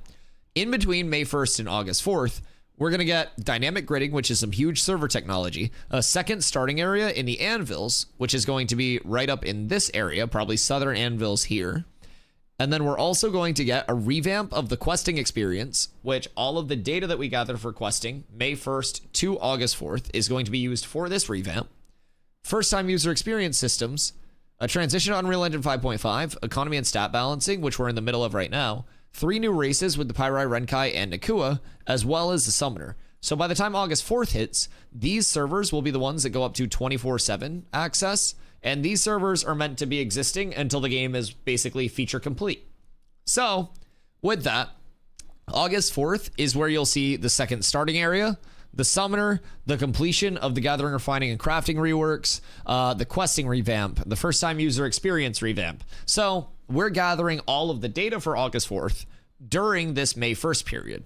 And if you're looking at getting into the game, and if you're not already into the playtest, the Wave 3 pack that you would purchase to start on May 1st, the $100 pack, comes with a 90-day period where, for whatever reason, if you're unhappy with the playtest, you can get a full refund no matter how many hours you played. So with that, if you get the May 1st pack, you have 90 days from your purchase, which if you buy on May 1st, it's going to take you most of the way to this August 4th period. And if you decide that you like it within that time, then you can stay for the rest of development with that one pack purchase. You never have to pay another thing. And then when the game launches, which in my guess is going to be like 2.5 years, you'll get $15 in the in-game store, which will be transmog only, no pay to win, no pay for convenience, no pay for progression whatsoever. And then you'll also get your first month of game time. The game will be a sub only, no box cost, no DLC cost, nothing in between. So, very, very, very safe purchase. If you like it, you're here the entire time. You get $30 worth of kickbacks back. And if you don't like it, you get your entire money back. All of it. Every single dollar spent. You've got the full 90 days. So you play as many hours as you want within that 90 days. Just know, May 1st, August 4th, we are still 5 days up, 2 days down. It's Thursday, Friday, Saturday, Sunday, and Monday. The game is playable. It goes down Tuesday at 1 a.m. EST. And typically comes back up Thursday around 1 p.m. EST. Sometimes there are delays. Sometimes. Second starting area May 1st. Not for May 1st. Second starting area is going to be tested on the PTR starting in July, according to Steven. So that'll be the start of that. Thank you a lot. Yeah, of course. Let me know if you have any questions. I played over 750 hours December to like this May 1st wipe, and I'm extremely excited. We do also have a dev stream that is tomorrow at 1 p.m. EST. So I'm live every single day with Ash's content, right around 10 hours a day. I stream 70 hours a week. I hopped on a little late today because I had to get my hair cut. But I stream literally every single day at 2 p.m. Tomorrow and the next day, I'll be live at noon because we've got the dev stream and we've got the merge test that we want to be here for. So I'll be live at noon EST tomorrow and the next day because May 1st, we could have our servers up as early as 1 p.m. EST. So that would be huge. December 26th to this May 1st. So basically January to today. Yeah. So basically January to today. I put in a lot of time. I have spent so much time in this directory, and I still, up until the time that the servers went down yesterday, was doing new shit. I'm always doing new stuff in this game, and it's only a fucking alpha. It is so fun. I cannot wait for the reset, because I came in to phase 2 knowing absolutely nothing. Not a single thing. I had my access in, like, since January, but when I came in, I hadn't really studied up. I wasn't like wiki digging or anything like that. I wasn't researching. I had no knowledge. I learned so much over the course of these past few months, and being able to implement this with the community is an insane thought for me. So I'm so excited. Got into the alpha a couple days ago. Enjoying everything so far in the short time I played. Yo, Ram, I hope you're having a fantastic night, dude. Well, refund though, even if you do, there's no pressure in the purchase. It's entirely the safest purchase you can make right now, in my opinion. Also, if you are interested in supporting the channel, you can do !ashes in the chat. That'll get you my referral link. So that basically makes 15% of your purchases for the lifetime of your account come back to me as in-game currency for that in-game store when it does come out. That's transmog only, no pay to win, no pay for convenience, anything like that. Just makes me look cool without spending money. So that's where I'm at with it. If you guys do want to support stream, you can. That's !ashes once again. That's if you haven't made your account yet, you can make your account using that. Dev stretch to Alpha 2, what happened inside? So part of the reason that they extended phase 2 is because the phase 3 server is meant to be one long concurrent server that has the long-term economy in place, the long-term attribute like setup in place, and everything associated with that in place, right? So those were things that popped up kind of through community feedback that weren't necessarily expected things. So instead of starting that server and having the potential of like, you know, we have to wipe it because the economy's borked, because gathering, refining, crafting isn't done, because TTK just got started, they're adding all of that and more. So this is basically the main points of the extension. And keep in mind, we'll get a ton more updates associated with this too. But we have dynamic gridding coming online in live testing. That is one of the biggest server technologies that exists in gaming right now if they are able to successfully do it. Yo, Lyric, thank you for the follow. I appreciate you. You got the second starting area in the anvils. You've got the revamp of questing. You've got the first time user experience being completely redone as well. You've got server worker and realm performance improvements. Yeah, Carlos, sign up in the Discord, please, before you start grinding V-Rising. Also, welcome all. I hope you had a good day at work. Yeah, sign up in the Discord, please. I'm doing pairings soon. So, our transition to Unreal Engine 5.5. Exclamation Guild for the Guild Discord, by the way, if you want that one. Exclamation Discord is my personal Discord, like the community Discord. Exclamation Guild will be for the Ashes Guild specifically. There's a lot of carryover traffic. So, transition to Unreal Engine 5.5, which is new tech that brings in major improvements to tools, development flexibility, and for us, performance through multiple different systems. So then we finish up the economy and stat balancing reworks. So that is everything from gathering, refining, crafting to basically a lot of the vendor purchasable items that were associated with trade goods, trade skills, not being vendor purchasable anymore and only being acquirable through the actual player-to-player trade skills. So that's another huge part of the economy that they're going to be testing at that time. We're going through attribute reworks, time to kill reworks, and all of that. So we're going to be getting those all shored up within the next 3 months as well. And those things will all cumulatively contribute to the August 4th launch being successful long-term, and that server being able to get like sustained data instead of just a quick burst of data. So you also have the Pyrai, the Renkai, and the Nakua, 3 more races, and then the Summoner before August 4th. So that's the biggest thing. By the time this hits, they want this server to be able to get like long-term concurrent information that's actually valuable for testing.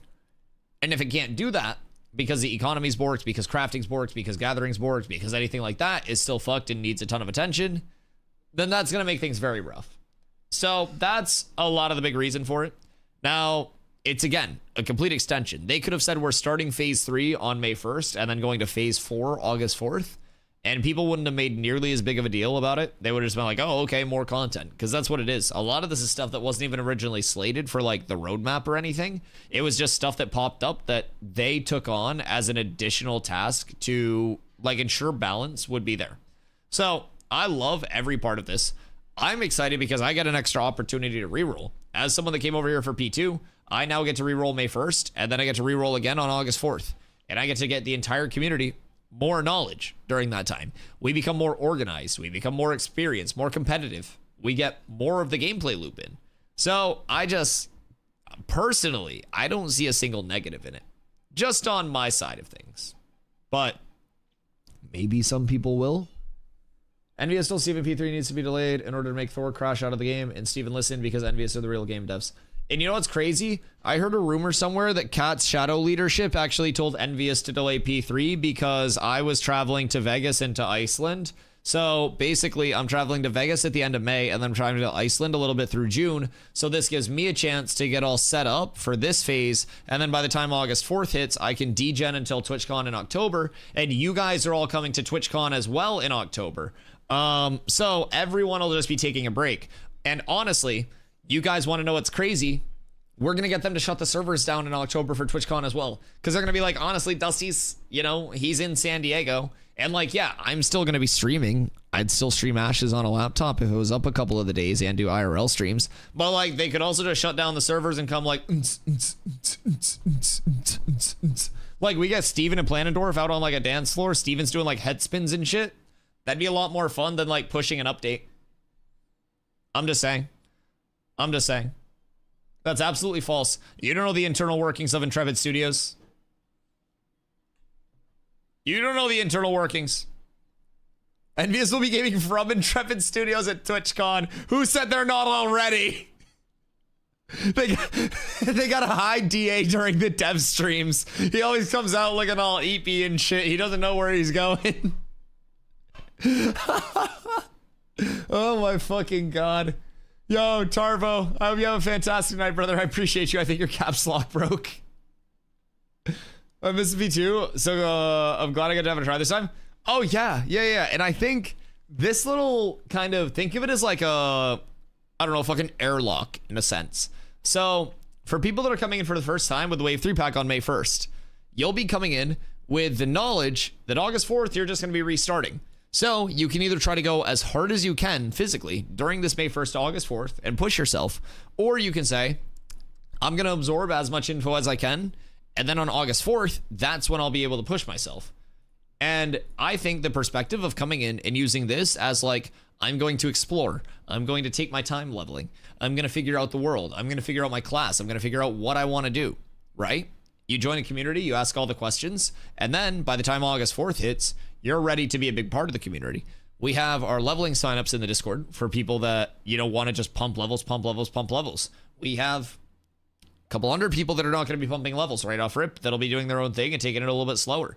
All of those things are extremely important to the community because if you're not pumping levels off rip, you're getting gathering, you're getting refining done, you're feeding our crafters.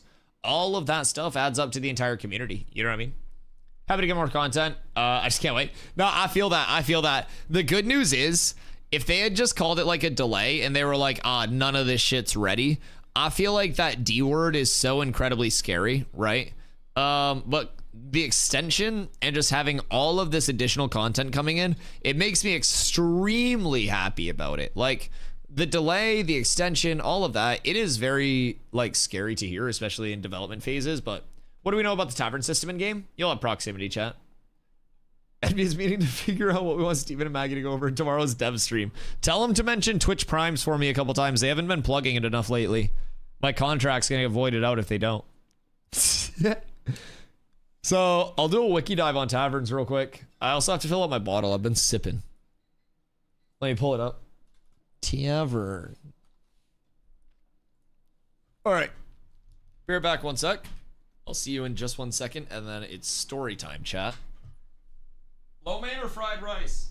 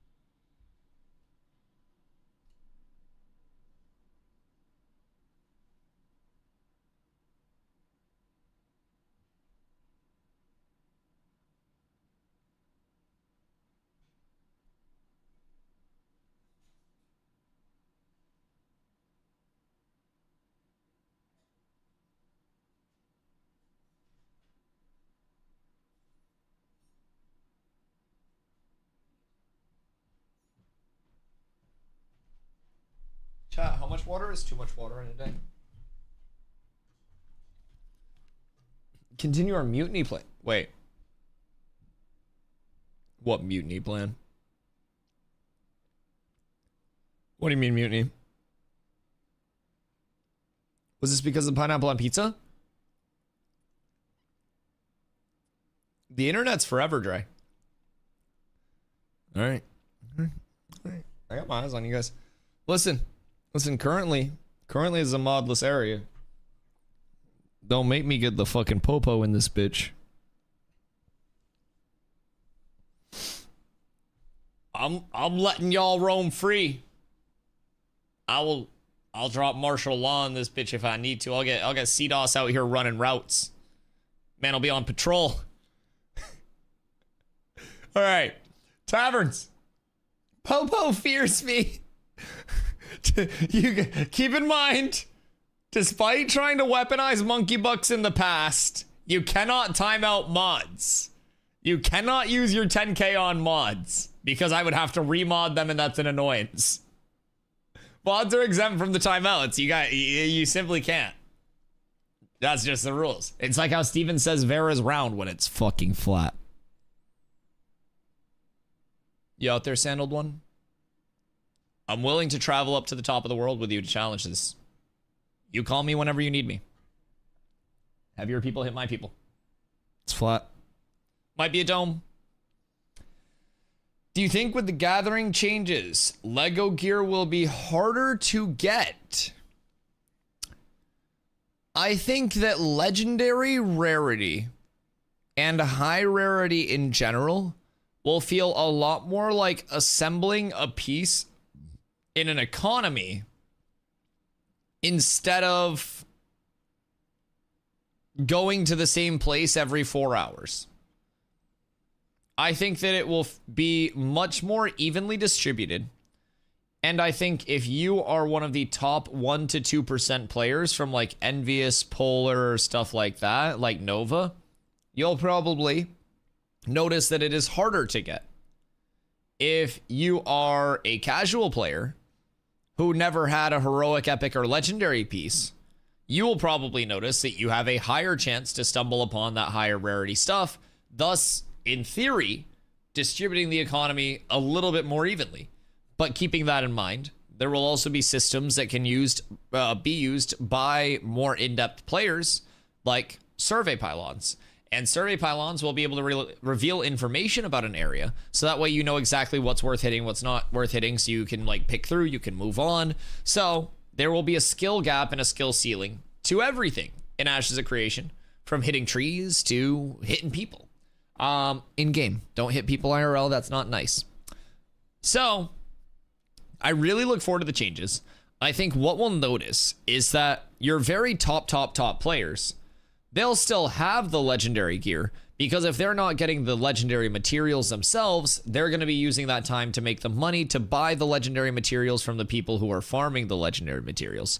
So you will still see very geared and very knowledgeable people get very geared very quickly. But I also think there'll be plenty of carryover where a casual player just checks their storage and they're like, well, fuck me, I got 26 Lego braidwood, holy shit. Also, hitting people IRL is also a skill gap. It's a skill gap I don't have. One piece that is going to be Insano style for the fresh start, and probably one of the most competed for spawns, is the Hawkbow.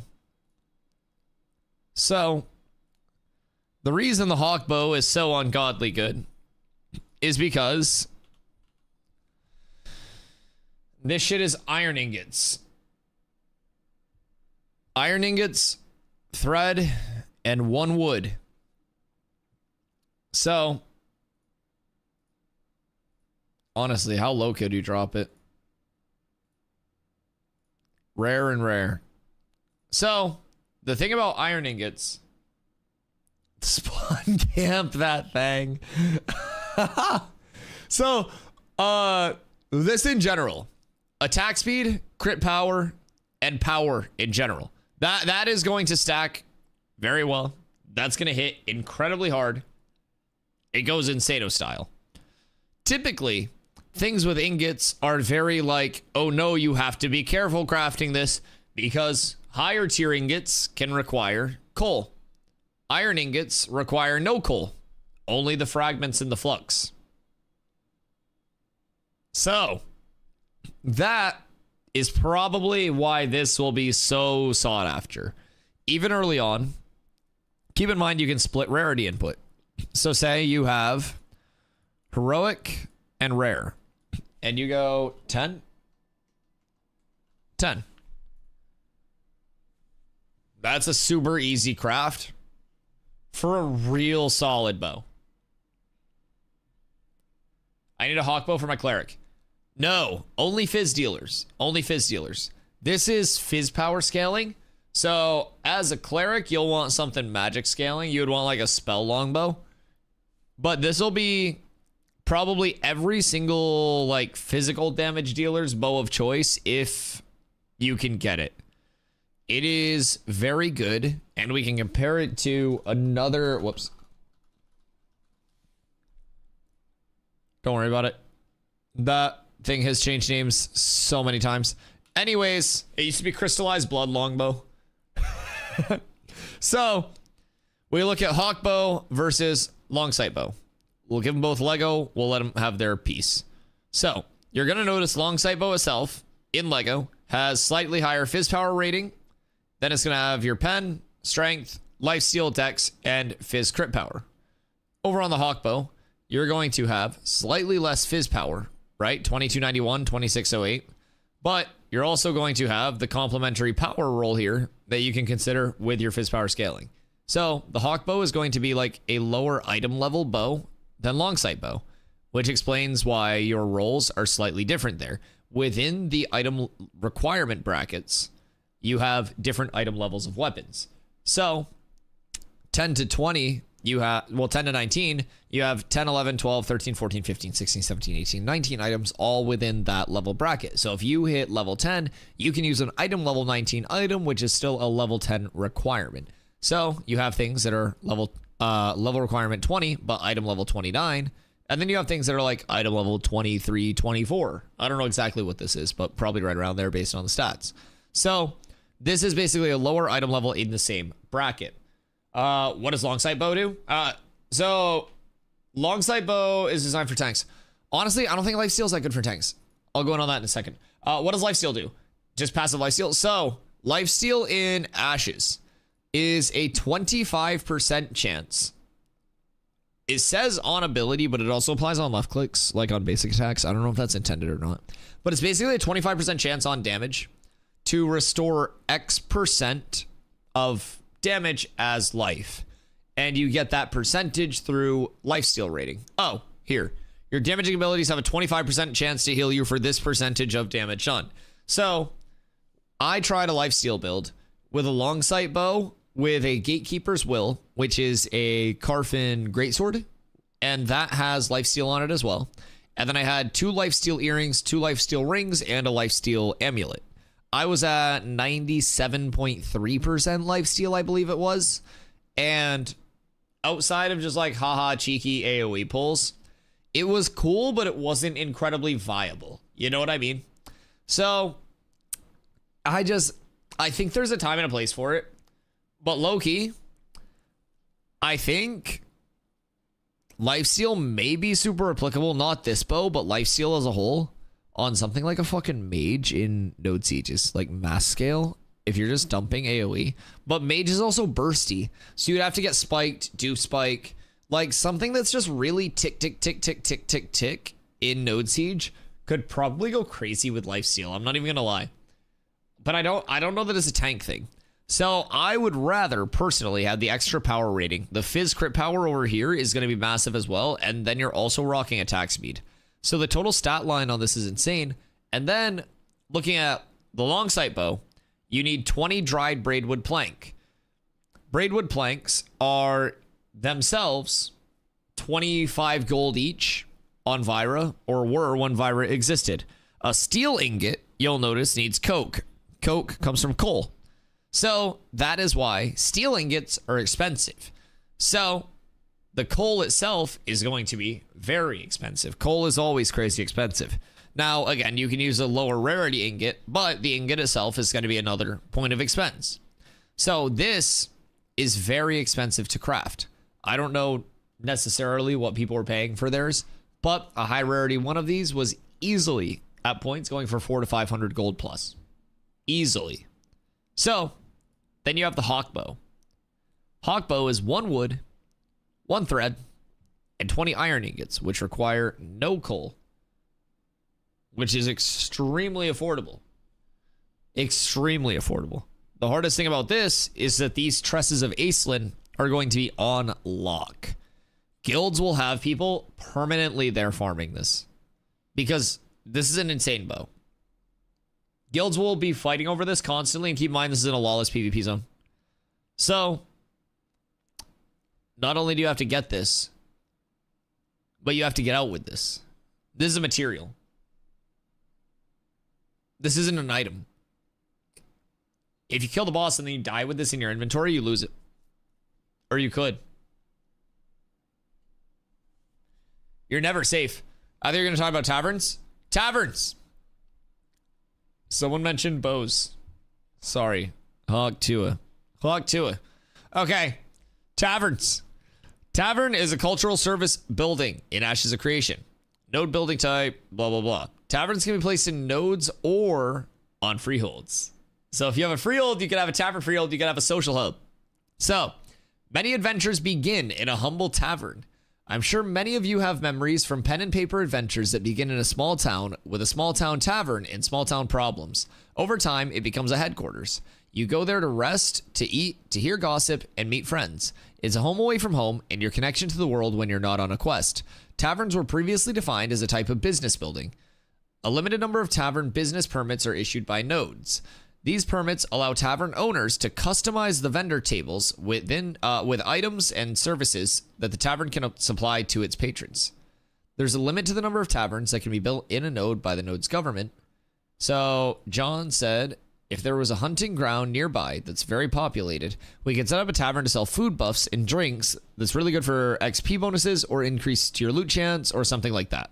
So essentially, you'll have appropriate things being sold at a tavern, and you'll have to stock that depending on what's going around. There's no provision for owners to block or ban patrons from entering their tavern. Can you fucking imagine? What if I got a tavern and then just banned all of you guys?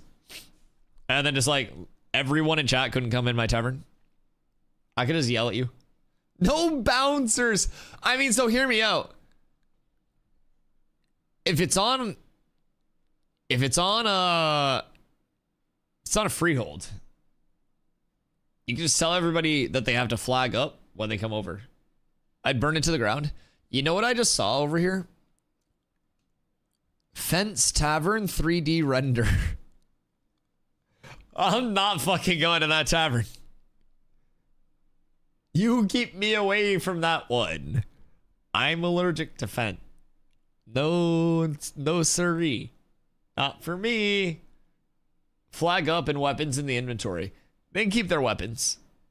You wouldn't do that? Who do you yap at without it? Well, no. So basically, I'd ban you from the tavern in-game so that way you couldn't come voice chat in-game and you had to talk in chat. That's what you're missing. It's not something that's being done out of, like, spite. It's something that's being done out of love.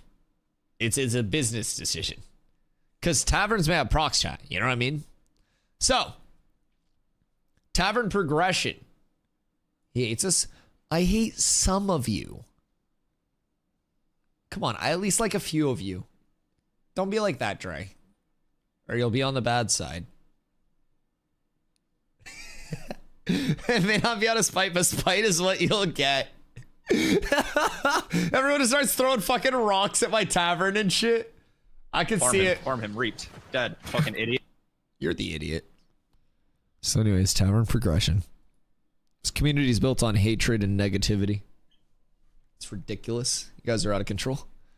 The longer a tavern's in business and the more patrons serve, the faster the tavern will level up. Question.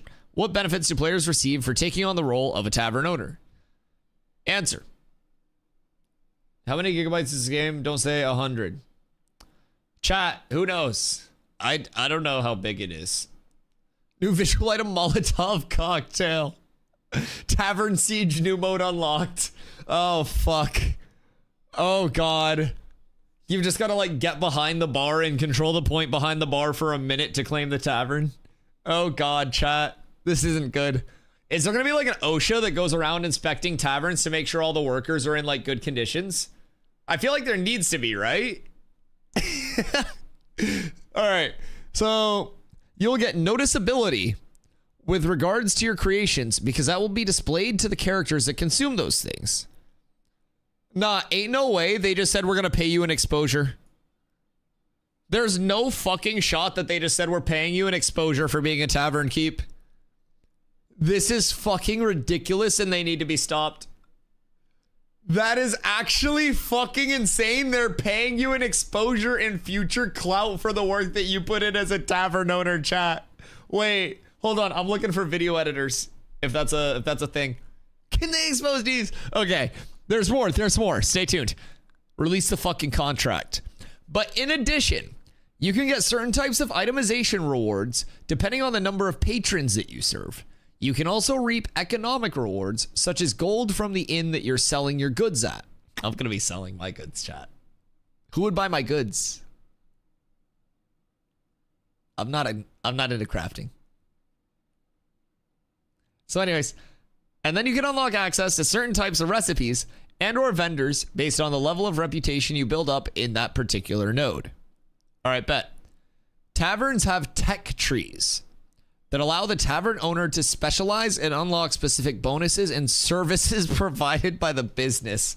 I'm speccing into hand jobs immediately. On God, first point in hand jobs. Like, who else is doing it like me? Who else is putting what I'm putting in my tavern out there? I was specking it. That's what I'm saying. That's what I'm fucking saying. If you had a massage parlor tree, that's the first route that I'm going down. Nobody benefits anything from it. It's entirely visual, but you just go in, you get a steamy massage, and you will go to my tavern because of that. Please, please give us a hand job tree.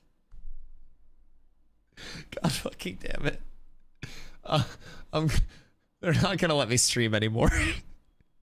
So you know what I was saying earlier about how Intrepid was gonna one day kill me and then make me an NPC in the game to mourn my loss? I feel like we get closer to that bar every single day. Metropolises, Goondark, Handjob Taverns. Chat, we're in trouble. I stream every single day. If I don't stream, something's wrong. Sandaled one did it. Blood for the blood god. Blood for the blood god. Honestly, that whole sentence can be 2 bullet points. Exposure and gold. Clout and money. Cod's Tavern, you must sub to Dusty to enter. Jesus Christ, wait. What if you get different benefits based on, like, your sub tier? Could I, as a mayor of a node, when there's node housing, revoke somebody's status or kick them out of the node to get their house available if they weren't a sub to me? Just out of, like, curiosity. Not, like, asking for me. I'm asking for a friend. Like, can I, like, excommunicate people from a node if I'm a mayor? And just be like, you can't be here? Cats in heat. It's not okay. They're gonna turn you to Dusty AI? Bro, they're gonna use me to do a fucking new player intro. So my theory, Hoofsy, is that, like, long term, they're going to eventually accept me into the content creator program, and then they're going to send me, like, some weird headphones or something with the content creator welcome package. And I'm going to put those headphones on. It's going to be like, bzz, and then I'm just going to, like, die, but I'm going to, like, go into the game itself as, like, a fucking new player mentor NPC, right? And basically, no one will believe me when I'm like, I'm trapped in this game. Please help. I'm the real Dusty. Because everybody will be like, oh my God, that's so quirky. That's exactly what Dusty would say. And it is exactly what I would say because of me. Nobody would ever believe me. Not a single fucking person. And if it happens, it happens. Imagine Ash's Iron Man. Is Iron Man hardcore as well? I always get so confused with all, like, the terminologies of it. Is Iron Man solo self-found hardcore? It's just no trade. Oh. What the fuck? So it's just solo self-found? Oh. Oh, that's easy as fuck. Oh, solo self-found hardcore or don't? Can you imagine solo self-found hardcore in Ashes? Full PVX all the time. You hate somebody, you fucking end their gameplay and your own unless you can farm off that corruption ASAP. You can actually just full kamikaze drone somebody else's gameplay if you hate them enough and can re-level faster than them. That would be the most spite-filled server that I think I would ever see in a fucking game. It would be insane. The DustyWhy brothel. Okay, we were on tech trees, and then we started talking about hand jobs. My bad. Solo self-found won't work unless you can level all professions. I think it would make it even funnier, personally. Because you know what my professions would be at that point? Lumberjacking and lumbermilling, and I would just vendor this stuff. And then I'd have gold. Gold for what? I don't fucking know, but I'd have gold. Don't be so negative. There are conspiracy theories for everything. I'm sure you have a community who would believe you. I feel like you're trying to gaslight me right now, Sidora.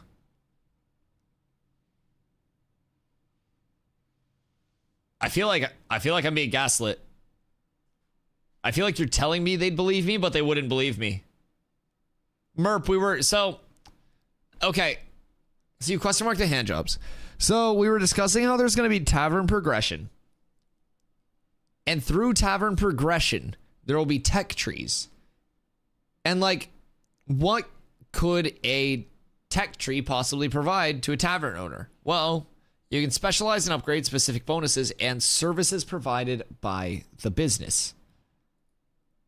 So what's a tavern going to provide for services that's going to incentivize people to come through? I'm just putting one and one together to make two. Yep. So that's how we got on the hand jobs. Technically, it was intrepid. So I have a theory that I have a theory that we're gonna get like basically a hand job tree to incentivize tavern people in. So there may be quests that can only be gathered from player-owned taverns as well. Tavern consumables. Players will be able to buy food and drink from a tavern, some of which will be supplied by the tavern owner or other patrons that they get their menu from. These consumables will offer tangible benefits to players that stay within certain proximity of the tavern itself.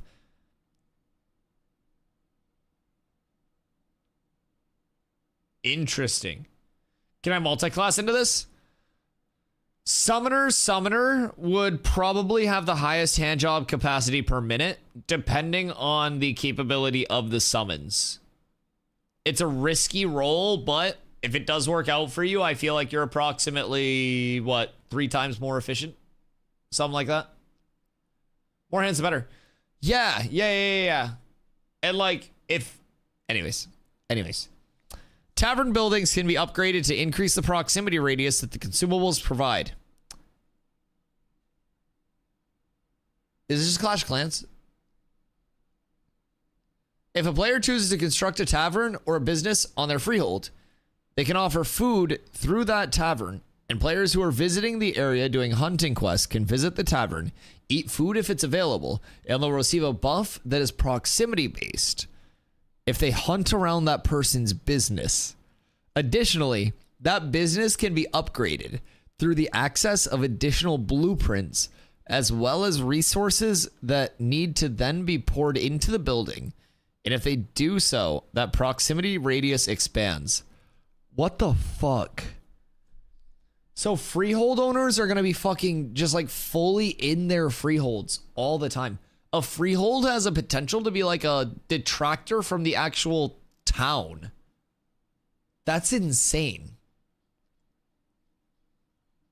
Freeholds are going to be nuts. I wonder how rapidly we get freehold developments once they start rolling. There might be mini games. Wait a second.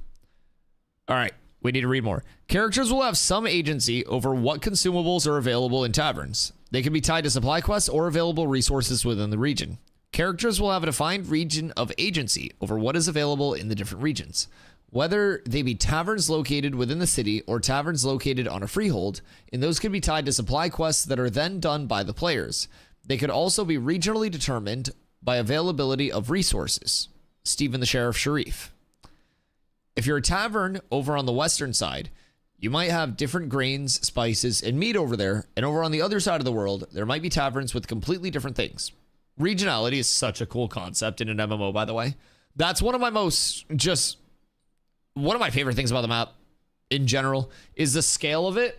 I always tell new players, they're like, oh shit, Dusty, you're running around a lot. Like, is that all there is to do? And I'm like, nah, bro, it's because right now I'm playing as a citizen of the entire map. And you're really long-term going to hunker down in one area and not play such a nomadic lifestyle. And you're going to try to source what you can from one area, basically extract everything that you can around you, and then you'll branch out on longer deterministic quests. So say we're down here in like the south side, and we're on this lush green area. We farm up everything that's here, down here, over here, and up here. And we're like, okay, we need a few specific pieces. Where do these drop? Oh, well, I know a really good mace that drops over in Sand Squall Desert from a pocket dungeon. Okay, who else needs stuff from Sand Squall Desert? Oh, dope. You guys all do as well. Cool. We're going to take 3 days this week, chat, and we're all going to the Sand Squall Desert. Cats to the desert. We got a big fucking litter box. So we go over, we all sail over on our boats. We make it over here. We dock together as friends do. And then we post up in the desert for a little bit. We break off and we farm a bunch of areas, a bunch of different places. We get what we need out of it by sending groups to different places and then just sharing the mats, sharing the loot, whatever we get. And then we go back and we're like, all right, cool. Let's get all set up and then figure out where we need to go next. And so you'll play out of this, like this home area. All of your rivalries could be based out of this area. All of your allies could be based out of this area. You'll have your own ecosystem entirely within this. So it's kind of insane. This stuff sounds like the taverns I worked at in UO. The taverns you worked at? Wait, what? What do you mean the taverns you worked at? Like as an employee? Like you were just like serving people shit? Literal in-game player-run establishments. So like that convenience store in Roblox? You were a bouncer! Ain't no way! That is so fucking good. I love that. Kazola's Treetop Keg and Winery provides all the citizens of Great Lakes a place to call home and share a story and a pint of ale. Kazola, the tavern's proprietor, has happily called you home since she first came to these lands, and establishing a gathering place for the people in her community seemed like a wonderful way for her to give something back. This was in 2002. Wait, what the fuck? Can you imagine if Twitch was a thing at this point? How crazy the POV of running that thing would have been? Since its official opening in February 1998. The tavern has been host to many events, including storytelling contests, wedding receptions, quest gatherings, and countless celebrations. What? That's actually fucking insane. Huh. What a cool little lore piece. I may or may not be in that photo in the bottom left. Wait, down here?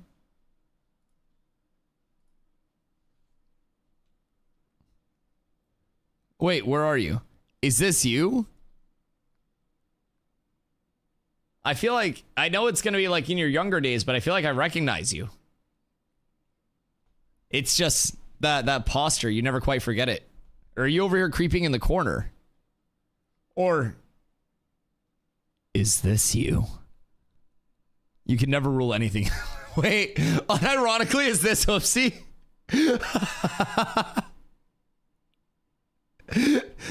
Wait a second. Was the bouncer a fucking horse?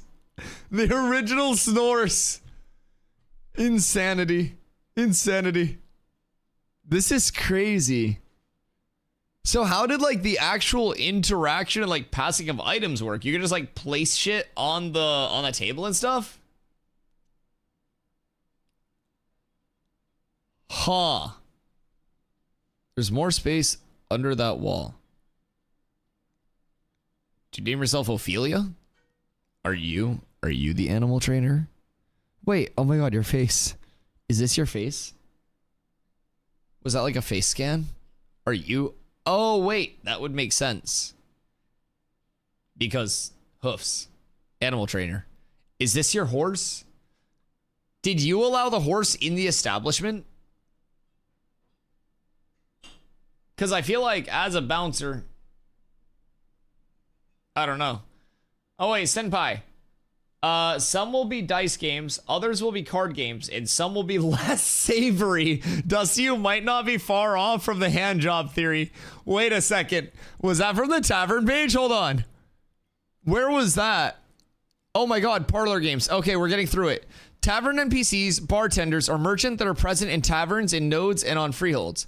Tavern NPCs sell food, drinks, and other crafted items that have been made for that tavern. Consuming these items will grant buffs for a period of time, providing the character remains in proximity. You're probably going to want to sell items to other players more than necessarily tavern merchants, but they'll be there as well.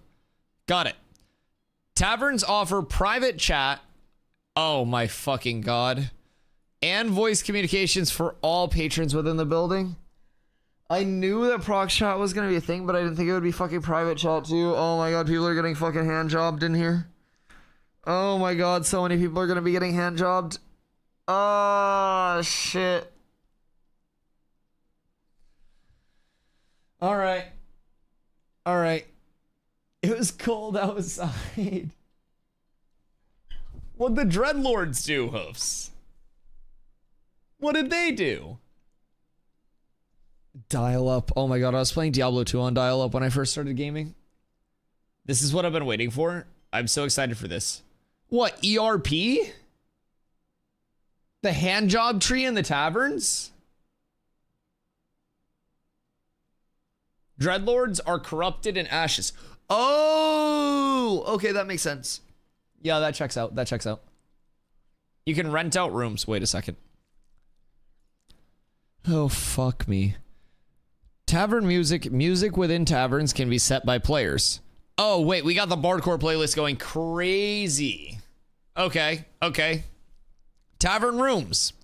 Owners of taverns are able to rent out rooms. The quantity and quality of rooms scales with the level of the tavern. Bedrooms, parlor games, and battle map rooms. Oh, escape rooms.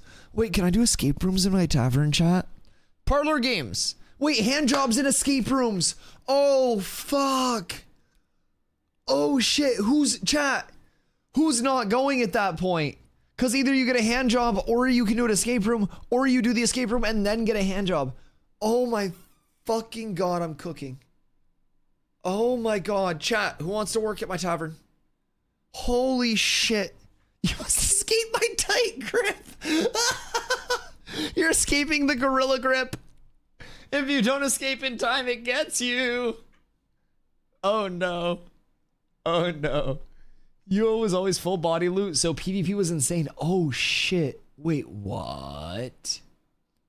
If you went red, aka a murder, Hosi, you could only lose it over in-game time. What? Once you die, you can't res. You have to sit in-game as a ghost to burn it off. There's no way. Yo, Q, how are you today? Hand job's the reward for the escape. What's the punishment for failing then? What's the alternative? I might throw, depending on where we're going there. Hand job. It all ends in hand job, chat. You can't escape it. You have to give it. You have to work in the hand job room to pay off your debt. Oh god. Oh god. So what was the punishment for going red at that point then?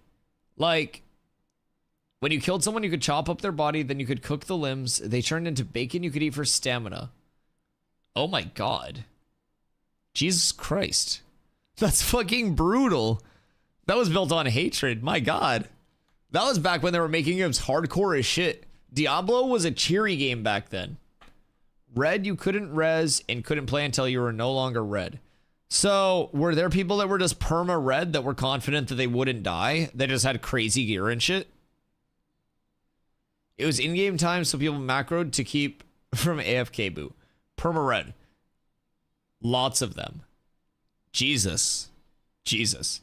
And was there a way to, like, obviously, did you have storage where you could just keep extra gear sets? With such financial debt, I have gambling addiction. Senpai, you've lost 7 escape rooms today. And it's the same escape room. You keep losing progress. I'm starting to think it just needs to be an application at this point. Storage and placeable housing. Okay, so you could keep shit in your storage and then just re-gear. That makes sense. And from a tent with a chest to a castle larger than Mirrorleth. Jesus Christ, what? The fuck? So were there just perma-reds that had massive castles because they were rich as fuck? Were those your, like, Omega Chads that everyone, like, stayed away from and shit? Because I'm assuming they were just basically, like, walking around like the fucking apocalypse themselves at that point, right? It's kind of a dope system. You'd have to lock your house with a key you had to keep on you. You could even have a key stolen from your bag by a player, then have your house looted. What the fuck? Could I hide my key somewhere, like under a rock or some shit? Since it was physical placing of items? Surely I could just hide my key somewhere. Or like, even if someone else finds it, they don't know where the key is. But then I guess I wouldn't be able to get into my house, huh? Okay, interesting. Parlor games. PK called Adamant. The first video his kills. Oh god, he was out there putting Tajas out. Oh no. He was putting people on YouTube. There's a circle of transparency leader, so you can see under walls and bricks, so you can hide your key. Wait, that's so clean. I actually love that. So if you're going out and you don't want to keep it on you, you just hide the key. What the fuck? That's cool. That's very cool. Before YouTube. What was before YouTube? Was he like airdropping it to people? I'm kidding, by the way, chat. I'm fucking kidding, by the way. No, but unironically, what was the media sharing before YouTube?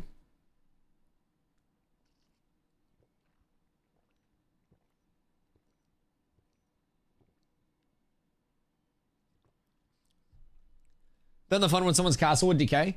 Oh, so in terms of the people vulturing around of it and waiting to loot it. So in node sieges are a mode in Ashes that are currently in testing still, as everything is. In their final form, it will be an extremely high risk, extremely high reward mode that requires a massive buildup to declare a node siege. And when that siege is declared, you'll be able to recruit attackers and defenders on each side, you know what I mean? And during the siege itself, if the defender loses, you will essentially have your node de-leveled entirely to ruin. Player storages become lootable. Player housing, lootable. Your entire node becomes a force flag, lawless PvP area for a little bit. It's not in like that yet, but my god, as soon as node death is in, it's gonna be fucking insane. Like the post-node siege transition into a lawless zone just getting looted. Nuts. Nuts. The spin up of a siege, like, can you imagine how frantic it'll be in a metropolis if there's like a spy that gets word that somebody is having a siege come over to you? Like you're a T6 metropolis and somebody leaks that, you know, another metropolis is getting ready to deck a siege on you. They're spinning up for it. They're getting the mats for it, whatever they need. And then you're like, yo, everybody needs to get their shit out of their storages immediately and go over to one of our vassals and drop it off there. It'll be safe there. It's not safe here. You need to go elsewhere real quick. That shit is going to be fucking insane. There's already a level of it. Back when the servers were super populated during Node vs. Node Wars, when they were like finishing fast and were competitive, like I was playing in a good amount of them just showing up to stuff. There were posts that were like, if you are not looking to PvP, and you are not geared, please log out and come back in after the node war. Like if you are like either exit the node or log out. Those are the choices because it's about to get fucking hairy. So there's already kind of a level of just like franticness to it, right? I'm so excited for what the siege will actually have. Please exclude yourself from the content. Well, no, not necessarily that, but basically they would be like, if you want to do the node war, you come into the like Zerg, they'd basically be like, we're meeting at town hall for the Zerg. if you want to come be a part of the Zerg and the defense, come here and meet up here, and we're readying the defense. If you're not going to do that, don't be out and about in the node as a solo player, because the amount of solo players that are like, I'm trying to quest and I keep getting killed, this fucking sucks. And I'm like, are you questing where you're a citizen of a node war, or a node that's at war? And they're like, well, yeah, but why are they hitting me? And I'm like, brother, you're a free point right now. Like, you're free 99. So they'll basically be like, come to town hall, join the Zerg and the defense, or go elsewhere where you're like out of the way, not losing points for the node, because there'll eventually be like rewards with it. You're not like, you know, fucking yourself over by staying either in a spot where your gameplay is going to be worse. So it's kind of like, I don't know, almost a courtesy thing. But honestly, that's how I started getting into like some node wars when I had first come over. I did a few of those. I ran over, we readied the militia, and it was a very chill time. So, man, I mean, you're welcome to like stay logged in. It's more of just like, yo, if you want to join the Zerg, you have this opportunity to, but be aware there's going to be a massive Zerg rolling through here. And I think people will see that and they'll be like, well, I'm not going to join the Zerg. And then they die and they're like, why am I dying to people? So I think stuff like that is the best that they can do. I don't really see a better alternative other than that. Like, because node versus node wars, it's literally open season everywhere, even in the town.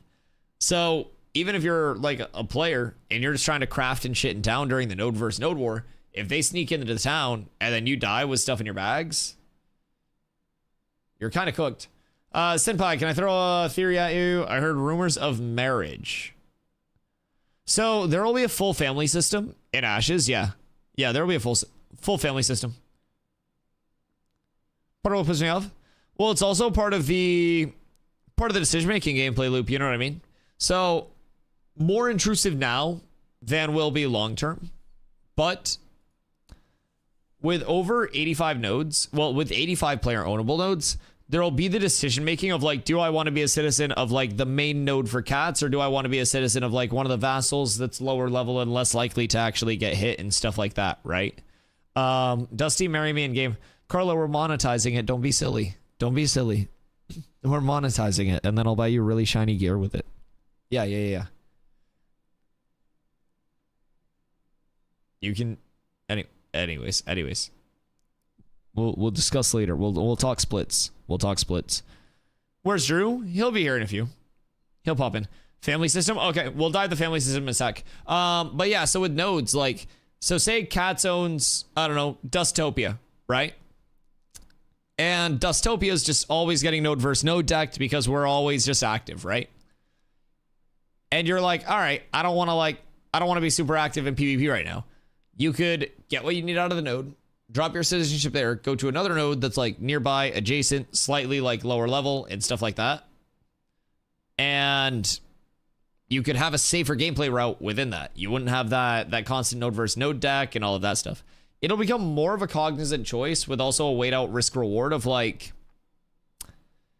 do I want the convenience of a high level node with the risk associated with that high level node, or do I want to have the small town life of we're packing up, we're commuting over for the day, and we're chilling, right?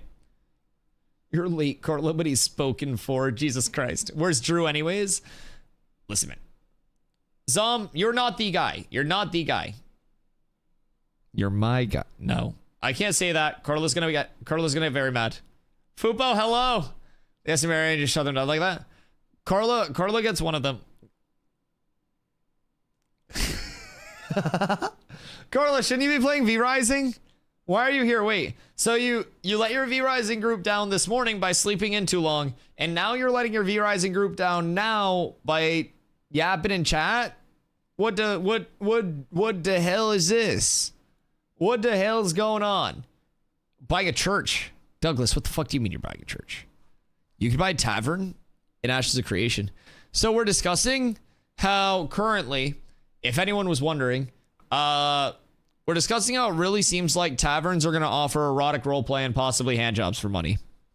So part of the reason that we have established this is because the tavern progression essentially states that taverns have tech trees that allow the tavern owner to specialize and upgrade specific bonuses and services provided by the business.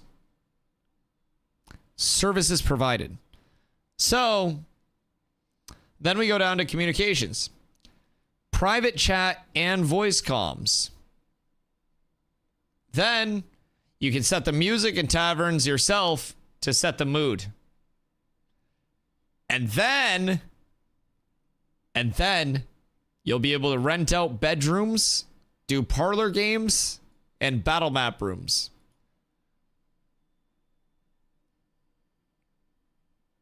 Tell them you love me more than them, Dusty. I didn't see that message. Parlor games, tavern games are games that are played in player-built taverns or in node taverns. Love you, Carla. We did brainstorm of 30 or 40 different types of parlor games, and from that, we'll probably distill down half a dozen or so to initially implement. I can think of a few. Escape rooms over battle map rooms. Yeah, let us design escape rooms where people die. You guys remember like the Fortnite phase where they were all like the death run maps, like Scissors Death Run and stuff? Let me do that with one of like the rentable rooms.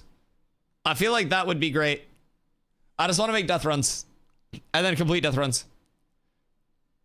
Halo 3 Forge maps, yes. Wait, we are getting UEFN with the port to 5.5. UEFN is what Fortnite Creative uses as its basis to make all the maps and shit. I'm just saying. So anyways, the primary currency for parlor games will likely be gold. The developers were previously discussing a secondary currency for tavern games that would enable purchase of cosmetic items through a secondary currency market. Oh, they don't do that? That sounds confusing. It's most likely going to be gold. Okay, huge. There may be unique games that can be acquired through adventuring in the world. Parlor games will vary based on the predominant race of a node. Okay, I like that. Please don't be too many currencies. Yeah, that's what I'm hoping for. That's what I'm hoping for.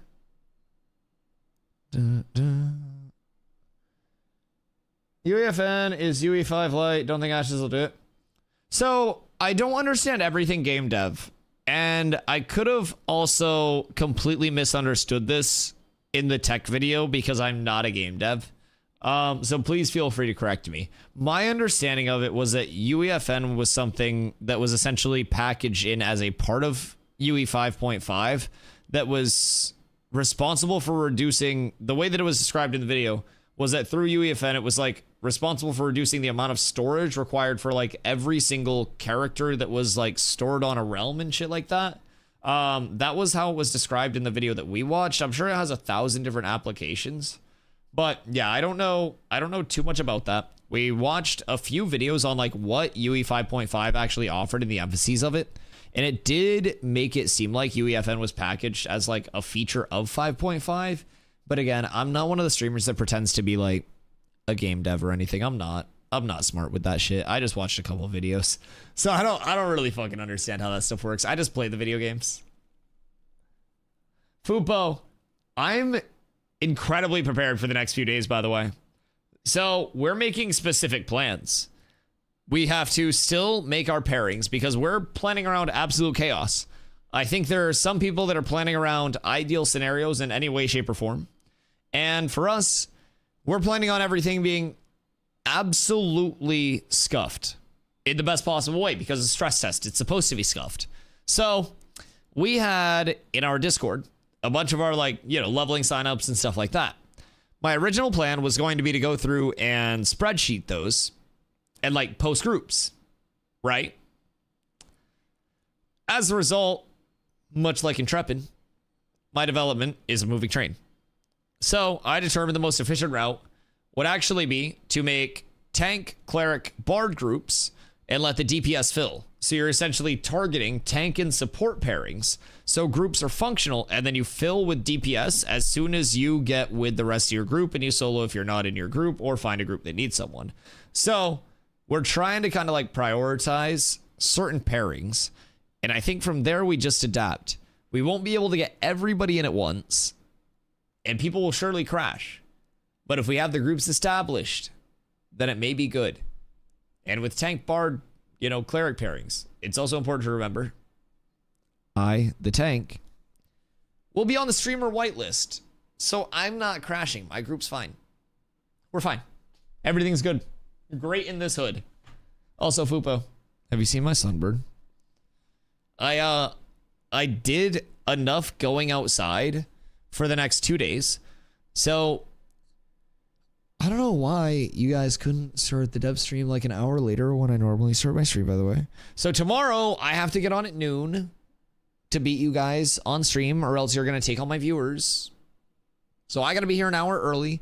I'll be here noon tomorrow. We'll be watching the dev stream. We'll be doing the merge test. So for those that don't know, if you have a character on Vyra or Lyneth, or you want to participate in the merge system test, tomorrow, Resno will be available for 1 day only. So you'll be able to hang out over there, check out the characters that you had one more time, check out my Snorse one more time, and we'll be watching the dev stream. May 1st, Thursday, Realms are hoping to go up at 1 p.m. EST, 10 a.m. PST. I say hoping. It's very hard to make sure that Realms go up on time with massive updates. If it's a delay, it's a delay. We're here for it. I'll be live anyways. Again, I'll be live at noon the next 2 days. So I got on late today because I cut all of my hair. I didn't actually. A very nice man cut all my hair for me. But I no longer look homeless. I'm presentable. So it's great. I look like a human being again. I feel like one as well. It's crazy. So I'll be live at noon the next 2 days. I'm prepared. Actually, technically, Fupo, the Sunburn is because I wasn't prepared. But because I'm so prepared for Ashes, I wasn't prepared for the sun. Before stream yesterday and today, I spent a lot of time outside, IRLing, and doing real things. It's been in the 70s, which for Maine is extremely warm. All the cats have been outside, birds have been outside. I put out a bird feeder with some fucking bird seed. So, I too have been outside. And what I learned is the outside fucking hurts sometimes, Fupo. Sometimes the outside gets in you. And over the past couple days, the outside got into me. So, I've been a fan of aloe. Do squirrels get to the bird feeder? Yeah, fuck it. I'll fuck with the squirrels. Yeah, I think the squirrels are chill. The outside's a raid boss? Yeah, the outside is rough. Together. Hufsay with the 3 months. Or the 4 months at T3. Too many numbers. Ah! It's like 150 months if you do the math. Hoofsy, thank you for the 4 months. Here's so many more. 5 months remain until you get to name our stream baby. Only T3 subs get that benefit, by the way. No stream baby unless sparkly banana. The sun penetrated you? Oh, and it did not pull out. Yeah, no. Chat, when I got on, because it was worse yesterday.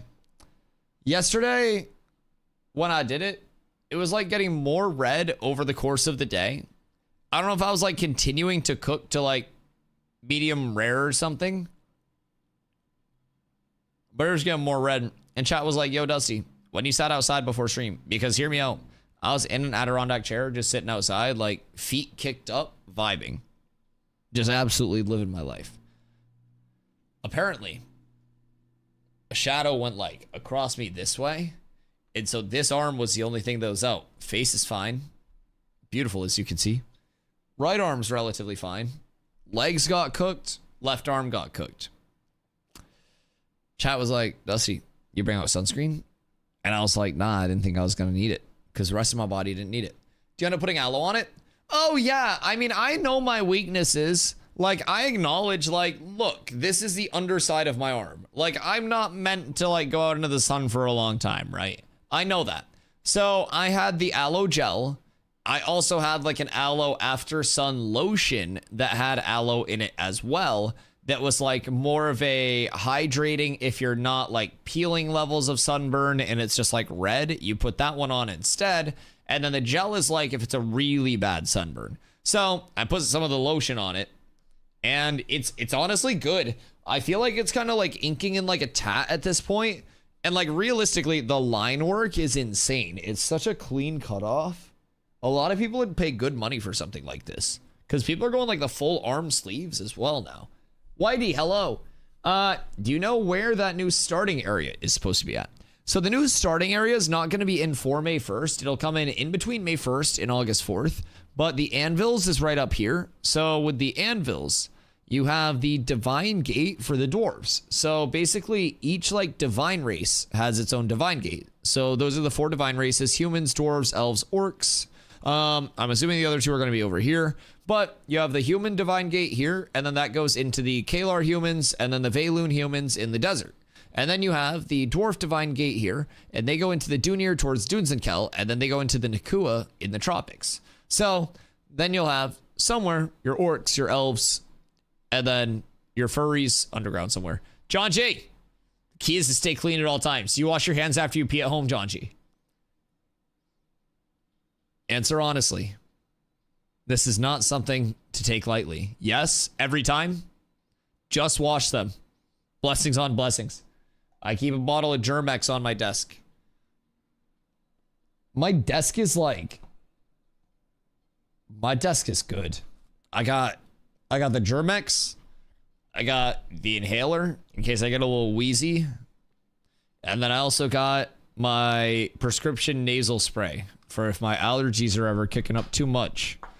So I do truly keep those things on me at all times. Lotion and tissue box. No, actually, no lotion or tissue box. I have chapstick. I'd probably get crafty. But I don't have lotion or tissue box. Just Germex. Germex probably hurt though. Quinn, how are you tonight? Oh, we're having a good one. Freaking nasty, you're nasty. Stop. Chapstick is in need? Oh yeah, yeah, all the time. You just have ashy elbows and a runny nose. I don't have ashy elbows. No, my skin's well hydrated. No, my elbows are fine. So, I don't know who it was, but someone in chat was like, Dusty, why are you sweaty? And I was like, I'm not sweaty. I've just been drinking like 2 gallons of water a day lately. So my skin is incredibly well hydrated. I have no filter on my camera or anything like that. I feel like my skin is peak.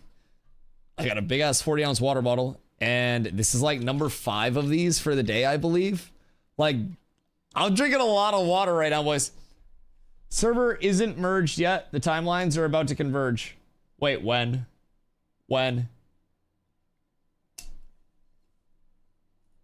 I hear the ice.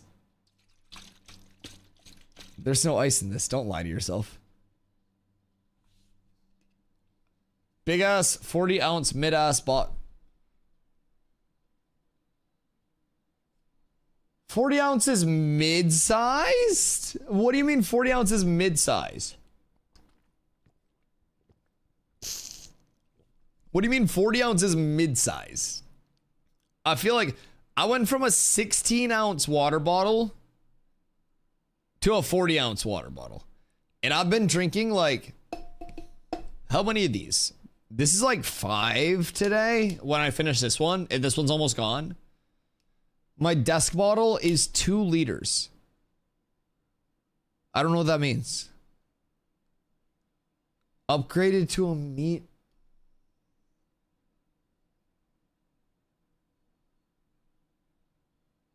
What do you mean a medium?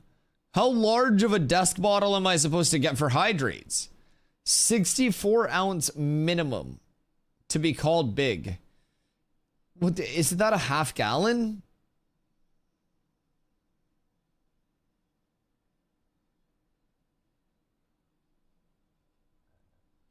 What?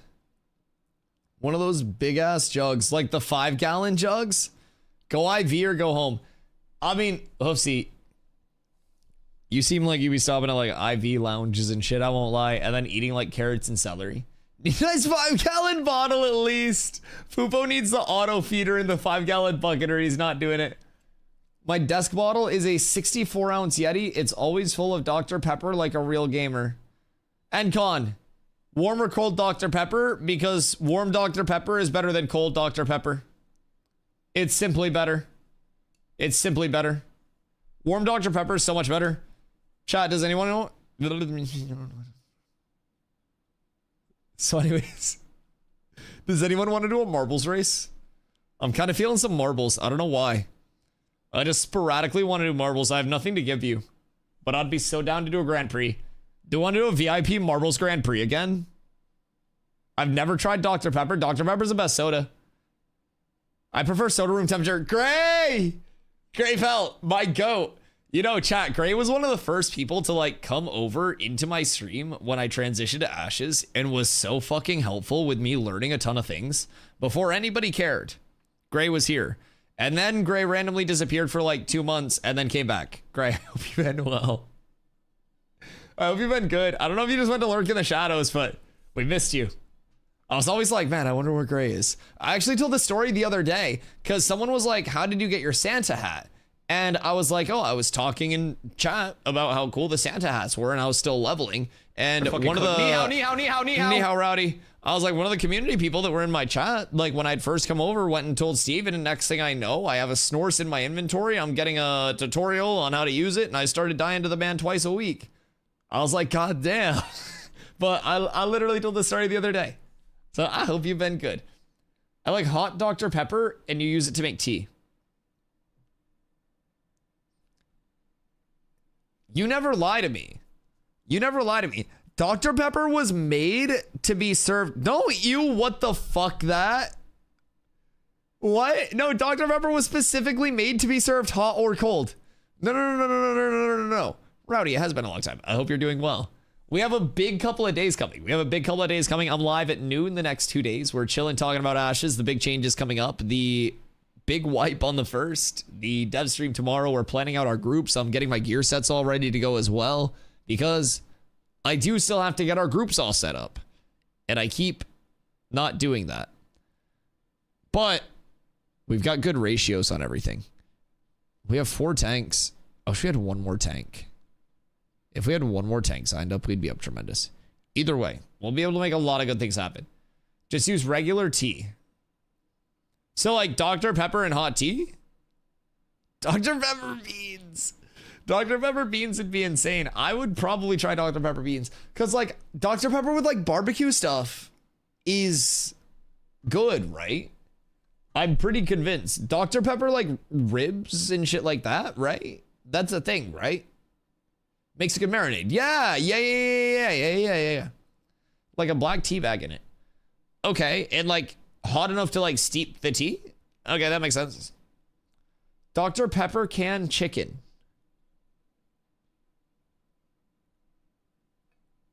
Like you just shove a can of Dr. Pepper up a chicken's ass and then you smoke the chicken? Do you drink the Dr. Pepper first? Yes. Beer can chicken, but with Dr. Pepper instead, right? What do you mean? I mean, that kind of sounds good. Do you barbecue sauce it? Or do you smoke the chicken? Dr. Pepper might be a sick man. It's a good thing, and it's good, the Dr. Pepper chicken. Yeah, like, I personally, I have said for a while, the best soda in the world is a nice room temperature Dr. Pepper. Dr. Pepper gets worse when it's cold because it loses its bite. It loses its like effervescence, the bubbliness. Like that's the big thing. What? No, don't want me. No, Dr. Pepper, room temperature is the single best soda in existence. An ice cold Sprite? No, because the best Sprite comes from McDonald's. McDonald's has the spicy Sprite, and anything without McDonald's spicy Sprite is not worth getting if it's Sprite. All sodas are trash except for Dr. Pepper. Thank you. Thank you. Huh? Don't hug me. McDonald's has spicy Sprite. McDonald's Sprite is the spiciest Sprite. So that's the only one that's worth getting. If you're not getting McDonald's Sprite, it's not fucking worth it. Dr. Pepper, you can legitimately just get bottles and then you just leave it out. Spicy Sprite. It is nice. That's what I'm saying. It's spicy Sprite. Except Pib. I like Pib as a sub. So I had Pib when I was going to Chipotle a lot. The Chipotle that I went to, I lived in Maine, was the one in Augusta. The one in Augusta decided to fucking unionize and got shut the fuck down because apparently they had labor issues.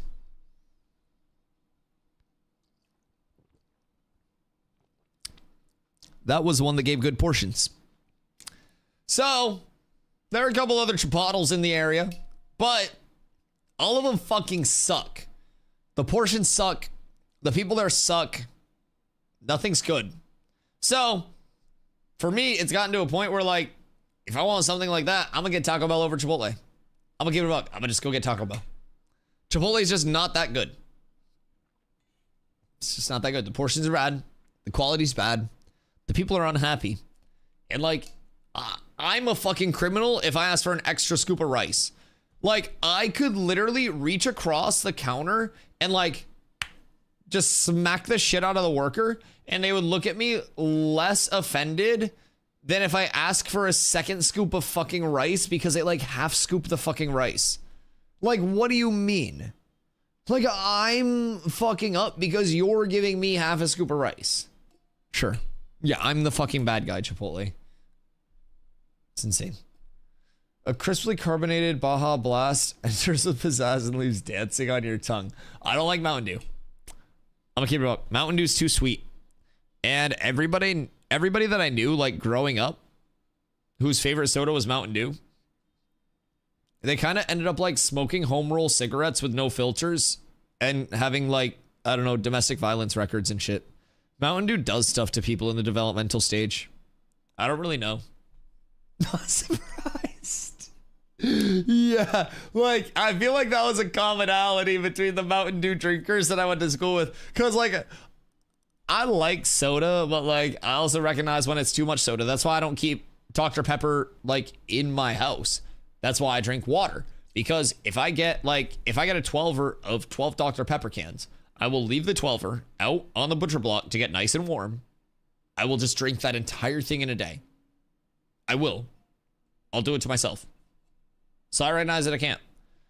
But Mountain Dew motherfuckers have no self-control. Mountain Dew is like the fentanyl of sodas. It's like once someone gets a couple dews in them, they're like, and it's just constantly. They're full cooking. Mountain Dew, check. Home rolled cigs, check, but are filtered. Wife beater, no. Not yet. Not yet. Just wrong. Listen, you're the one drinking Fent Dew. I'm just saying, Ricky. I'm just saying.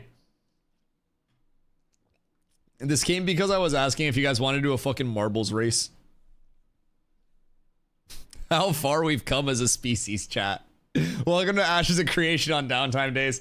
This is what they have to deal with until August now. Every Tuesday, Wednesday is downtime. We're just gonna get, like, more and more mentally unstable during the downtime days, boys. We're fucked. We're continuously fucked. It just gets worse and worse and worse and worse. I have a fucking plank sitting beside me that has the duck slippers. It's got the fucking axe. Like, I don't know what to do at this point. I don't know what to do at this point. They're stuck with me. I know you sad cry. Yeah. I'm super sad. Super sad, brother. Incredibly sad all the time. Everything sucks. Home rolling a choice in my state, though. Oh, wait. What? Can you actually not, like, roll your own cigarettes in your state? Weird.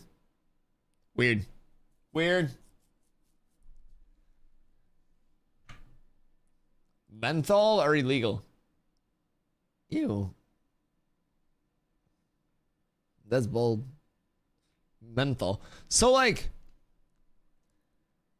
what would the difference be between, like, a menthol cigarette and taking, like, Vicks Vapor Rub and putting it on the end of a filter? Would that be the same thing?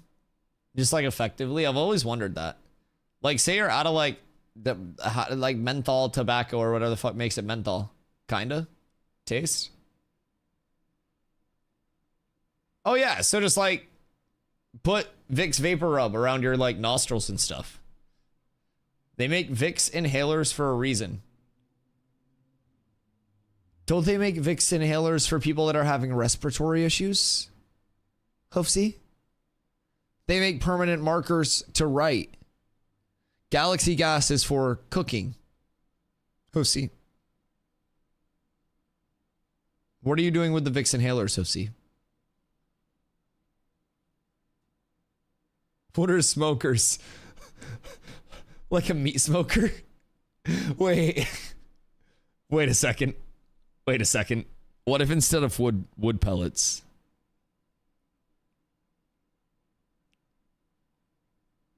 You picking up what I'm putting down? I mean,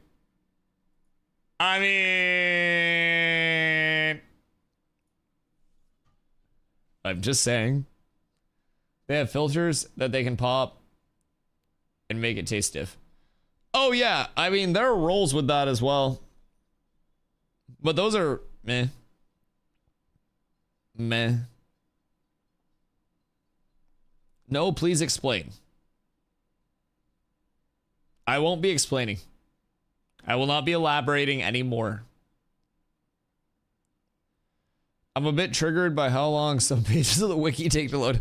Yeah, it's been weird the past couple of days. Shit streamer. Hoofsy's taking the Vicks inhalers, and I think he's putting them in his butt.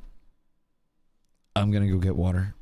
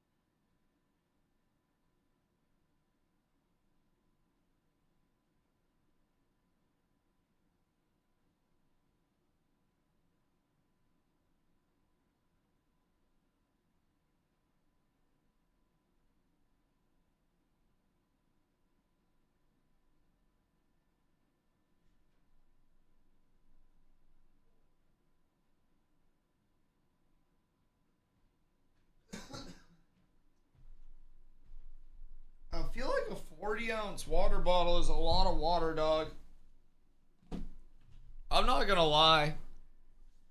If you had an actual big water bottle, you wouldn't need to right now.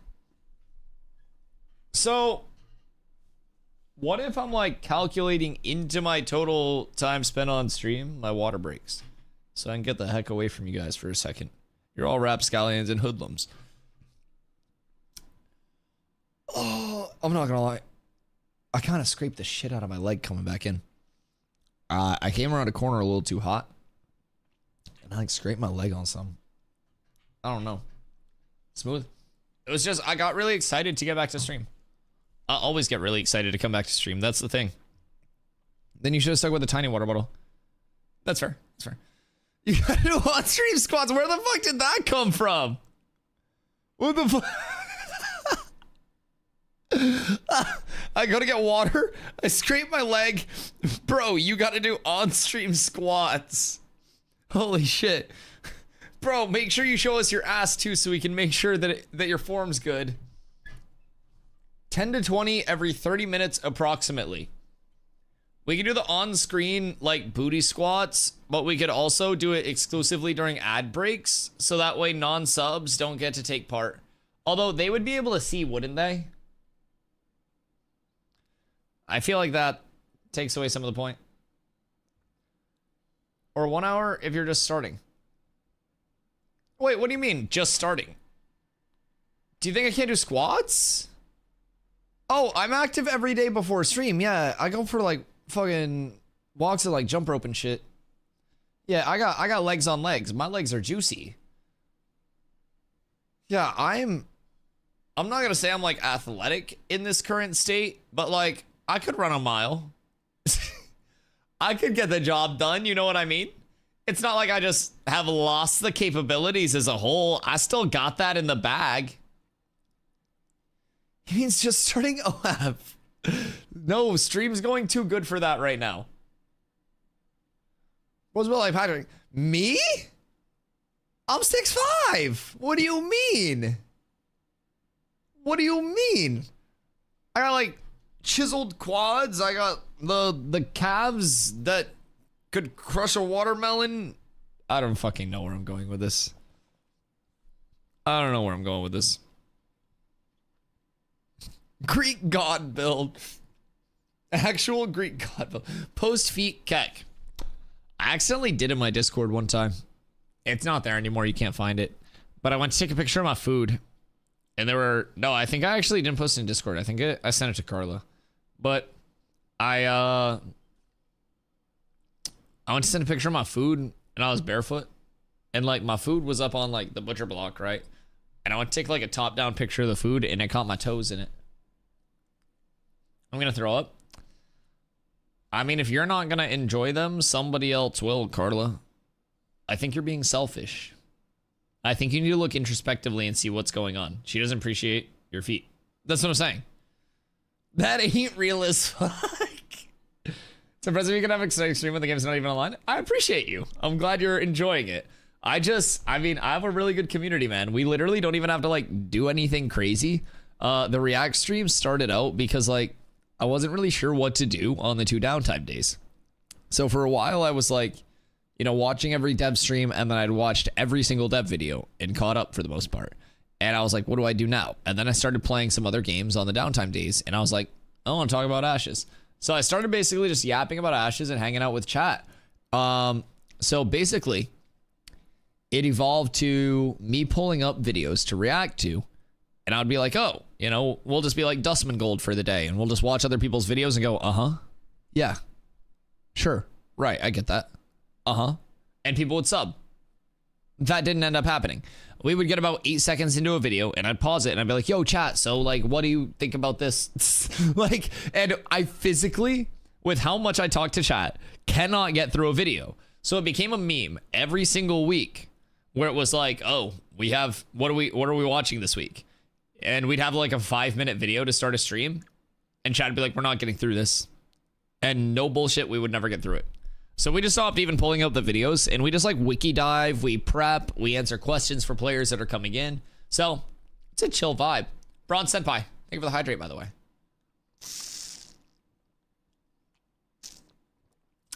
What's the schedule for the merge, etc.? Good question. I have that pulled up. So we have... tomorrow, April 30th, I will be live at noon EST. On April 30th, 2025, we'll merge the Vibrant and Lilith realms into a single realm named Resna. Lotharia will not be merged. During this test, Resna will be the only realm available. This critical test will validate our realm merge process, and we encourage all testers to fully participate to help us assess system performance and stability. So if you want to come hang out, please, by all means, feel free. It'll be a fun time. I will be calling in a relic at the Forge. I have it in my inventory. And if the devs end up over there, I'll be doing it during their stream to make it a little chaotic. But I have the relic piece required to put into the statue to get the relic announcement on the server in my inventory. So we're calling that in during that. We're up tremendous. So, as part of the merge, certain systems including nodes, mayorships, freeholds, vehicles, cargo, and other realm-based systems will be reset. The funny part is we might not even have a caravan to transport it. We're going to have to improvise. So, characters, blah, blah, blah, will carry over. That's the realm merge test. That is tomorrow. We also have a developer stream that is tomorrow at 1 p.m. EST for the start of that. We will be watching that here. You can also watch it over there if you'd like. But over here, you can also get clarification to anything that doesn't quite like make sense or sound right or anything like that. Just depends if you want me yapping with it or if you want to watch their POV directly. But that'll be over just at twitch.tv/Ashes of Creation. They just stream from the Ashes of Creation Twitch itself. So you can pop over there for the dev stream itself. That'll be 1 p.m. EST, or you can come here. I'll be live at noon, an hour before that. Then on May 1st, beginning May 1st, we'll shift to Focus Realm stress testing for the remainder of phase 2. Keywords here: stress testing. Keep in mind, this is not on day 1 supposed to be smooth sailing, all sunny rainbows and everything like that. Picture a bloodbath of everybody trying to connect. Basically, it's the remainder of phase 2. A Fresh Start Realm Shoal on US East will become available for all testers, with access expected to open around 10 a.m. Pacific time or 1 p.m. EST. Shoal will follow the normal 5+ day testing schedule, which is Thursday, Friday, Saturday, Sunday, and Monday uptime, and Tuesday, Wednesday downtime. With this transition, Resna and Lotharia will be taken offline to concentrate efforts on stress testing Shoal, and all users will need to create new characters. It's full white, everybody on Shoal. While additional realms may be added later if needed, there are currently no plans to bring others online during this period. May if needed, but plan on this being absolute fucking chaos. So you'll notice over in the Cats Discord, we've got tanks signed up, we've got clerics signed up, we've got a lot of people signed up that are waiting to be placed in groups. Everything is about to be so ungodly chaotic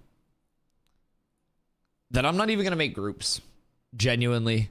It's just going to be a matter of like who we can get in and who's ready on the start. I don't think there's much we can even do to like plan for this. As a veteran MMORPG first day queuing, I'm going to skip the first 1 to 3 hours. I'll be here sitting in queue streaming the entire thing. So even if you guys aren't home, even if you're doing other things, you could be clapping cheeks. Just pull me up, set me on the nightstand while you're clapping. I'll let you know when the queues are starting to move fast. You can finish up, get over here, get in queues. You're vibing. We got you. Community's here for you. Don't question mark me. That's a kind offer.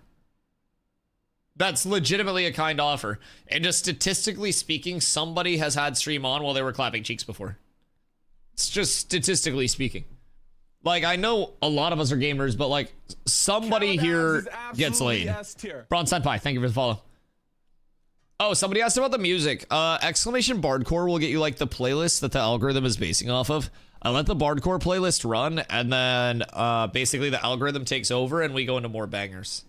So my algorithm is very curated at this point, but Spotify's on autopilot. And for whatever reason, because I listen to so much Bardcore and stuff through stream, it just assumes that I love like medieval tavern-y stuff. So it's nice. It's nice. I trust it. There are people who don't clap while the stream's playing. Like clap cheeks or like stand up and clap when like cool things happen. Like I get a legendary Braidwood and you're like, yeah, Dusty. And it's like a big standing ovation and shit. Like everybody stands and claps. No? Not like that? I'm tempted to switch to tanks since we seem low on them. Keep in mind, you need 1 tank per 8 people.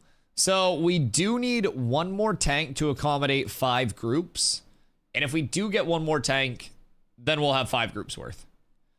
What channel in your Discord is for joining the guild? Exclamation guild for the guild Discord. The discord.gg/DustyWhy one is for like the community, the stream as a whole. Just for like, you know, non-cats related shit. And then the guild one for all cats related stuff is just discord.gg/catswithabs. We got custom links for both. It looks so clean.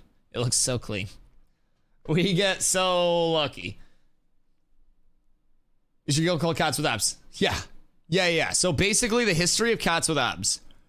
In New World, our first server was called Metnal Institute. Our first server was called Metnal. Metnal. So our first company was Metnal Institute, playing on that whole thing. New World had huge player atrophy. So we merged. We were no longer on Metnal and the name just looked like a typo. So we then did a company vote, and it was essentially between, after everybody had voted and everybody had been, you know, reminded to vote, everybody was like told to vote. We made sure they voted. It was a tie between 2 names. Stray Cats and Dudes with Abs. So we were essentially like, all right, so what do we do here? Do we revote? And we were like, no, it's a democracy. It tied, they share. So we were basically like, all right, do we want to be straight dudes or cats with abs? So we became cats with abs. So essentially, somewhere out there, stray dudes will eventually be made in this university.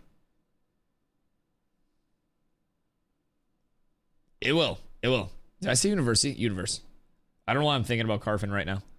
I'm already thinking about my farming loops. And then I got into Carfin lore mentally. Stray abs. Stray abs. Stray dudes. All of it. But yeah, stray cats. Dudes with abs. Tied. Democracy took over. Bada boom. Bada bing. Cats with abs was born. Stray dudes is somewhere on the sideline right now. It'll come about at some point. It will. It genuinely will. We don't know when, though. What do you have? Preset VC rooms for people to jump into? Might make it easier to talk through Discord. Oh, yeah. In the guild Discord, we have all the infrastructure set up already. You just have to post in the public chat and get your roles for that. But once you get your roles, you're absolutely chilling there. But yeah, we'll have a lot of people in VC for that day. We'll have groups labeling their VC as well with like what level range they're grinding in. So that way, if someone does drop and like there's room for someone else to hop in, there'll be that kind of like, you know, indicator of where you're hopping into, all of that good stuff.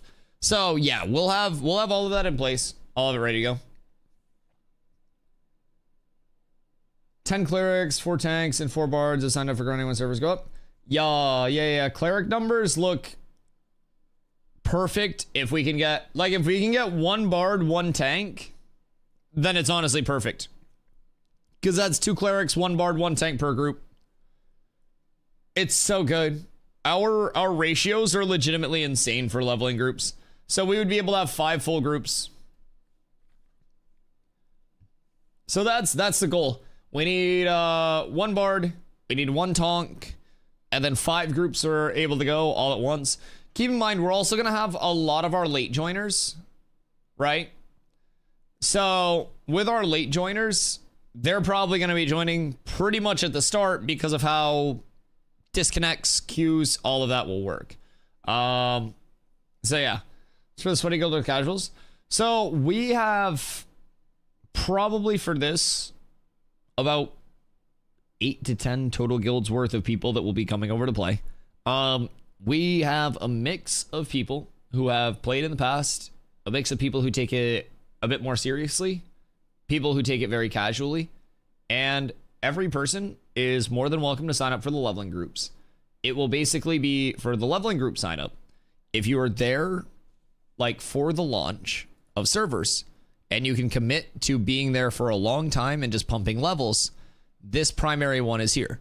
So keep in mind, these signups are all made completely in-house. So these are not available through the raid helper bot. This is something that we have done ourselves as a community.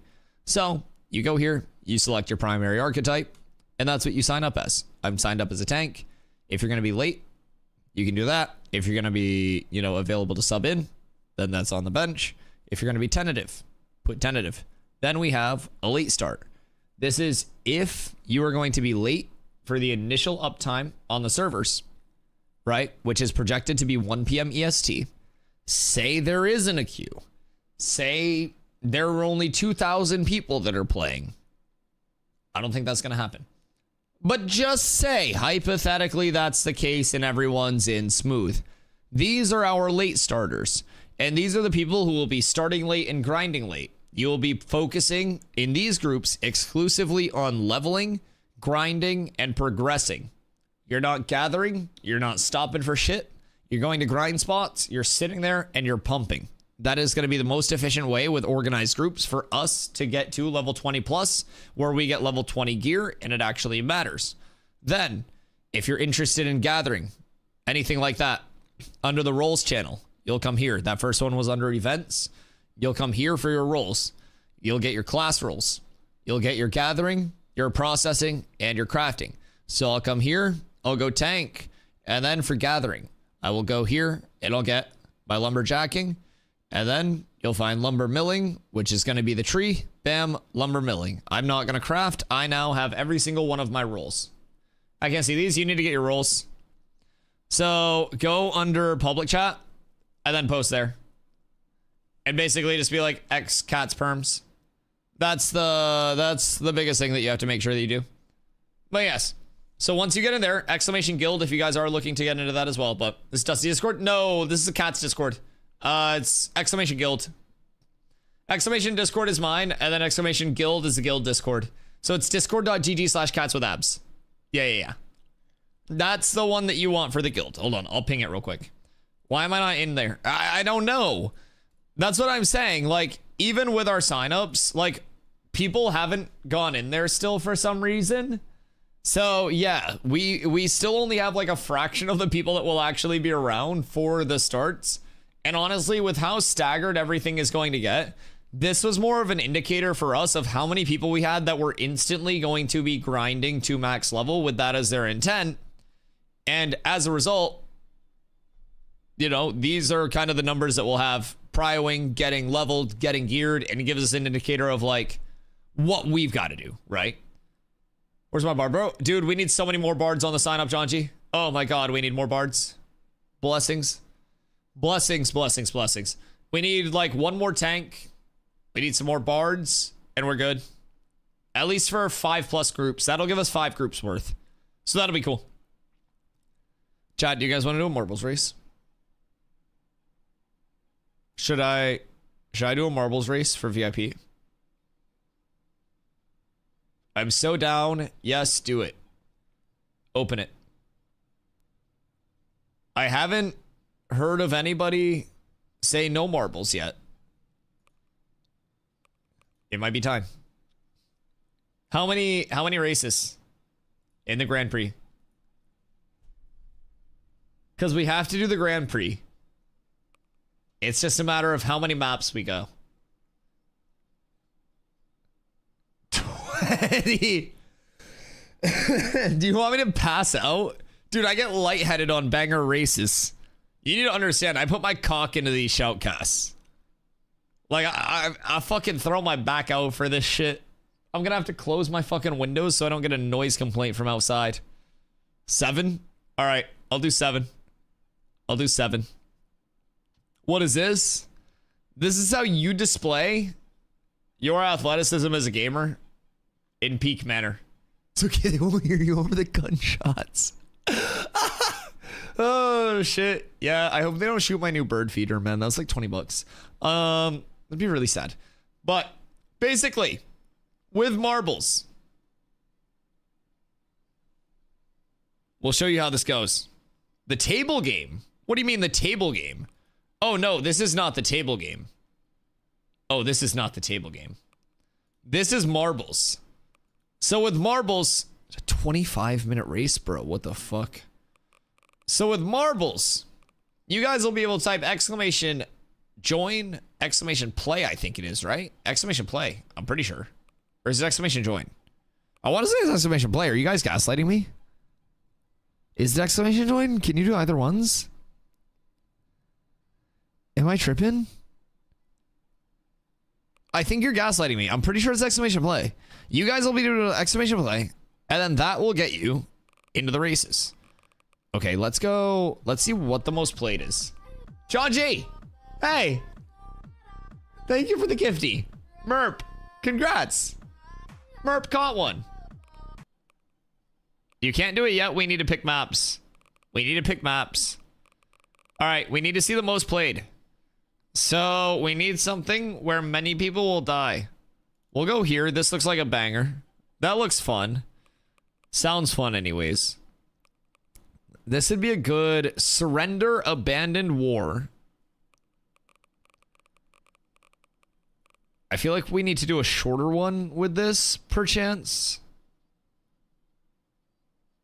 Maybe something along the lines of abstract marble-tastic design. We'll pop back for a standard. And then perchance. Chat, do you guys want Cosmic Chaos? We'll go Cosmic Chaos. We'll go Haunted Hills. Death Alley. One more community one. And then Castle Siege. First Great Festival. Wait, is there a dragon? Devil's Chaos, never mind.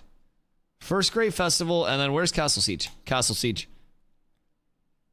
Chat, are there any objections to any of these maps that have been listed before you today? Or do you accept them as your Marbles Grand Prix? Now, if you're curious what will be on the line here, you guys will be racing in 7 consecutive races. So even if you have a bad one, the marathon continues. R.I.P. Nipsey. So, if you're in chat and you have any interest in winning a VIP that will stay with you forever, or you are already a VIP in chat and you want to give one out, you'll be able to type !play in the chat starting right now. And you'll race your marble against everybody else that opts in to the race, myself included. And this will be a chance for you to save 142,069 monkey bucks. Get a VIP in the chat. Yo, Stronius, that badge looks good on you. I love how Doug's not even a VIP. Poor Doug. Poor Doug. If you guys are not a VIP, this saves you a lot of grinding, chat. This saves you a ton of time. This is also a very good chance, if you are a VIP, to show who you love or hate the most in chat.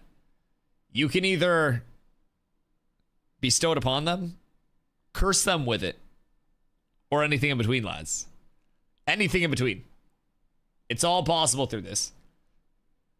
You're my VIP. You're my VIP. Boys, !plays in the chat if you do want to hop in. We got to get the Marbles playlist on because there is only one Marbles playlist that is worth playing.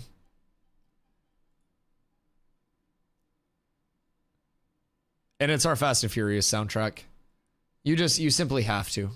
I feel like you just have to. It's unavoidable. It's unavoidable. Boys, last chance to get your !plays in for the first one. And there are going to be 7 races. So make sure that you get in for each one of these races. Every single race will matter. And if you're a repeat winner, you will have the best chance. It's not very frequent that we have multiple repeat winners during these. It's usually really well spread out. So you'll notice some exclamation boosts going out of the chat. Do you believe in the boost? Is it your Bigfoot? Is it your Moby Dick? Is it your white whale? Is my Sunburn your white whale? Are you going to use the exclamation boost? Are you going to let the exclamation boost sit there idle? Does it actually do anything?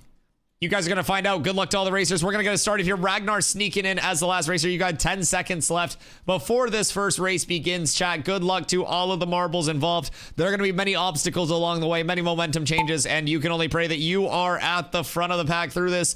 The first obstacle that you guys encounter is going to be a drop-down funnel. This is all about a little bit of momentum and a whole lot of luck. If you can get your ball to collide with somebody else, you're going to get a very, very fast path to the bottom. But if you are unable to, you're going to stay swirling around that for a very long time here, chat. So it looks like we're gonna have Encon going down first unless something shapes up differently. Encon starting to swirl around though, and he's gonna be the first one south of the equator. We've got Sparkly Pants, Bitter Galaxy himself, and the Bronze Senpai all coming through. Encon gonna be the first one to drop through the Plinko of Doom. Will they have a smooth transition and come out yet again the first? But it looks like they're gonna get held up on this right hand side. We're gonna have Senpai and Sparkly with Bitter Galaxy close behind, making a very smooth run through the Plinko. Rogue Rhino out of nowhere as Bronze Senpai is going to take over with the lead. We've got Rogue Rhino coming through, closely followed by Bitter Galaxy and Sparkly Pants. Bronze Senpai with a speed run through that set of obstacles, though. It looks like everybody else going to get held up in that back line. Sparkly Pants losing all momentum. Stronius, the winner of the last set of marbles, the VIP recipient from the last set of marbles, going absolutely insane with a power move, saying, hey, I won the last set.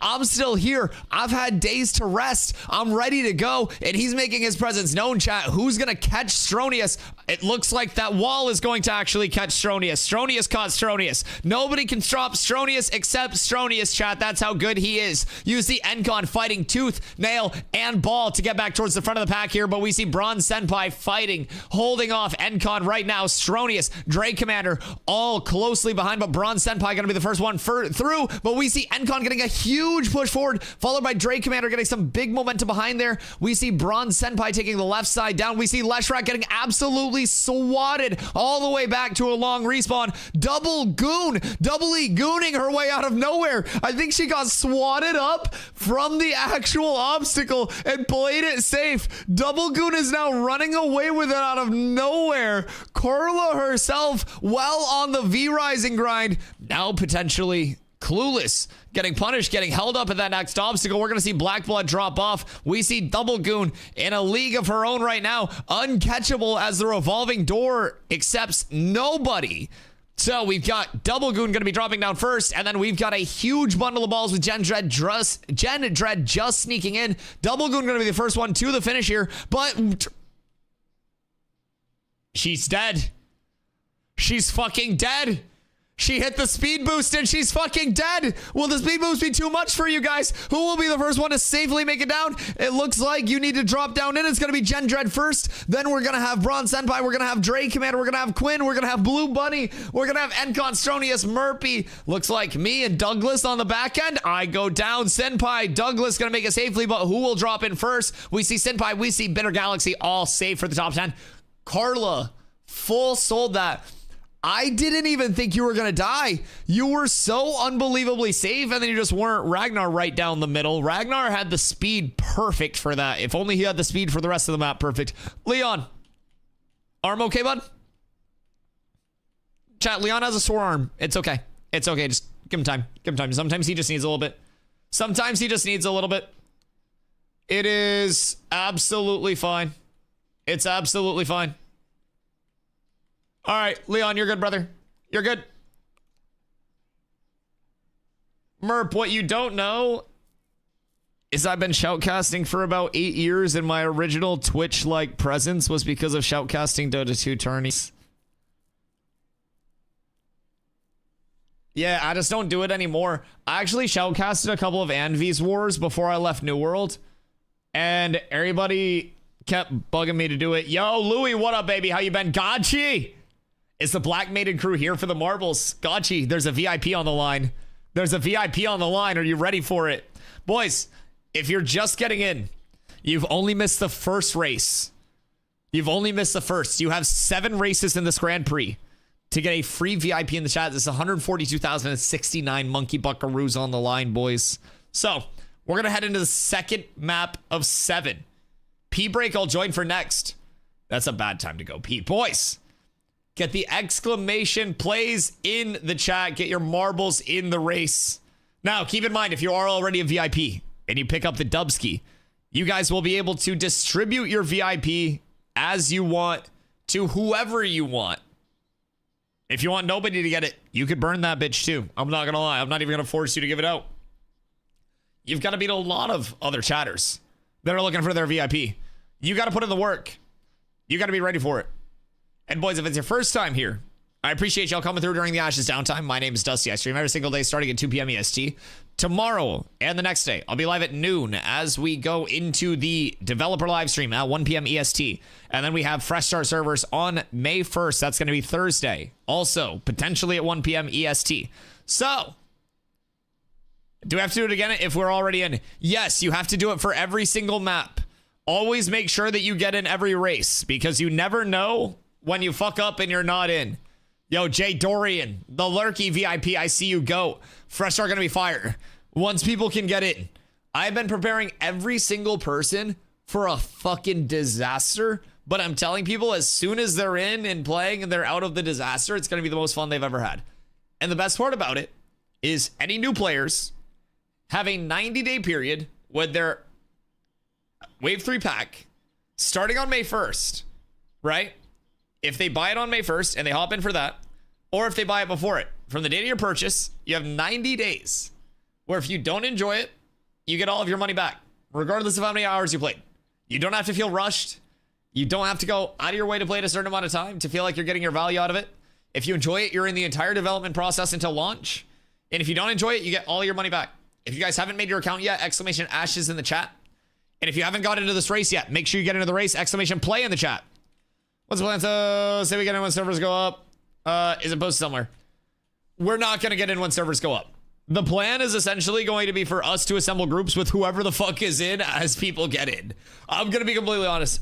We can plan as much as we want to, but it's very likely going to be a 6K pop server with too many people trying to get into it.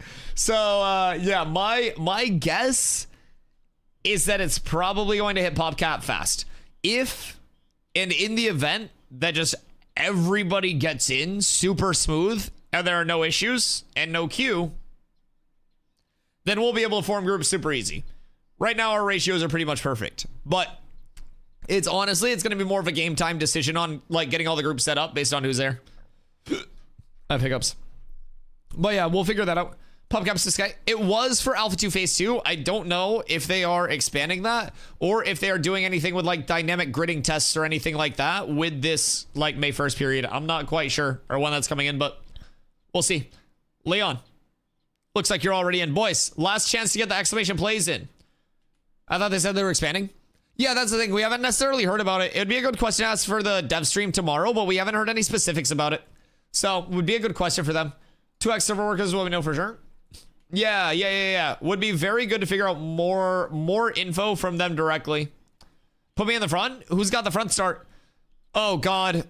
Oh, you guys are giving this guy the front? Chat, this guy got his VIP from Marbles. What the fuck do you mean? This guy legitimately got his VIP from Marbles and you're going to let him get the start? Okay. No, that's fine. That's fine. That's fine. Boys, get your exclamation boost ready. It's beginning. 10 seconds to sneak in. If you do not think you're in, make sure you get your exclamation play in. This is your final chance. Boys, this is race 2 of 7. The winner of the entire Grand Prix will receive a VIP in the chat, and you've got a very, very, very long map to look forward to here. This is going to be a little bit more of a marathon than the sprint, so to say. But we've got a hot start coming out with Bearded Bullet, Sparkly Pants, Macaulay, and a few others close behind with the Stronius himself coming out, trying to have another strong performance. But we've got a huge momentum hold up as Mr. Louis Duncan, all the way from down under. Leon gets absolutely fucking abused and sent. Gotchi, the captain of the Black Maiden, the champion of the PvP Naval Tournament, showing what they have as they go up to the front, but gets gapped by me. I'm the streamer and I'm gonna win, boys. You can't stop me. I'm out in front. Godchi's trying to keep up. Envious trying to keep up with Cats with Abs. What is new? Bronze Senpai has no idea what's going on. Stronius close behind in third, followed by Sewer. Lineth always behind Vira. It's just so representative of everything, chat. I've got the whole community behind me and backing me, but in Marbles, you guys are allowed to surpass me. You're allowed to go through. Can Godchi do it? Can Stronius make a move? Mr. Evil opting for a different route all by himself with the first race. Who's gonna get through this next set of obstacles fast? Godchi literally just hopped over me. Godchi just jumped over me. We see Blue Bunny getting sent off the map. We see Senpai dropping, but Godchi hitting the insane movement, getting the barred uppies, getting the anchor pull on me. The big grab anchor, the big barred uppies from Colton. They've got the heels going. Godchi is off to the races, going absolutely crazy. Look at the distance, getting the momentum and keeping it until Godchi forgot how to move forward. The keyboard died. Stronius, the VIP recipient once. Will he do it twice as Godchi refuses to lose? Will Godchi be able to sneak through down into the finish? It's Godchi, it's Stronius, it's Mr. Evil. Mr. Evil getting a massive push, but also bringing Godchi forward. Who's going to drop down first? It's Godchi dropping down first for the W in race 2, boys. Mr. Evil taking second. Phoenix coming down in third. Sewer and Blackblood coming down. Will they be able to drop or will they get sent too far? Sewer and Blackblood are safe. Godchi called the fucking shot. Godchi legitimately said, if I was in that, I would have won. And comes in and wins the first fucking race. My God. The Babe Ruth of Marbles.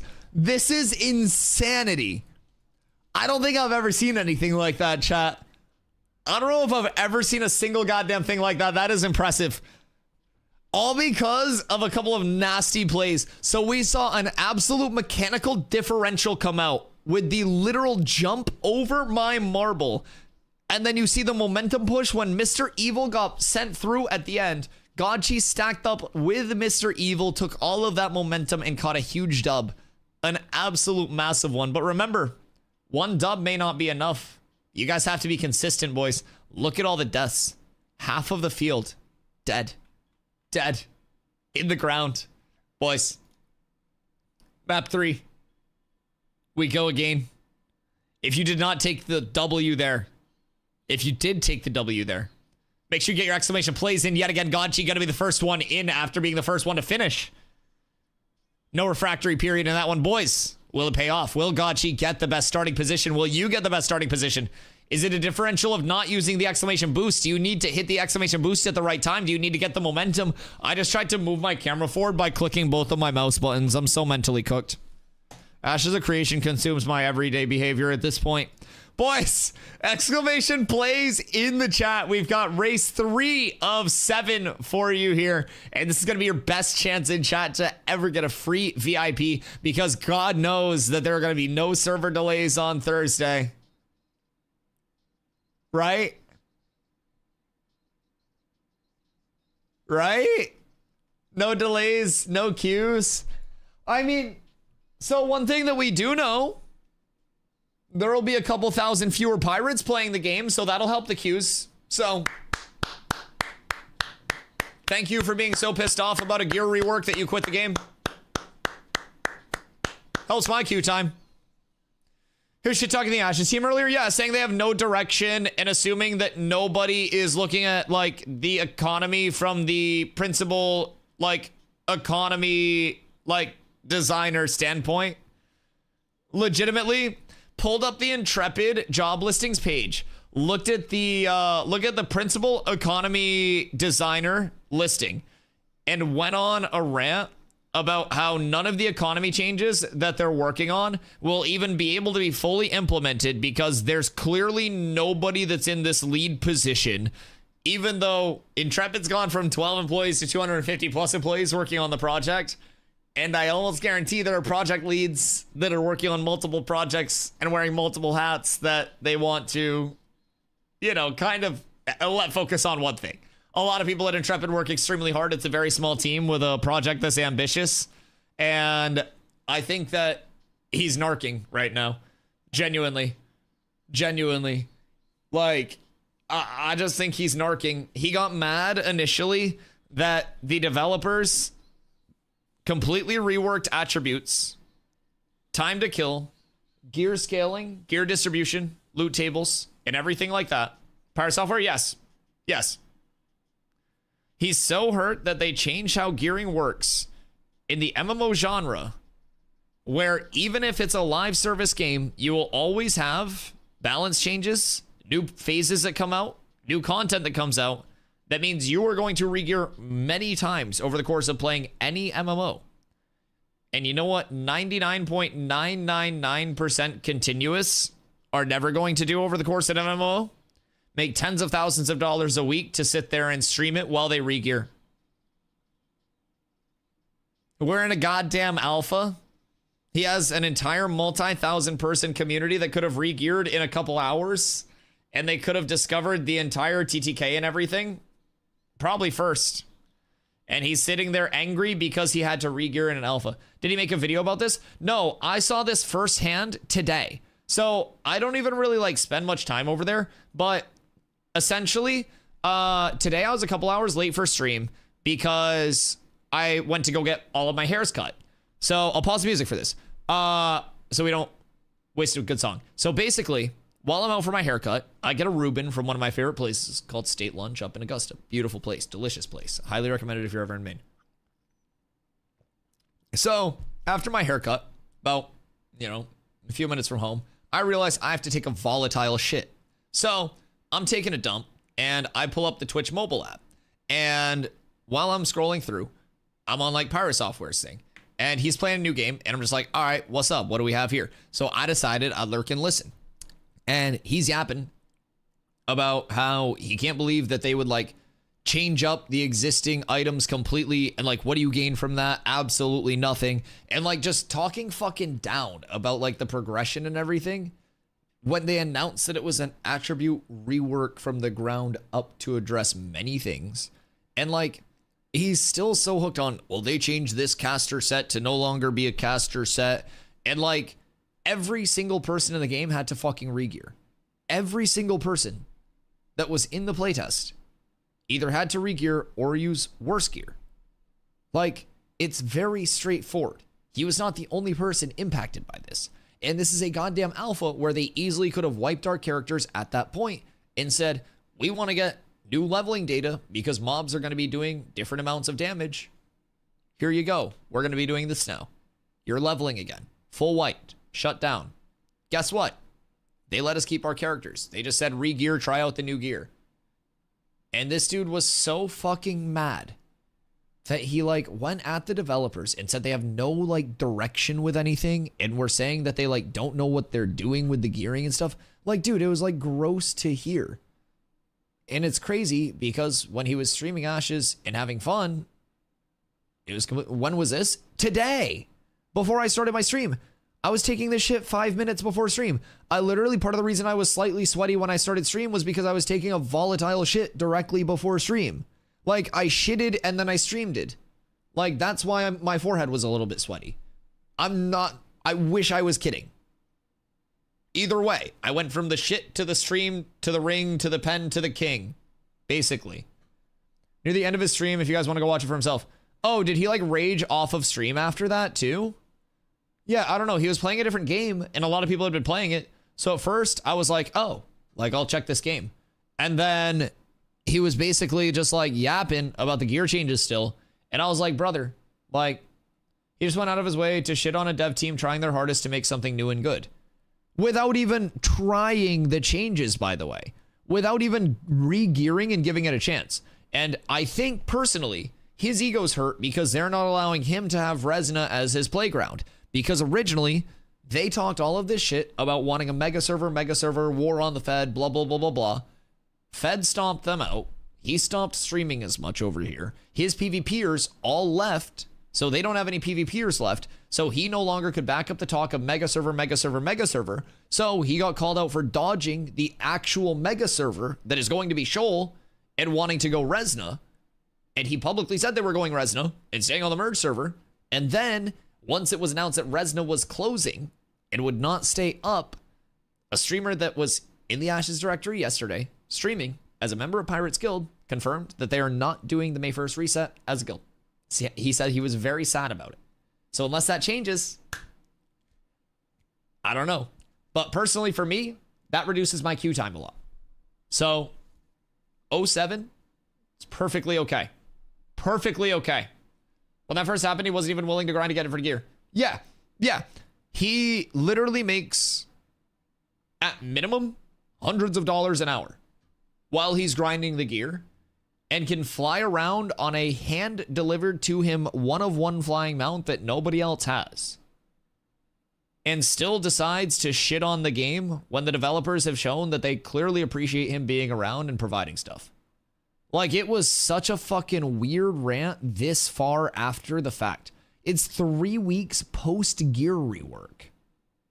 Like, what an entitled stance from somebody that makes fucking literal thousands of dollars a day streaming. Who's dodging what? Oh, hi, Colton. Exclamation play to get into the marbles race. You're dodging this marbles race because you're a dog shit mechanical gamer and you won't do exclamation play. Anyways, good morning, King. So we're talking about, before I hopped on stream today, we're talking about how I was taking a violent shit, and during that violent shit, I was basically, I was scrolling through streams, and I came across Pirate Software playing another game, and so I was essentially, like, lurking for a second, and he was going on a rant about, again, the same shit that pushed him off of the game. How he was saying, like, I can't believe they would rework all the caster sets to not be caster sets. Like, I don't know why you would do that. What do you gain from that? Literally, like, nothing. The devs have, like, no direction on what they're doing. Everything's going all over the place. And just, like, talking down about it because gearing and attributes got reworked in an alpha. Now, keep in mind, we were playing an MMO. In an MMOs, anytime there is a change in the meta, there is a new phase, there is anything, you re-gear, you respec, you get used to it, you adapt to it, right? And like, basically, endorsing a food place followed by violent shit, not exactly the best sell. I'm lactose intolerant. It's fine. Everything makes me violently shit. It means it's organic ingredients. It means it's got real dairy in it. It's a good vouch. They're using the good stuff. And it was delicious. It was delicious. If it's any consolation, here's the endorsement. I only ate half of the sandwich, had violent shits, and every stream break I've taken, I've been going back for a couple more bites of the sandwich, knowing what it did to me the first time. Is that the endorsement you're looking for? Because I'm like re-opting into it. But yeah, so basically, the summary for you, Colton. He was still bitching about the gear reworks, saying like, why would they change this? They gained literally nothing from this. They could have just like blah, blah, blah, blah, blah, blah, blah, blah, blah. And like just shitting out of his mouth and basically shitting on Intrepid while he was shitting out of his mouth.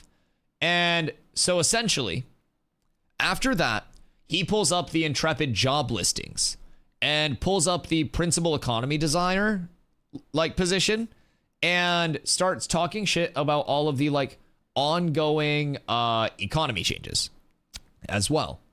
And he's like, well, none of these economy changes will ever be able to actually be implemented because this position is still vacant and like nobody's working on this position right now. Not realizing that this studio has gained well over 200 employees over the course of the development so far, and many people are probably wearing multiple fucking hats. Very simple to grasp. And keep in mind, a lot of people re-geared to get data for Intrepid, given the changes that Intrepid deemed were best for the game, while not making hundreds of thousands of dollars streaming. While not doing that. Now imagine how easy it would be to re-gear with a hand-given one-of-one flyer, a literal army of people at your disposal, and people are paying you tens of thousands of dollars every single time you click go live in hundreds of gifted subs a week across a ton of people. Tens of thousands of biddies. All of your ad revenue. My goodness. My goodness gracious me, oh my. How sad that you have to re-gear. It's his ego? I know. I guarantee that he's just hurt because they took down Resna and wouldn't let him have it as his playground to dodge PvP. And they didn't actually, like... He got saltier than me in such little time. Yeah, dude, it was like a devolution. Like, it was literally just a straight, like, devolution into, like, Neanderthal for a second. It's insane. 100% he wanted a kingdom. Yeah, he literally just wanted to have a playground and got pissed off because he probably, when they heard that they were closing Resna, he probably messaged Steven and was like, hey man, we were trying to go to Resna, so we didn't actually have to PvP the PvPers that we said we were going to PvP. And Steven was probably like, hey, sorry, stress test. And he probably got pissed and got hurt. I don't know, but something happened that triggered him very recently. Because brother's complaining about a gearing rework 3 weeks after it when everybody else in the game is having a fucking blast with the rework. Everyone that is PvPing is insane. You think he'll watch the AOC stream tomorrow? I don't fucking care if he does. Personally, I honestly, if I'm being completely honest, if he's just going to come in and start bitching about the game and saying there's no direction here, no direction there, and shit on Intrepid, like... I'd rather him stay away and just not clog up the queue with him and his fucking Zerg. Like, the thing is, he saw the stream of the Black Maiden winning the tournament, so he was afraid of meeting the Black Maiden in the open seas. How quickly his tune changed on Ashes when he wasn't top dog getting handed out shit for free. Yup. How crazy some people switch up as soon as they start losing a little bit. Yup. Boys, support the streamers that are going to be here supporting the game through the highs and lows and doing what's best for the community, because some of us really fucking care about this community and this game's future and not just our own personal motivation and the me. Just keep that in mind. There are a lot of us here. Onward with the races! Exclamation play in the chat. Narc. It's another Narc-esque self-explosion, yes. But this has been honestly, I don't know what's going on, but dude was streaming a few months ago with 15,000 viewers in the Ashes directory and had 5,000 shit-talking Ashes today. I'm just a small streamer, but that's not a good sign. Boys, good luck in the race. This is your chance to get a free VIP in the chat. Now, this normally costs you 142,069 monkey buckaroos, but today you can earn it for free. We are in the midst of our 7-race Grand Prix. This is race Carla. Carla, you good? All right, Carla's in. We're up tremendous. We're in race 3 of our 7-race Grand Prix. And if you do win the Grand Prix, you get a free VIP in the chat. If you already have VIP, you can choose to give the VIP to somebody else or burn that bitch so nobody gets it. So make sure you are getting in all of these races, and good luck to all the racers. We're going to get race 3 started up here, and we're going to avoid more rants so I don't end up on the list and end up never streaming again. I'll mysteriously get fucking DDoS by a community of hackers. Boys, good luck to all of the racers in this marbles extravaganza. We've got a few races left, so don't let it get you down if you just simply suck in the first couple of races. There's plenty of time. And again, this is going to be another funnel, so it's all about getting that initial momentum. You're all going to go into this swirl, but who's going to go through first? That is the big thing. It's going to be a lot of collision, but it looks like Phoenix Black and Bruja Gaming going to be sneaking out fast. Phoenix got held the fuck up, though. Oh my god, like an entire bank in a robbery. Phoenix Black is held up. He's out of it. Bruja Gaming sneaking through first and trying to expand that lead. We've got Jay Dorian coming through. We've got Murphy coming through as well. Leon Hayes is dying again. Leon, how are you even managing this? Leon is dying so fast every time. Bruja is off to a huge lead, though. Who's going to be able to catch up to Bruja? It looks like everybody's going to be able to catch up to Bruja as we go through. I'm stuck in this tube, step bro. I need to get out of this tube. I got a little too into it. We got Stronius making a power move. Who else is coming through at this point, boys? It looks like all momentum has been lost. It looks like Graypelt is now out in the front after a crazy move, but Graypelt losing all of the momentum instantaneously coming down through this swirl. You're gonna have a lot of blunders popping up that can completely stop you in your tracks. So this is anybody's race as we come down to it. We're gonna have Jay Dorian working on the outside, getting passed by Rogue Rhino, working back towards the inside. He's gonna have it down to himself. Is Jay Dorian gonna be able to pull away with it? Is Graypelt gonna be able to close the gap in second place right now? We've got Sparkly and a whole lot of people behind, with Bruja, the competitor from the start, always up at the front of the pack. He's gonna offer the outside, try to avoid some of these bumps, but Graypelt also working through. Who do we have on the outside here? Wait, is this like a world record attempt? Oh shit, that's Nelly's like ghost ball. Okay, we're gonna have Mr. Evil dead on the side. We got Jay Dorian coming down first. We got Bitter Galaxy coming down first. Are you gonna be able to keep the momentum, Jay Dorian? Will you be able to do it? Jay Dorian not keeping the momentum. There's no shot. There's no shot. There's a no shot. There is a no singular way that Godchi just came in a back-to-back. There is a no fucking way that Godchi just came in and back-to-back after saying I would win if I was in this. What the actual fucked? What is going on? What? Comes in with the I would win this if I was here after missing the first race, and then hits the back-to-back. Like, is Jordan 96, 97? Whoa. My God. Okay. Okay. But will the wins be enough to outdo the consistency of some others? See, no cheesing the timeouts. No cheesing the timeouts. Be good. Be good. You must be good. Somebody drop the someone drop the 20k. Someone drop the 20k to keep seed in. You need to keep seed in. We need somebody to bail seed out. Oh no. I don't know. That's a mod decision. That's a mod decision. That's the double. Oh god, the 20 minutes. Guys, Godchi's gonna need help. Godchi's gonna need a lot of help. This is getting hairy. Boys, get your exclamation plays in the chat. Make sure you don't win too much or you might get it too. I don't know. It's turning into a lawless zone out here, boys. It's turning into just no punishment type shit. Yo, what up, Shiz? How you doing today? See? Oh no. Oh no, what goes around comes around, and Karma's name is Zombie tonight, boys. Oh my god. Oh my god.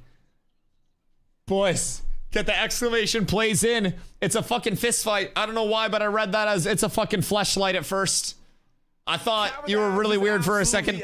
Free seats free, it resolves. Yo, Shiz, thank you for the follow. Much love, boys. Anybody else that's out there that's new, I appreciate y'all coming through. My name's Dusty. I stream every single day starting at 2 p.m. EST. I will be live at noon both of the next couple of days as we go into the dev stream at 1 p.m. EST tomorrow and the merge test, and then fresh starts at 1 p.m. EST the day after that on Thursday. So you can expect to see me here at noon the next couple of days. I typically stream 10 to a lot of hours a day, 70 plus hours a week. I am always here in Ashes all the time, even on down days. We're vibing, we're talking about the game.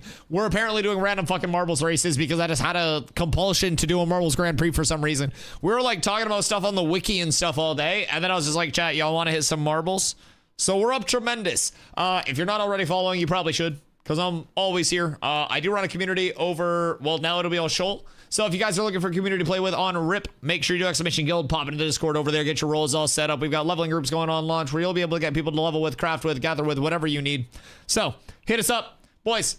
Good luck to all the racers. We're going to get race 4 started up here. Make sure you guys all have your exclamation plays in. You have 10 seconds to get them in if you think you do not have them in already. Good luck to all the racers. I have no idea what's happening with this bubbling cauldron. I would assume that would disintegrate your balls, but you may be able to go through unscathed. It looks like this is going to be all spooky and wooky, though. So we'll see how it works out. Coming through the cauldron first, it's Mr. Leon Hayes. And we know how this typically ends for Leon. Leon, I'm going to pray for you. I don't know. Leon, it's a bad time to be you based on the past few races. Leon has been the first to die in, I think, both of the previous races. So Leon here is going to be primarily playing life more than anything, followed closely behind by Sparkly, Busty, and pretty much everyone else in the race. We're going to have some sticky globs. There's no singular fucking shot. RIP Leon, I do believe this is going to be the end of Leon Hayes unless something miraculous happens. On the lower end of things, we're going to have Sparkly Pants. We're going to have Rogue Rhino, and Leon Hayes is taking the L. Leon Hayes is down yet again, permanently dead. Leon is gone. It's a rough day to be Leon Hayes. See Suma with the violent timeouts and the violent breakneck speeds coming through first, but getting held up as we see Encon dying on the backside. We've got Nin, we've got Sparkly Pants, we've got Dre Commander, we've got Stronius, maybe the Marbles GOAT. Does Stronius have LeBron-like longevity, chat? Can Stronius continue doing it? Is one human capable of this much marbles dominance as we come through the low grav area? We're going to see Nin coming through first, followed again by Sparkly, Rogue Rhino, Stronius trying to keep that momentum on the backside. It looks like Stronius is going to be falling out of the top 5 here. Nin Caesar trying to expand the lead a little bit. Rogue Rhino going to be following closely behind, trying to keep that momentum going. A big collision. That's going to push Rogue Rhino forward, but Nin's going to get held up over here. Who's going to be able to keep the momentum up, chat? Who on the backside is going to be able to make a power play? Who's got the shortcut? It looks like Dre Commander taking the inside route. Dre Commander is now in second. Dre makes a power play and comes through with a lot of speed. Can Dre close the gap to Nin? The gap is just expanding. I don't think this is going to be dropped by Nin anytime soon unless something miraculous happens. But look who it is yet again. Sparkly Pants coming into the top 2 picture, followed by Dre, followed by Kaj, Bronze Senpai, and Fang. Nowhere in sight is Godchi of the Black Maiden, the captain of the Black Maiden, the feared ship of the 7 Seas of Vera. Nin Caesar going to be coming down all alone, uncontested, claiming the dub. A dominant performance followed by Sparkly Pants, Kosh Gohan, Dre Commander, Bronze Senpai in a photo finish for the top 5. Fang, Rogue, Quinn, Phoenix, and Metacrow rounding out the top 10. Nin going crazy. God, she's Kryptonite. Yes, see, you were in the lead for a little bit there too. Maybe that's the strat. Maybe that's the strat. Nin picking up the first dub of the Grand Prix, boys. And we go on to race number 5 of our VIP Grand Prix as we look forward to these next few massive days for Ashes of Creation, chat. What are you guys most excited for?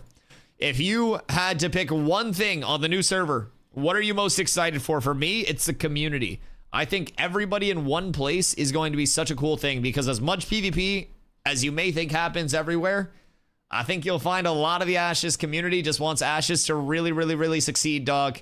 So I'm excited for that. I think secondarily, the knowledge that I have, that shit's changing the game for me entirely right now. Excited to play a new MMO. And if it hits, you're going to be here for a long time. Yo, Shiz, can you play Ashes of Creation right now? I buy the Alpha Pack. If you buy the Wave 3 pack, if you haven't created your account, do exclamation Ashes. And you can create your account using that link to support the stream. If you're looking to hop in for the May 1st fresh starts, that's going to be your Wave 3 pack. That is going to be what you want to pick up. The game is playable Thursday, Friday, Saturday, Sunday, and Monday. It's down Tuesday and Wednesday. On May 1st, expect very long queues, expect crashes, expect some potential hiccups. It is a stress test on May 1st. Those servers will go May 1st to August 4th. During that 3-month time, you are protected because with your Wave 3 access, you get a 90-day period, regardless of how many hours you have played, where you can get a full refund on your playtest purchase if you're unhappy with it. As many hours as you want to play, full refund. Swift, absolutely 07 Major. Thank you. Get your exclamation plays in. Is it still Thursday to Monday during Wave 3? May 1st to August 4th, it will be Thursday to Monday, yes. And then on August 4th, there is another potential wipe coming up. So there will probably, almost definitely be new servers at that point as well. August 4th is the start of technical phase 3. This is still like phase 2, technically. I'm calling it P2.5, but the 24/7 starts on August 4th, and we'll get new servers then. And by then, we'll have a second starting area. We'll have the summoner in. We'll have 3 more races. We'll have dynamic gridding. We'll have the refined gathering, Jesus Christ, gathering, refining, and crafting rework. We'll have the TTK and attribute rework all sorted. It's all just getting better, chat. It's all just getting better. So we're going to have a long few days of grinding ahead of us, and it's going to be an amazing time. So I hope you guys are here for it. If it's your first day here, I do stream every single day, like I mentioned. Today is 600 and something in a row. I think it's 670, right? Yeah, today's 670 in a row. That sounds right. Right? 670? Yeah, 670. Yep, it's 670. So I do literally stream every single day. I wasn't exaggerating. It happens all the time, no matter what. So boys, good luck to all the racers. Exclamation plays in the chat. One time for the one time. Get them in. Good luck to everybody. This is race. I know because yesterday was 669. It was a nice day. It was a nice day. This is race 5 out of 7. You've got 5, 6, and 7 left. Still plenty of time. We did have the Gochi Godchi claim 2 victories back to back. But Godchi's been dethroned. The captain has gone down with the ship. It's anybody's to claim. It was 7 races. 2 wins may not be enough, chat. It may not be. I still think there's a lot of hope. You've got Stronius up here taking that side approach to this Plinko drop down. Where are you feeling the best right now, chat? Do you want to be in the middle like Blackblood, like Athum? Do you want to be on the outside like Dre, like Stronius, like Macaulay? Macaulay, what up, go? Sir Alwyn sneaking in, Murphy sneaking in. A reminder, chat, this is your chance to get a free VIP in the chat. It is typically 142,069 monkey bucks, which roughly equates to 17 million USD in terms of just a rough estimate of worth. So I'm using FaZe Clan's initial IPO valuation as the kind of like one-to-one reference for that. Just keep that in mind. So boys, I hope you're feeling good about your start. Good luck to all the racers. This is race 5 of 7. You've got this one and 2 others after this. There is plenty of opportunity.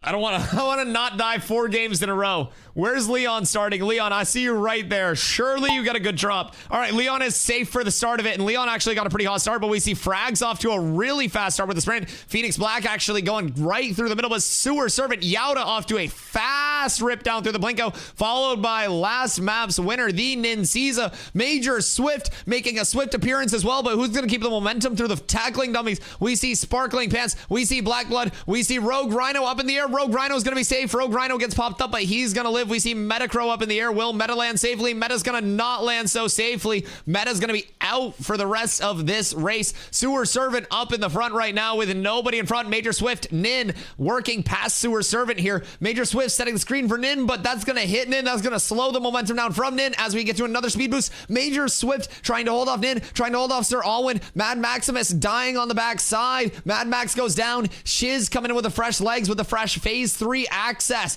Coming in on May 1st to join the Ashes community. And Shiz may be getting a VIP if they can have a strong performance here, chat, but this is still anybody's race. This shit could change at any moment. Shiz going to be the first one through to the next set of the NFL Combine workout, chat. Is anybody going to catch Shiz? Is Shiz too fresh? Is Shiz too conditioned? Are you all too tired? Did you go the sprint and not the marathon? The marathon continues, chat. Shout out Nipsey Hussle. Please, somebody catch Major Swift. Somebody catch Shiz. They're too far out in front of the pack. We see Murphy. We saw Brown Senpai. We see everybody starting to drop on the backside. Nin Caesar dying as well. They're just falling out. They're trying to save the energy for next race. We got Major Major Swift, very fast, but he's also getting held up. Shiz coming back through. Shiz gonna hit another speed boost, and we're down to the last set of obstacles. Frag's gonna be trying to get through as fast as they can. We see Shiz. Leon was so close. Leon almost lived. Frags and Shiz gonna be making through neck and neck. It's Frags, it's Shiz. Can Frags get through? Frags taking the dub. Shiz coming in second. Sir Alwyn coming through on the screen right side. We got Sir Alwyn coming through from the air. Can Sir Alwyn Kobe? He can. R.I.P. Sir Alwyn. Get it? Because he's... Anyways... DustyWhy rounding out the top 5. Artisan, Yauda, Leshrak, Nice Guy, Hobbsy, and Macaulay rounding out the top 10 as we see more violence coming out. Kaj not surviving. Oh, shit. Ragnar. Ragnar actually hit that shit. Well done, Ragnar. Well done, Ragnar. Very clean. Very clean. Leon, you were... Oh, there goes Quinn. Quinn, you were there. Leon, you were so close. Leon, you were so fucking close. You were so close. How many races have you died in a row, Leon? Has it been 4 races now? Oh my god. Leon, have you died? Is that... That's 4, right? Holy shit. Leon's cursed right now. I don't think... So, we had Godchi come in and say, after missing the first race, I would win this if I was in this. And had back-to-back dubs after calling the shot. Leon has died in 4 consecutive races. I believe those are both all-time firsts over here, man. Absolutely absurd to keep in mind. Absolutely insane. I don't understand how we're seeing all of these first, but it's always a time of first, boys. Get your exclamation plays in the chat. Make sure you are in on these final 2 races. Don't lose faith, even if you're running a little bit cold, boys. Get in, get ready, because there's still a lot of hope for you. We've got the first great festival, and then we have Castle Siege as our final map. These 2 maps get extremely chaotic no matter how conditioned you are, no matter how prepared you are. You're never prepared enough for what is offered by these maps of absolute doom and demise, chat. 2 maps left to claim the crown. Will you do it? Or will you continue to die like Leon? Leon, congratulations to you, because you found a way to do something I didn't know was that possible, man. Absolutely insane. Absolutely insane. I'm all for white P3, but we gotta hit world first everything or else. Yeah, I'm down. I'm down. But the trick is, since we need to actually make it difficult for us, we should try to do world first everything on 1 person. So that way, like, we actually have to invest in it. You know what I mean? Because, like, with all of the elite level of gameplay that we have, if we just world first everything, it doesn't really matter, right? So... Could literally run a map without a possibility to die, and Leon would still die. Yeah, Leon has, like, found ways to die. Leon is actually, like, you know how we are playing Ashes with the intent to, like, break it to make it better? Leon is just finding ways to fucking die to die. And it's a little bit concerning at this point. I don't really know if Leon's okay. I don't really know what's going on, but... We're here for you, Leon. Leon's really Deadpool, he can't die. He just keeps coming back with baby hands. Guys, Leon's got like a sore arm. Just be nice. Leon's been going through a lot. It's hard to like stay straight when one side of the body's really sore, you know what I mean? Sometimes you just end up like leaning a little bit. It's tough. Leon's going through it. Just keep Leon in your thoughts, guys. My God, it's showing through to the marble though. Like Leon was saying, for fresh starts, they're like, if my arm hurts, I might not be able to pump that much. I just didn't know it was going to apply to the marbles performance too. I didn't know it was going to be like that, Leon. All right, boys. This is your final chance. Get your exclamation plays in the chat. This is the second to last race. And it looks like you're at a little concert here, boys. You got a whole lot of green in front of you, a whole lot of real estate to work with, and a whole lot of downhill momentum to work up. Now, downhill momentum. Your mass comes into play. Who's got the girthiest, massiest marble in all the chat, boys? Who's got it all? Good luck to everybody as we start this Yo, Sir Child, have a great night, brother. I appreciate you so much. Much love. Good luck to all the racers. I'm going to give you a nice under view like you got the ball. Oh, wait, the Triforce. Hey, very cool. Anyways, good luck to all the racers involved, boys. You got your Plinko start yet again, as we're going to see Rogue Rhino with a hot start. He snuck in at the last second, but he's going to make a very, very fast shootout to first place. Over on the right side of the screen, we see Zombie Theory. He's not too mechanically good at video games, which is why he shot calls him, but he may be a mechanically great racer in disguise. As we see Rogue Rhino followed closely behind by Busty, Meta, and Maximus. Fang on the backside of that pack. Xyrus, Athum, both coming up on the right side of the screen as a couple of the first to make it through that side of the screen. We've got to break through the blocks here. Will you be able to break through the blocks? Who will get the momentum? Who will be one of the first through? We've got Frags, another friendly face coming through, but it's a Miss Corla. It's Double Goon, but Athum is getting absolutely Athuming off the edge of the map. Nice guy, Hobbsy. Now he's a dead guy. He's not going to be around for too much longer, chat. Say goodbye to Hobbsy and the gang. Xyrus getting a huge push forward. Xyrus getting a massive bump forward. Xyrus on world record speedrun pace right now, chat. We're witnessing Marbles history potentially. This is insane.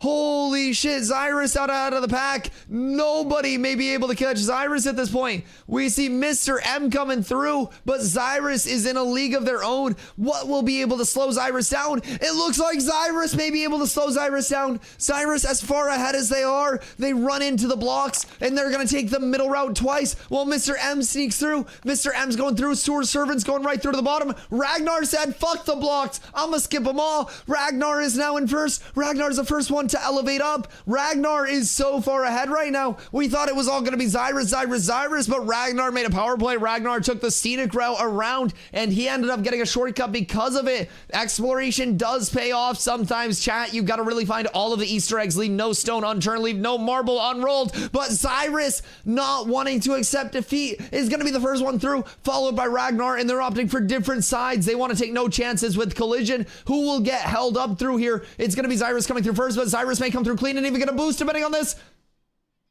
That was really anticlimactic. Okay, Xyrus gonna be coming through without a boost whatsoever. No bop, but we're gonna see a few people getting a nice little bop there from behind. Xyrus getting pushed into the big Plinko, but will the big Plinko be friendly to you? Oh wait, the big Plinko's a finish. Oh god, the big Plinko is always friendly to you.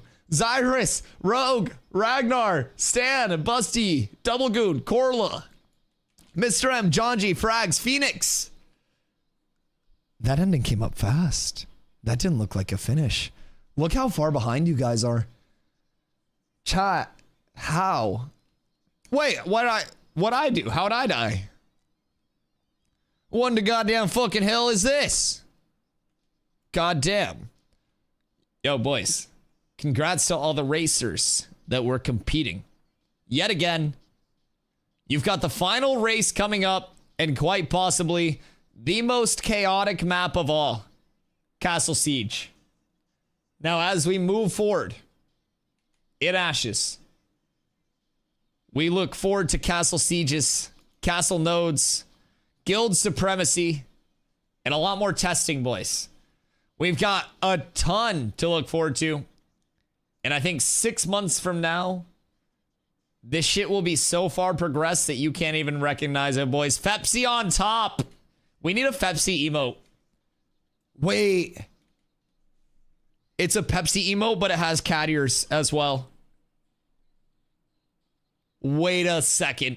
Are we up tremendous? I need a designer on that immediately. Hey, yo, Scaper. Coming in with the 2 months. Much love, Scaper. Thank you, thank you, thank you. Boys, get your exclamation plays in the chat immediately. This is your final chance. Castle Siege is the name.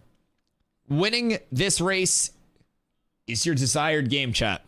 Now, you're going to have to avoid explosive barrels, siege traps, and many things that you'll have to work through in Ashes of Creation Castle Sieges as well, when those do come out.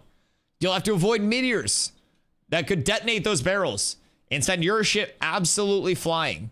It looks like a very simple, straightforward path.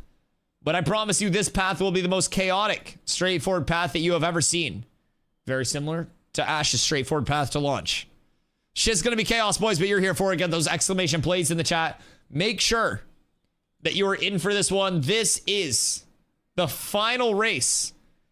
And the winner of this total Grand Prix will receive a VIP in the chat. If you are a VIP, you'll get to distribute that to a person of your choice or burn it down to the ground and make sure nobody else gets it.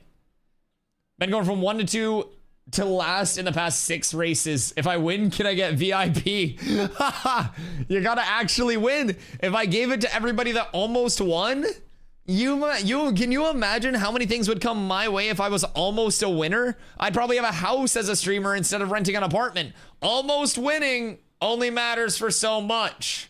You gotta actually win. You gotta actually win. Good luck to all of the racers, boys. Last chance. I'm gonna give you just a couple of seconds to get in for this final Castle Siege run. This can be the fastest run through or the slowest run through of your entire life. It all depends on how the momentum goes. Do we have everybody that's feeling confident, feeling froggy, feeling like they may have a chance to win? Tuesday, man, coming in on the Tuesday. What up, my goat? I hope you're having a fantastic one. Carla sneaking in. Chat, final chance. Make sure exclamation plays are in. Good luck to everybody that is in. We got 10 seconds till the start of it. Murphy sneaking in at the last second. Boys, it is time to siege. Good luck to all of you. May your marbles be forever blessed by the sandaled one and protected by the phoenix. Yo, 40 Tuesday coming with a 40-day streak. I hope you're well. I hope you're well, dude. I'm very well. We're going to see a couple of violent deaths right off rip. Our first meteor is going to claim 5 lives. We got Senpai, Macaulay, Major Swift, Stan, Hobbsy, Stronius, all dead. We've got a lot of death, doom, and demise directly off rip. These meteors are being unforgiving as we see Rogue Rhino push off the edge. We've got Mr. M. We've got Kaj out towards the start. We see Leon safe for now. Or is he? Mr. M getting boosted forward by these meteors. Mr. M having the great technique, but is he going to be able to carry it through? He may run into some barrels at some point. He may run into a meteor that's going to stall them out, but Mr. M has it all to himself right now. Look at this lead. What's going to stop Mr. M? Chat, this is an insane pace. I don't think anything's going to stop Mr. M. I don't think anything can, but he's going to get pushed back. He's going to start losing some momentum. Is anything going to be able to hold him back long enough for the rest of the pack to catch up?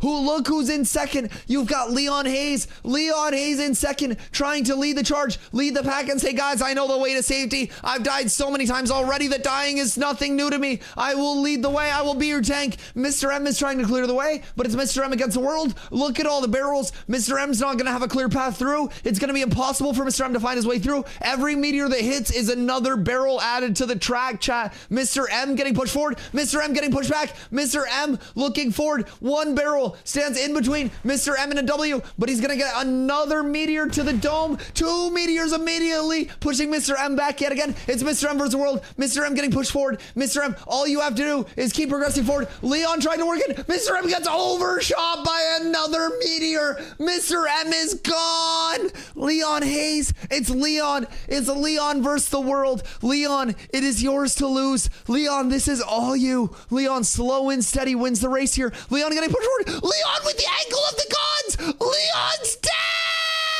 Leon's dead. Leon goes down. There's no way. There's no way that Leon goes down there. All he had to do was fall in, to tap it in, to tap it in. He couldn't do it, chat. He doesn't have the clutch factor. He came so far to fall so fast. Oh my God, chat. No victory claimed yet. We've got Phoenix. We've got Frags. We've got a battle just trying to get through. Is it going to be Phoenix? Phoenix overshoots it as well. Frags overshoots it as well. They're all dead. It's an absolute disaster. There's no winner. There's no winner. Gosh. Gosh. Oh my God, Gosh. Gosh makes it. Kaj might be the only one to fucking survive. Sparkly coming through. Sparkly claiming second place. I'm gonna get the fucking police called on me. Carla coming through in third. Ninsiza coming through in fourth. Less track. Sparkly. See. Sparkly. Oh my God.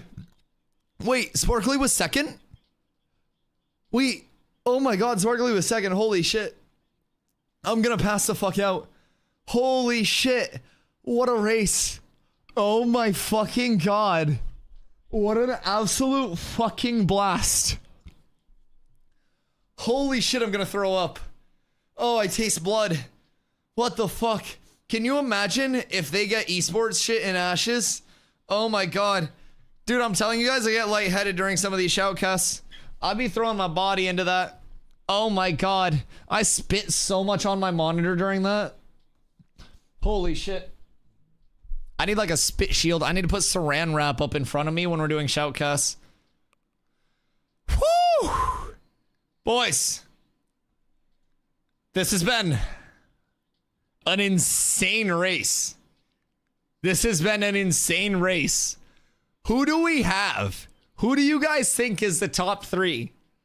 That's the biggest thing. It's anybody's game. We've got 3rd place, we've got 2nd place, and we've got the claimer of the VIP in the chat.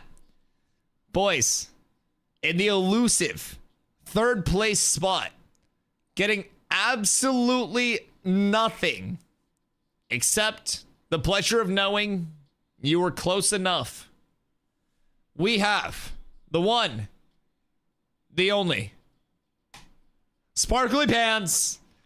The 2nd place finish in the final race. A strong performance throughout. 2nd place and 1st place, chat. Who do you have in 2nd and who do you have in 1st? I need 2 names in the chat.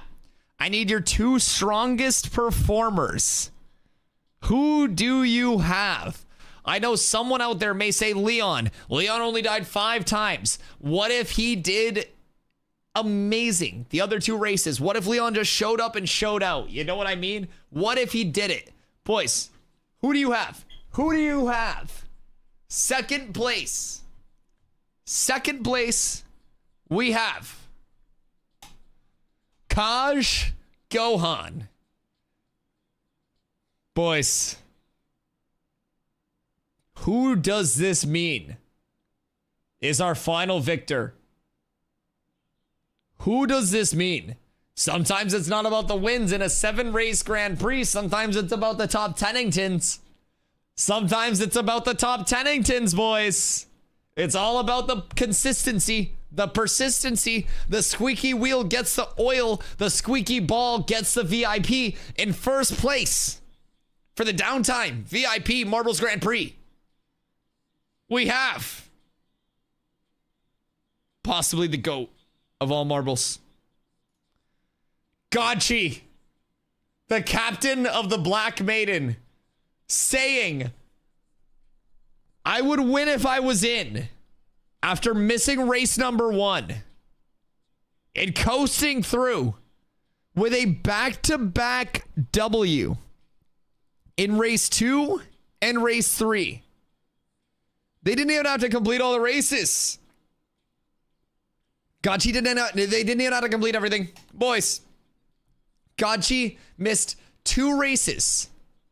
5 races, 2 W's on some Jeff Gordon shit. The 186. Kaj, 2nd place with 167. Sparkly with 159, and then everybody else sucked. You guys all tried. You guys all tried. Now let's see who our 7 racers were with 0 points in the very worst place of all.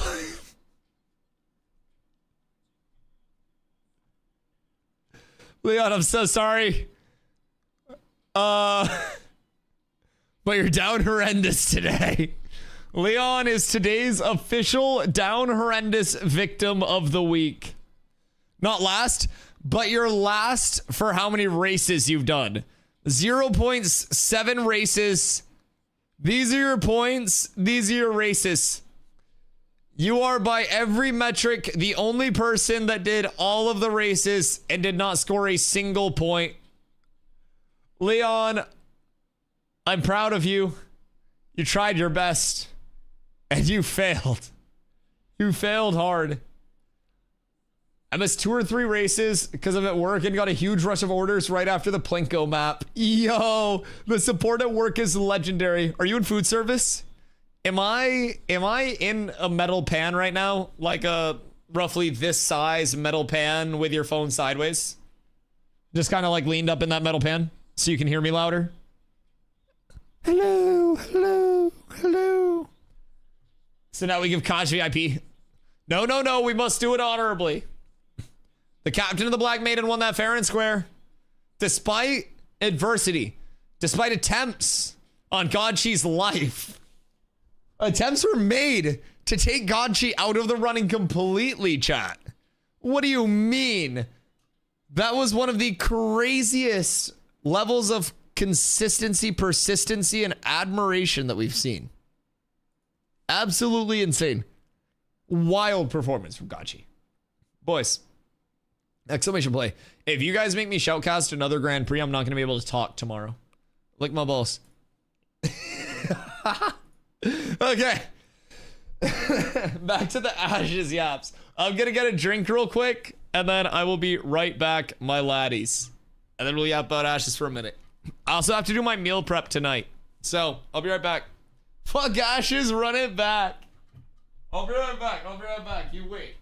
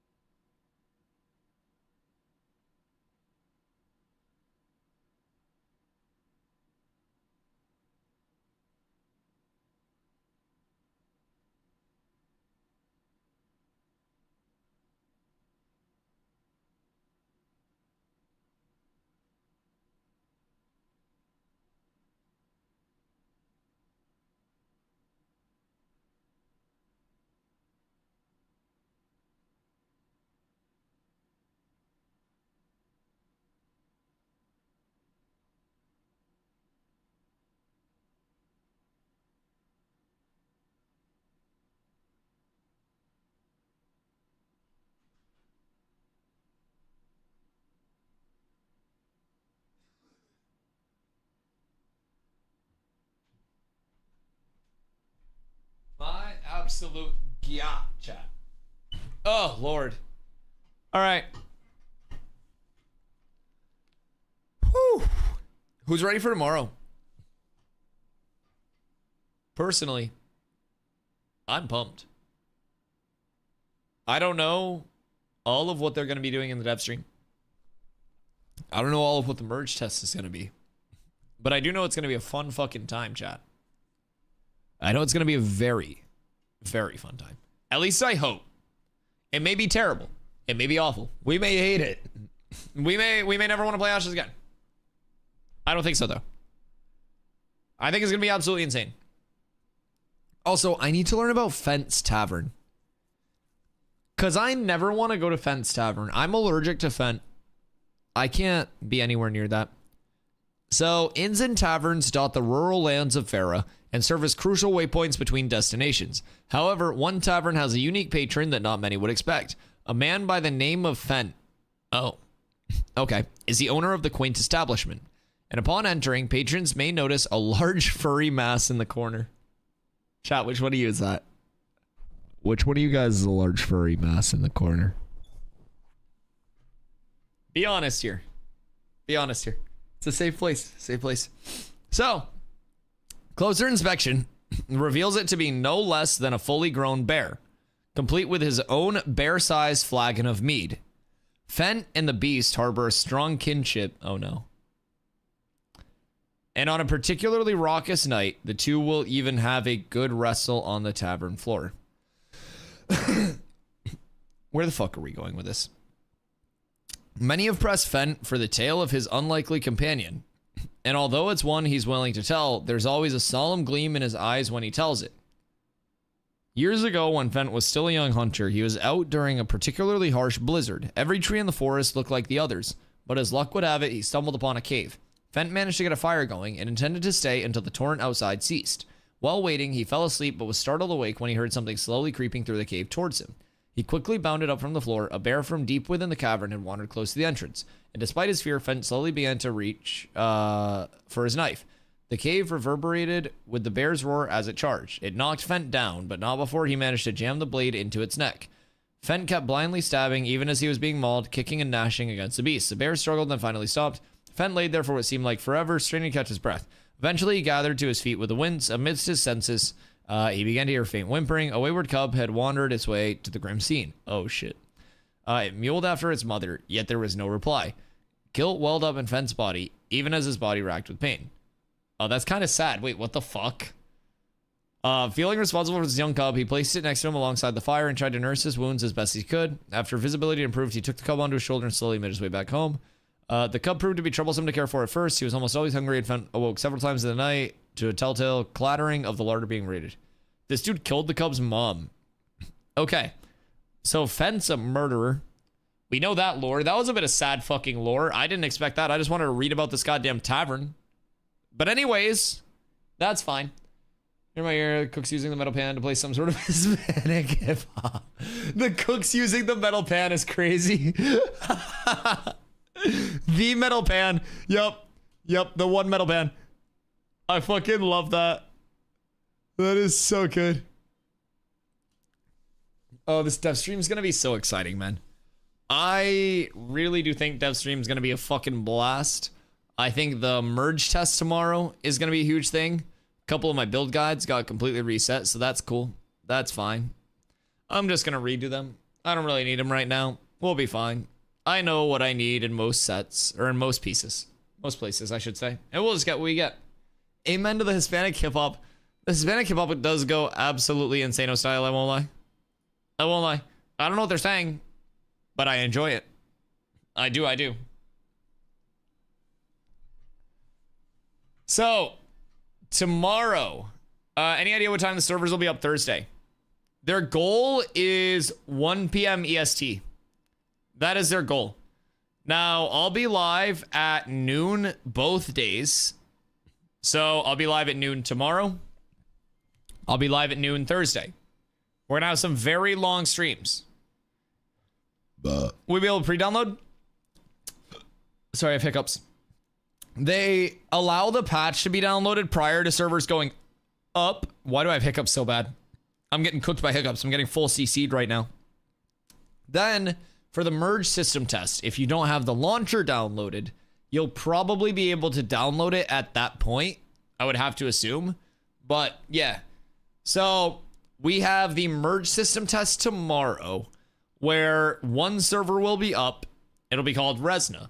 That'll have the Vira and Lineth characters that currently exist on it for one more day. And then it's gone. On May 1st, we go to the stress test.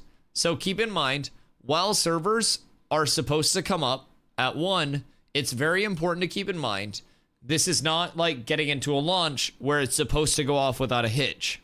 This is a stress test. This is supposed to be like pushing the boundaries, right? Of everything. So this is going to be huge. It's going to be very potentially chunky. It's going to be very potentially like not the smoothest experience, but it's also going to be extremely impactful. Are you getting server gridding this 1st of May? We don't know. So basically the timetable that they gave us was now through August 4th. So like ongoing through August 4th. It's including but not limited to implementing and testing gridding and then all of the other stuff, right? So second starting area, full revamp of questing, first time user experience, server and realm performance improvements, Unreal Engine 5.5, economy and stat balancing efforts, and then Pyrai Renkai Nakua as well as a summoner. That's all like up to August 4th where we'll see that. So the way that I'm explaining it to people is essentially May 1st, this is all gathering the data for all of those things to launch for August 4th. Look at that haircut. Aha, you noticed.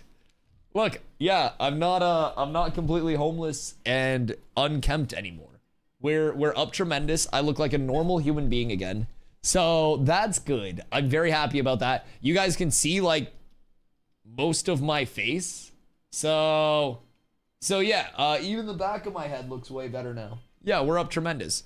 And I'm not gonna lie, it was like as long as I could tolerate it, because on my way up to get my hair cut, it was like almost 80 degrees today. I had the sunroof open, I had the windows down on the interstate. So while I was driving, my hair got fucked up, and a lot of times I'll like do this, right? And I'll do that. And I went to run my hands through my hair, and I had so many actual fucking knots in my hair that I physically could not like get my hand through. And it wasn't just like, oh, this is a knot and it comes out. It was like this was like tied in a knot and I had to like get it out. It was fucking absurd. So yeah, I'm very happy that it's short again. And like, not that this is like short, but like my sides are faded in, like the back's all blended in, and it's not down to my fucking mouth anymore.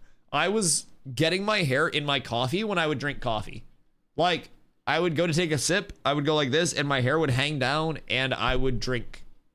Like, not drink, but I would get my hair in my coffee. It was fucked. So I'm very happy to be well kept again. It had been months since I actually got a haircut.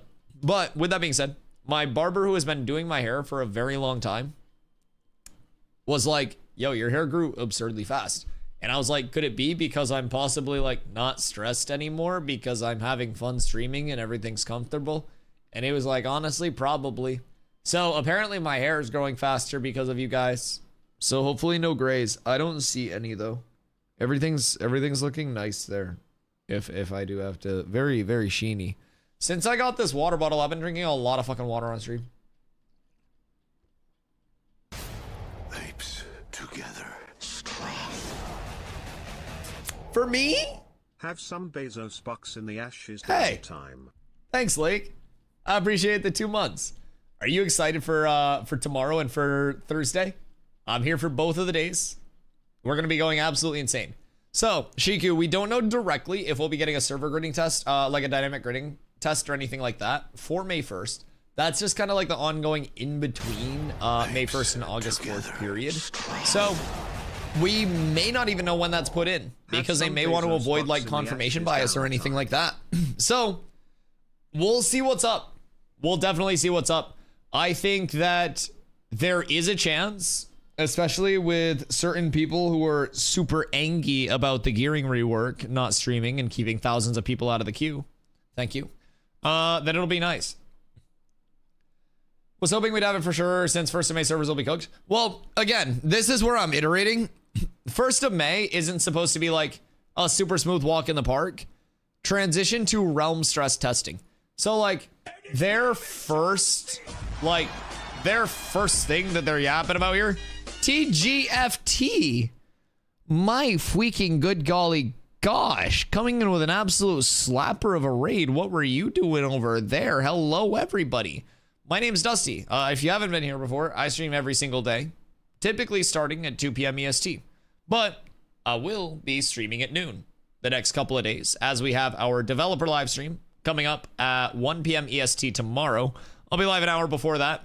And we also have our reroll, our fresh starts, our stress test, most importantly, coming on May 1st on Thursday. So, with that being said, if you're not following, make sure you drop a follow. I do stream 70 plus hours a week, all ashes, all the time, even on the downtime days, as you can see. What were you guys yapping about over there tonight? Looks like it was frickin' poppin'. Yo, I hope things were good. I hope you're all having a wonderful evening. Upcoming phase 2.5, gonna be nuts with that mega server and dynamic gridding. Yeah. So we were actually just discussing if we thought dynamic gridding would be kind of like shadow implemented for the start to try to alleviate the stress or not. I don't necessarily know where it's at. I haven't heard enough directly about it. Maybe we get some indication of where it's at tomorrow and what will be in place for May 1st and what won't be. But always important to remember, they're very clear. This is a stress test. I would be 1,000% shocked if everything went smooth in any way, shape, or form. Hey, Oracle, welcome back. Hi. What's the point of having one server if not to test dynamic gridding? To test how much a server worker can hold? To stress it? To put everything in worst case scenario and then troubleshoot that worst case scenario? No one realizing if it is, we're just gonna have a rubber banding game and it's gonna get annoying fast. Yeah, I mean, I don't really know where it's at. I don't really know what's going on with it, but we already tested that. And if they need more data, we'll test it again and again and again. And something that you tested in December with a startup is not going to be the same netcode that you're testing right now. I can guarantee that. Yeah. Like, genuinely, we're going to test it again and again and again. And that's what we're doing. That's what we're here for. You know what I mean? The stress tests just keep going as things develop more because, like, they can handle more. So December, things got stressed way quicker than they will now. So they'll find out where that break point is, and then they'll adjust past that, and then they'll put another stress test together where they try to push past that break point. And through evolution and improvement, things improve. There'll be more server workers on one server, so it should split the load more, hopefully. Yeah, I fully anticipate it being a much smoother launch than, like, even Rogue launch, right? That's what I'm thinking. Rogue launch had some crashes, some rollbacks, like some disconnects and stuff like that. I personally, I expect it to be that bad, but I wouldn't be shocked if it wasn't. I wonder how fast the actual ramp up of server pop is going to be. Because, like, how many people are actually going to be taking off, you know, Thursday from work at 1 p.m. to hop on immediately when servers are projected to go up? If there's not a delay, and we are able to have servers up at 1 p.m. EST, I almost feel like that could slow roll stuff. I know people are, but are 6,000 people going to? That's the question. Because unless there are 6,000 people that are simultaneously there, I guess that's close to EU peak, huh? But, like, how many EU players are there in the playtest? I don't think 6,000. Don't forget EU's prime time. Yeah. That's 7 p.m. EU. Yeah, that same thought just hit my mind. Because, like, 8 p.m.-ish is peak. Gonna be a ton of people in there. I just don't know if it hits 6K right off rip. And, like, how shortly after launch do we think it would hit pop cap? And do we know if pop cap is still 6K or did they increase it? I feel like there's so much that we may get answered tomorrow, hopefully. Just count the people that are being allowed in because of phase 3 purchases. Oh, yeah. 16K? 16K. Is that true? That'd be a lot because their original projection for start was 10K, right? Where does that number keep coming from? Yeah. 10K plus on one server. Do we have any confirmation from that from, like, a viable source, or is it just hubbub and hullabaloo?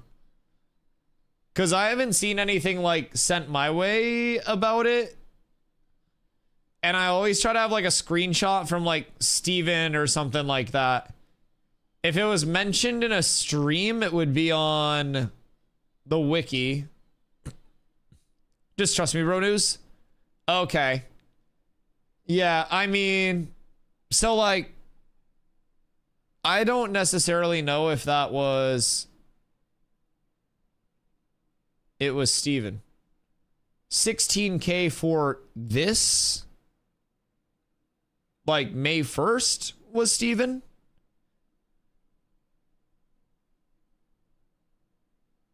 No, 10K on launch was confirmed. Yeah, no. Carla's playing V Rising. Don't mind her. She's trying to help.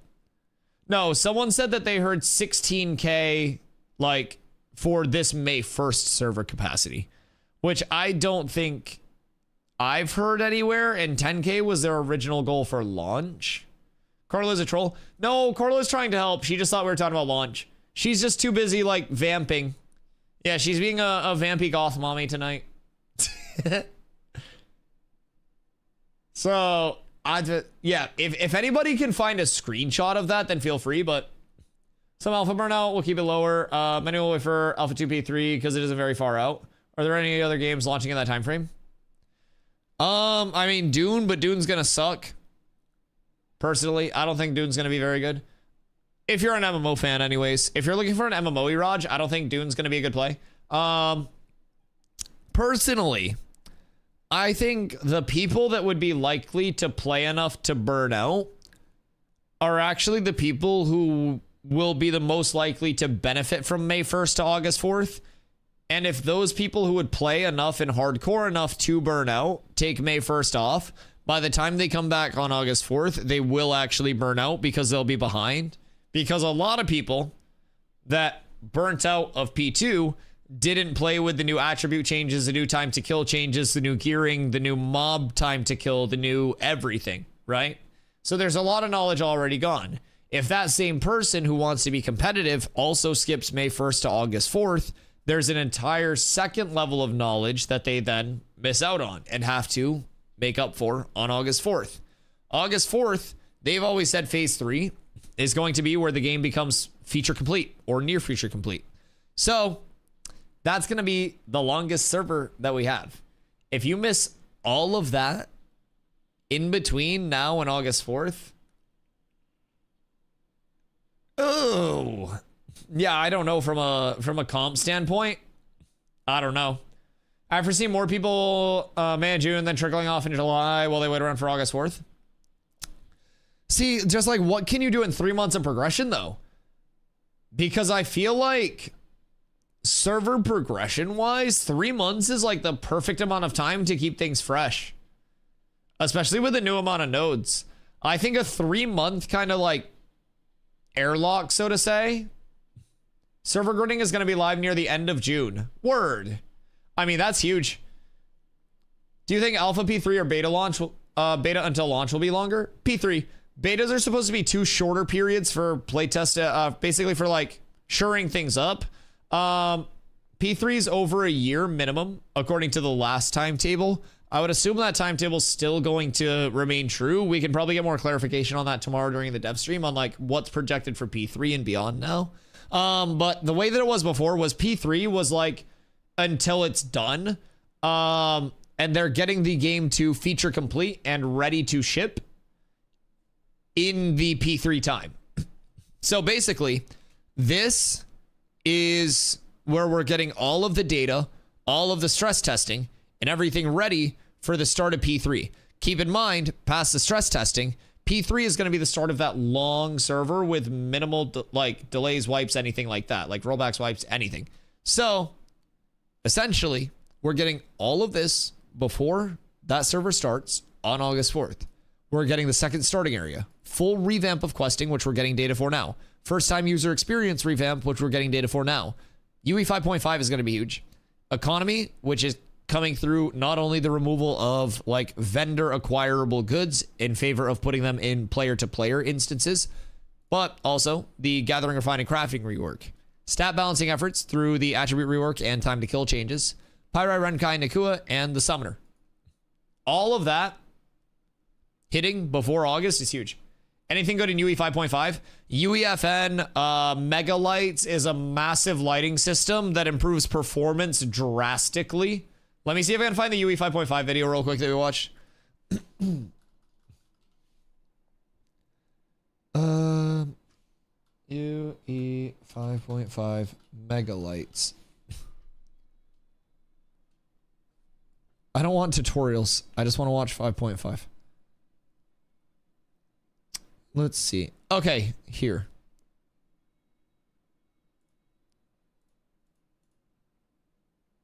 So I found the same video that we were watching before, and this video is an absolute banger. Here we go. Video time, chat. This is Unreal Engine 5.5. This update, Unreal Engine 5.5 just released, and it is a big deal. The reason why is the brand new lighting system. And this is recent. Are they on 5.4? 5.2. Computer graphics, lighting has been the most important They're part on of any 5.2 render or game. Physically accurate lighting can make the difference if an image is realistic or not. That's insane. When Unreal Engine 5 released, it introduced a lighting system called Lumen, which gave us real-time global illumination. So this was Global for UE5 illumination itself. is bounce lighting, which is the extra light created from light rays bouncing off of surfaces. For example, if you have a room with a single light from a window, the room shouldn't be pitch black. Instead, a light from the window will bounce around and illuminate the rest of the room indirectly. And the less light we have, the less This shit's so bounce crazy lighting. to me. Lumen was a game changer when it released, since it was real time. Before Lumen, to get bounce lighting, we had to wait for each frame to render. Now it is all instant. And while this is great, we still have an issue, and that is each light source requires a lot Second of starting area is processing power early to render. July. A Yeah, single July light in PTR. Unreal needs to calculate the bounce lighting and shadows from the light's perspective, which is a very computationally expensive process. This means that we are limited in the amount of lights we can Performance use. If in we use areas too with a many, lot of then our lights, game's chat. performance drops dramatically. So, if you're in massive areas with a lot of abilities, a lot of lights, a lot of player population, your performance drops dramatically. Ready? This was a huge limitation until now. In UE 5.5, Not just a from new lighting visuals, system was introduced but on from top of Lumen performance. called Megalights, which removes this constraint, allowing us to have as many lights as we want. To demonstrate, in UE5, I'm in an environment that uses hundreds of individual lights. I'm running at 5 frames per second. My computer cannot process this many lights. Now with one button press in the settings, I can enable Megalights, and boom, instantly my frame rate jumped from 5 frames per second to 40. Chat, it's massive. And what is incredible is that I didn't have to make any changes to my environment. It's huge. All I had to do was enable Megalights, and it worked right out of the box. This is And they just revolutionary. literally turn it on. Unlocks huge creative possibilities that simply was not possible before.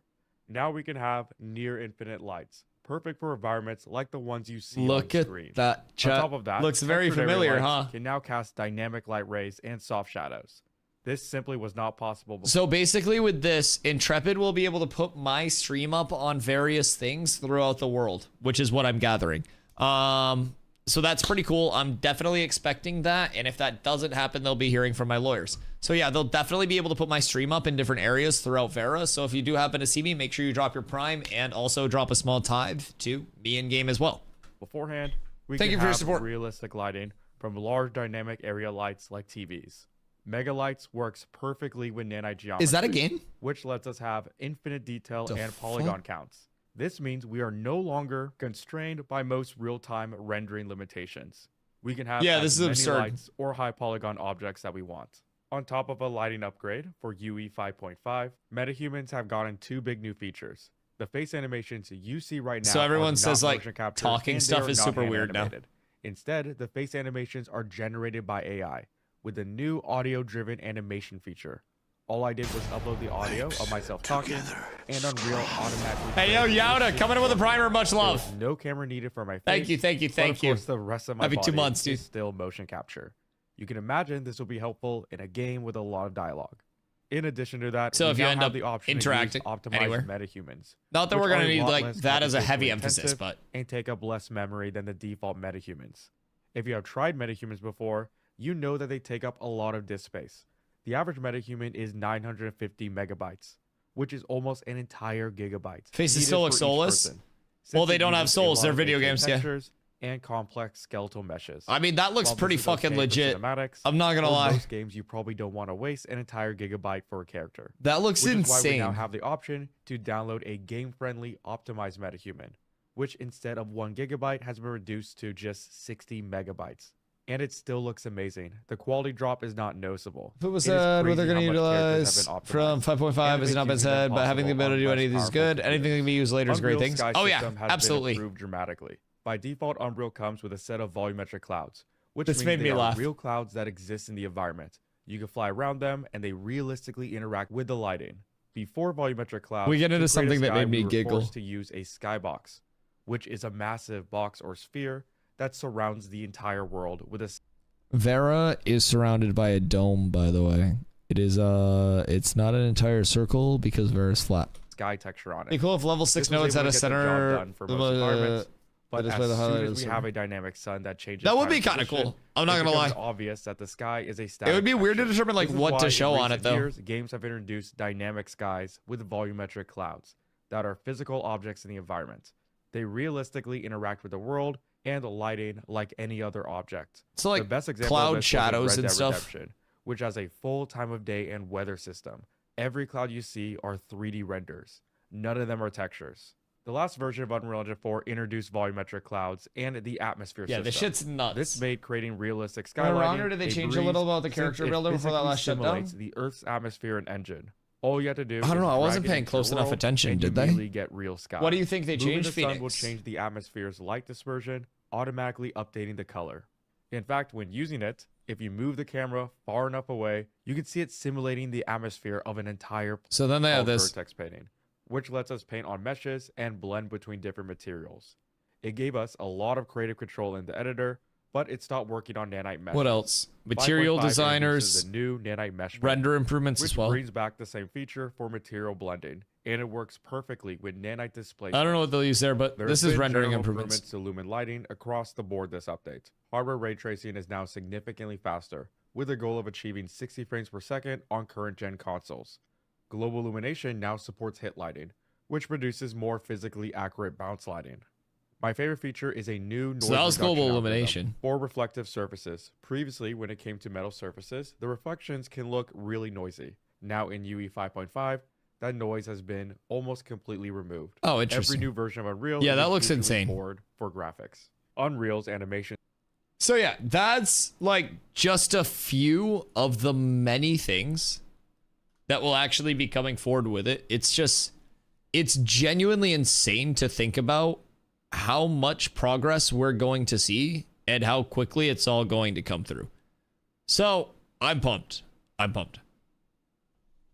Thanks for drawing. Yeah, of course. I'm not an expert on like anything related to any of that, right? I don't pretend to be an expert on anything related to any of that. So I just try my best with what I can do, but it looks like a bunch of amazing changes for me. Source 2? Are you Dota enjoyer? Are you Dota enjoyer? Lies? I know nothing of it. I can't provide any good input on this. I wish I knew more. My goal is to someday be important enough to the Ashes community where I get like invited out to the stew for a day and they're just like, yo, Dusty, you want to hang out in like a little team meeting, so to say? And I wouldn't say anything. I would just sit there and I would like fold my hands on my lap and I'd be like, wow, these people are so smart. These people are so fucking cool. I'm thinking that's where I'd end up going with it. That would be impressive. Okay, boys. So I need to sleep early tonight. And I still need to meal prep. Which means that a couple things must happen.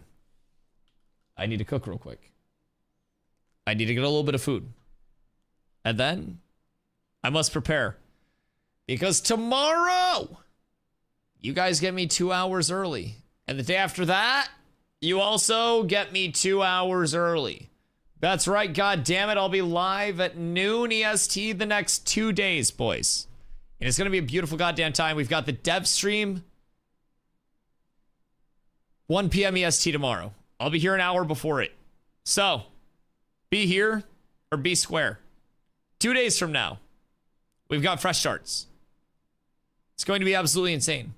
Also, keep in mind for the dev stream tomorrow, Fupa, why? We've got during the dev stream tomorrow. I don't know if they're doing it on the PTR or if they're doing it on live. But once the merge test hits, I still have my relic piece to call in the Forge relic, boys. I can't wait. Boys, I will see you guys at noon EST tomorrow for a huge day. The second largest day that we'll have in the next 2 days. And it's absolutely insane to think about because both days are massive. A moist raid? Yeah, why not? I don't know. It's got to go somewhere. The alternative was me just ending stream. I might as well have Senpai notice me for a second. Watch. Hold on. If he says like thanks for the raid, Dusty, or something, it's gonna be the highlight of my night. Boys, I love y'all. I'll catch you at noon EST tomorrow. I appreciate y'all hanging out today during the downtime and yapping with me. Peace.